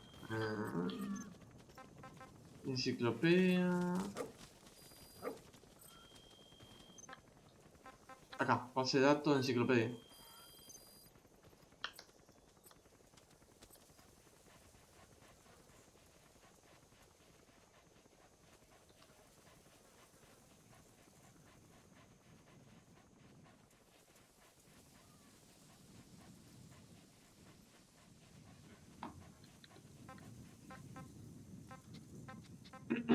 Mira la cantidad de animales que hay, what the fuck.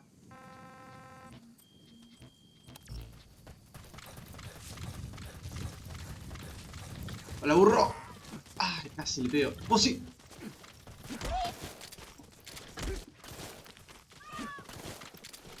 Che, este burro no lo tengo, creo. O sí, no recuerdo. Me lo llevo por las dudas. ¡Ay! ¡Hijo puta! Le chocó mi perro. Ok. Shh. Silenciosos. Encontré un animal salvaje.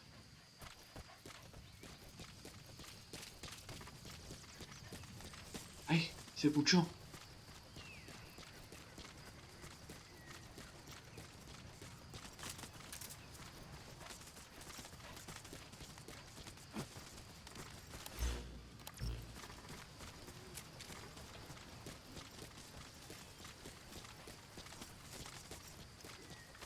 Clouds approaching.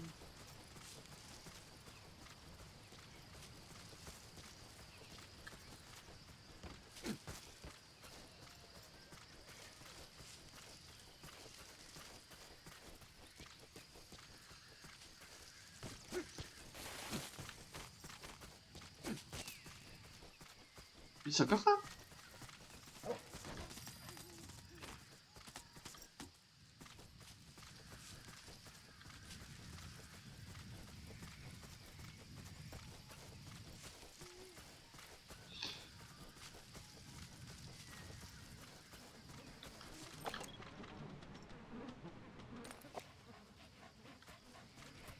The fuck?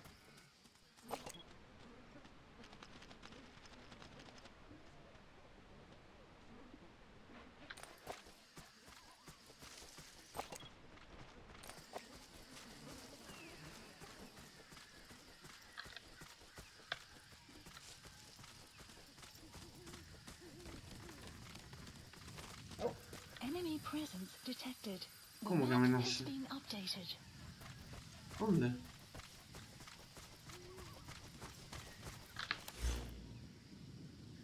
La zona es gigante, puede estar en cualquier lado.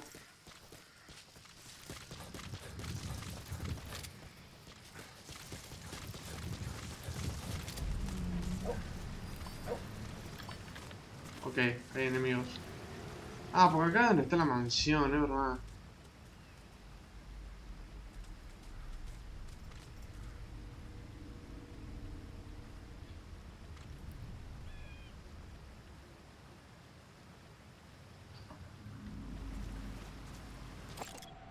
Analysis complete.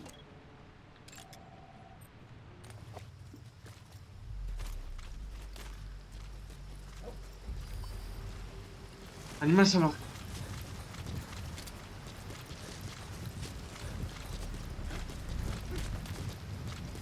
Ese es el pájaro, es el pájaro. ¡Le pegué! No me diga que cayó abajo.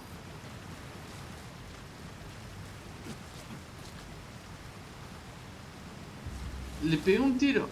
Nah, me muero. Le pegué un tiro. What? ¿Qué fue ese tiro que metí? Es ese, ¿no? Ese es el target. ¿Y cómo bajo, boludo? No puedo.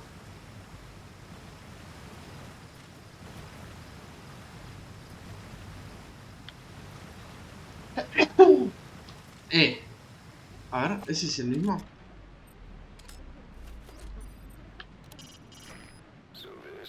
Ah, es un cuervo de mierda. Ah, qué sad.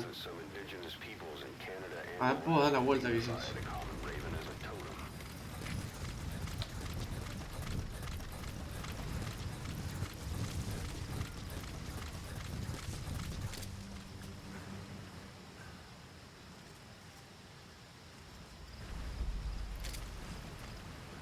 Tiene pinta que puedo ir por ahí, bro. Ay, me muero. ¿Para qué hice? Es que no sé si puedo bajar.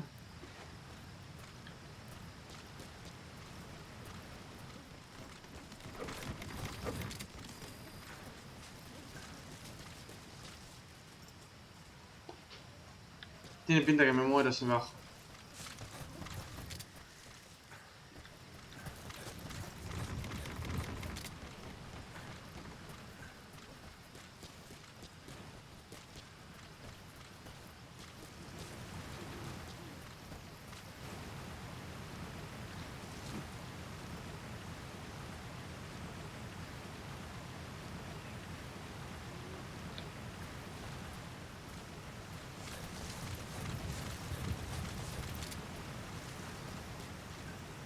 Bajo acá.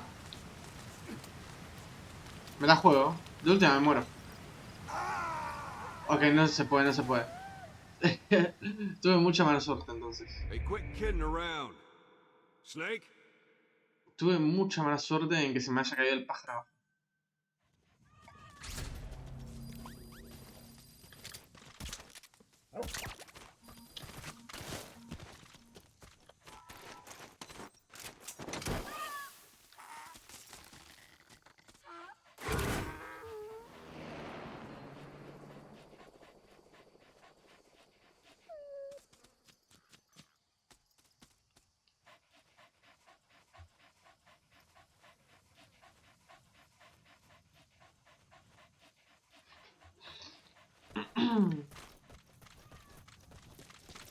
Bueno, hay que volver.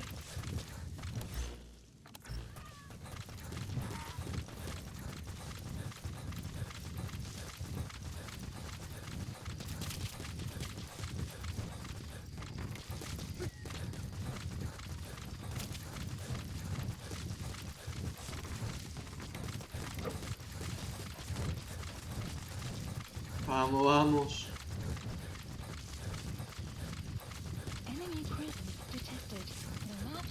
Y el animal, ver... Ah, el animal no está ahora.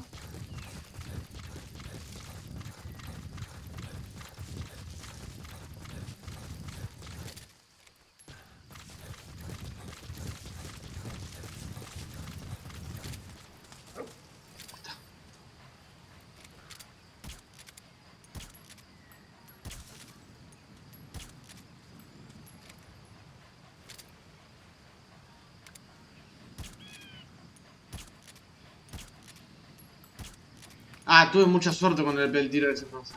No me jodas.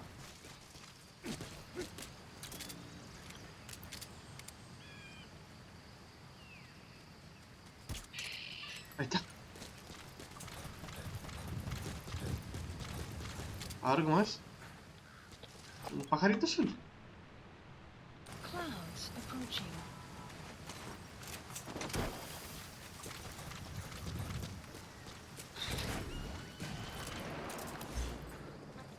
Side op completed, please. Side op Zoe. updated. Please landing zone. Roger. Extraction Volvemos. Enemy presence detected. Support helicopter requested. Development project has been added.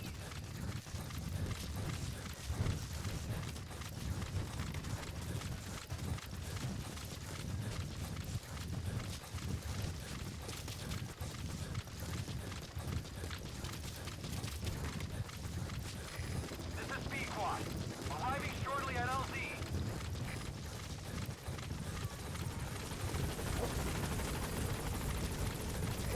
This is B-Quad. There's an obstruction at the LZ preventing me from landing. Request immediate removal. Support helicopter has arrived. Ah, el auto. This is B-Quad. There's an obstruction at the LZ preventing me from landing. Request immediate Pará. Está resacadito el pico. Uy, no baja. Support helicopter has arrived. Ahora sí, ¿no?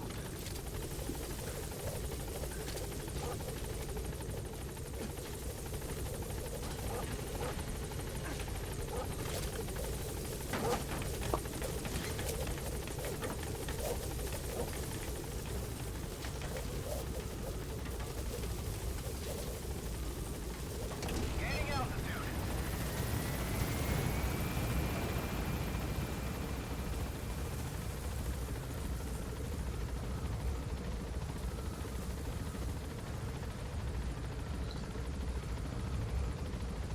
Departing.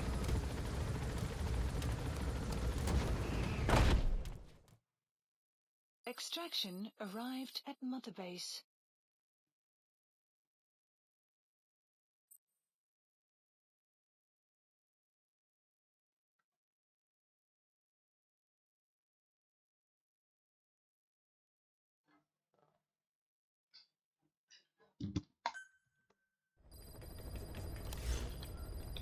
Bien, última misión.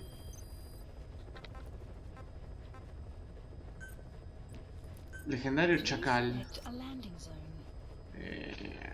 Uff. No, que me deje acá.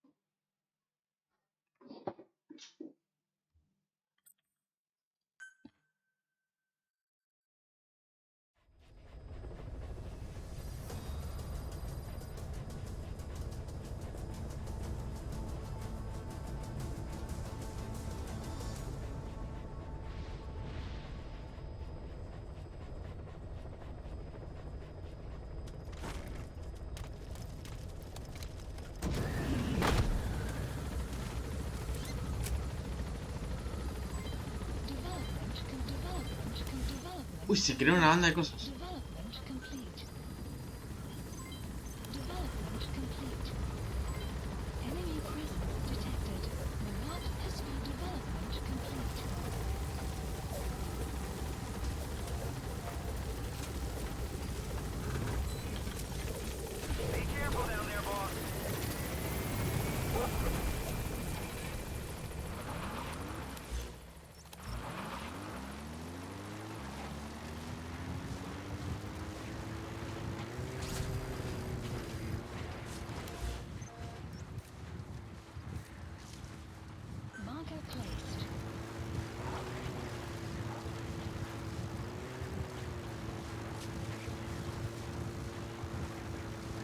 Che, está en medio de descampado.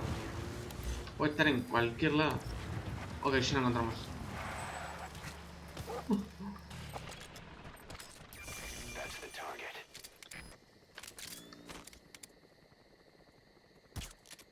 Ahí la re... No lo veo bien. ¿What? Estoy errando.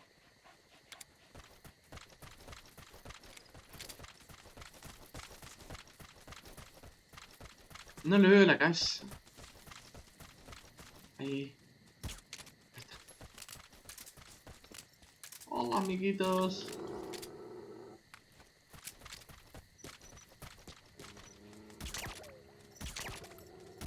Antes que me rompan las pelotas esas. ¿Cuál es el legendario? ¿Este? Es un perro común y comer. Un perro común, ¿no? Me llevo los otros, por la duda. Bien.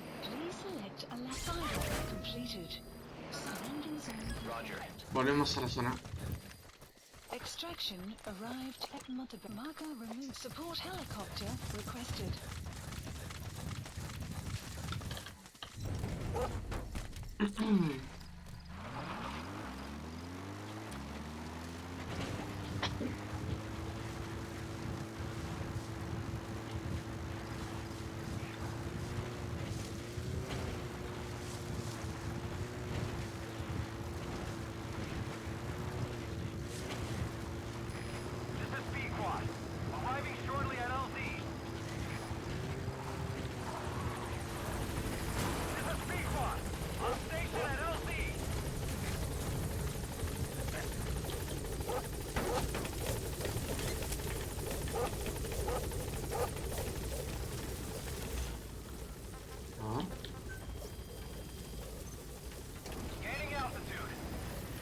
Extracción de prisionero.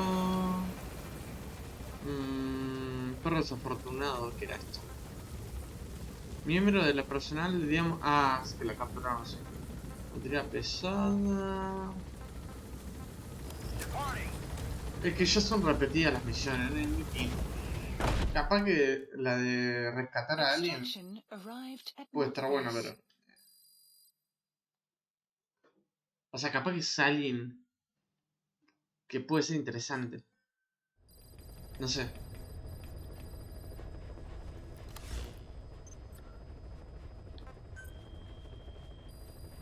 A ver. Extrae de prisionero 2.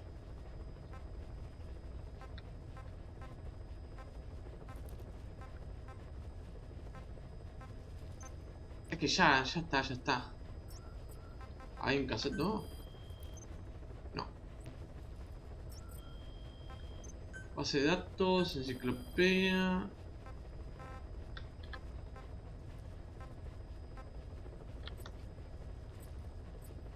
¿Y dónde está lo que capturé hace poco? Tengo 22 de 47. Ah, está mal. Plantas medicinales. Creo que tengo todas. No sé si hay más. Tampoco como que dice. Chicken.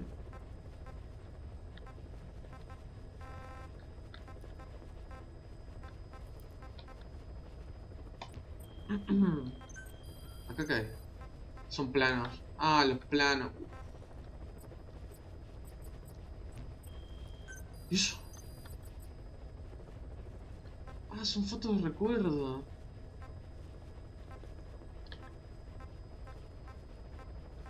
Che, pero hay una banda de fotos de paz. Ah, cuando jugaron el fútbol. Y me falta una.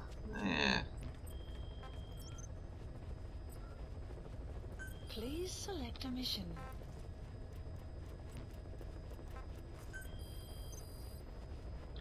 ¿Qué hago? ¿Las hago? Nah, ya fue.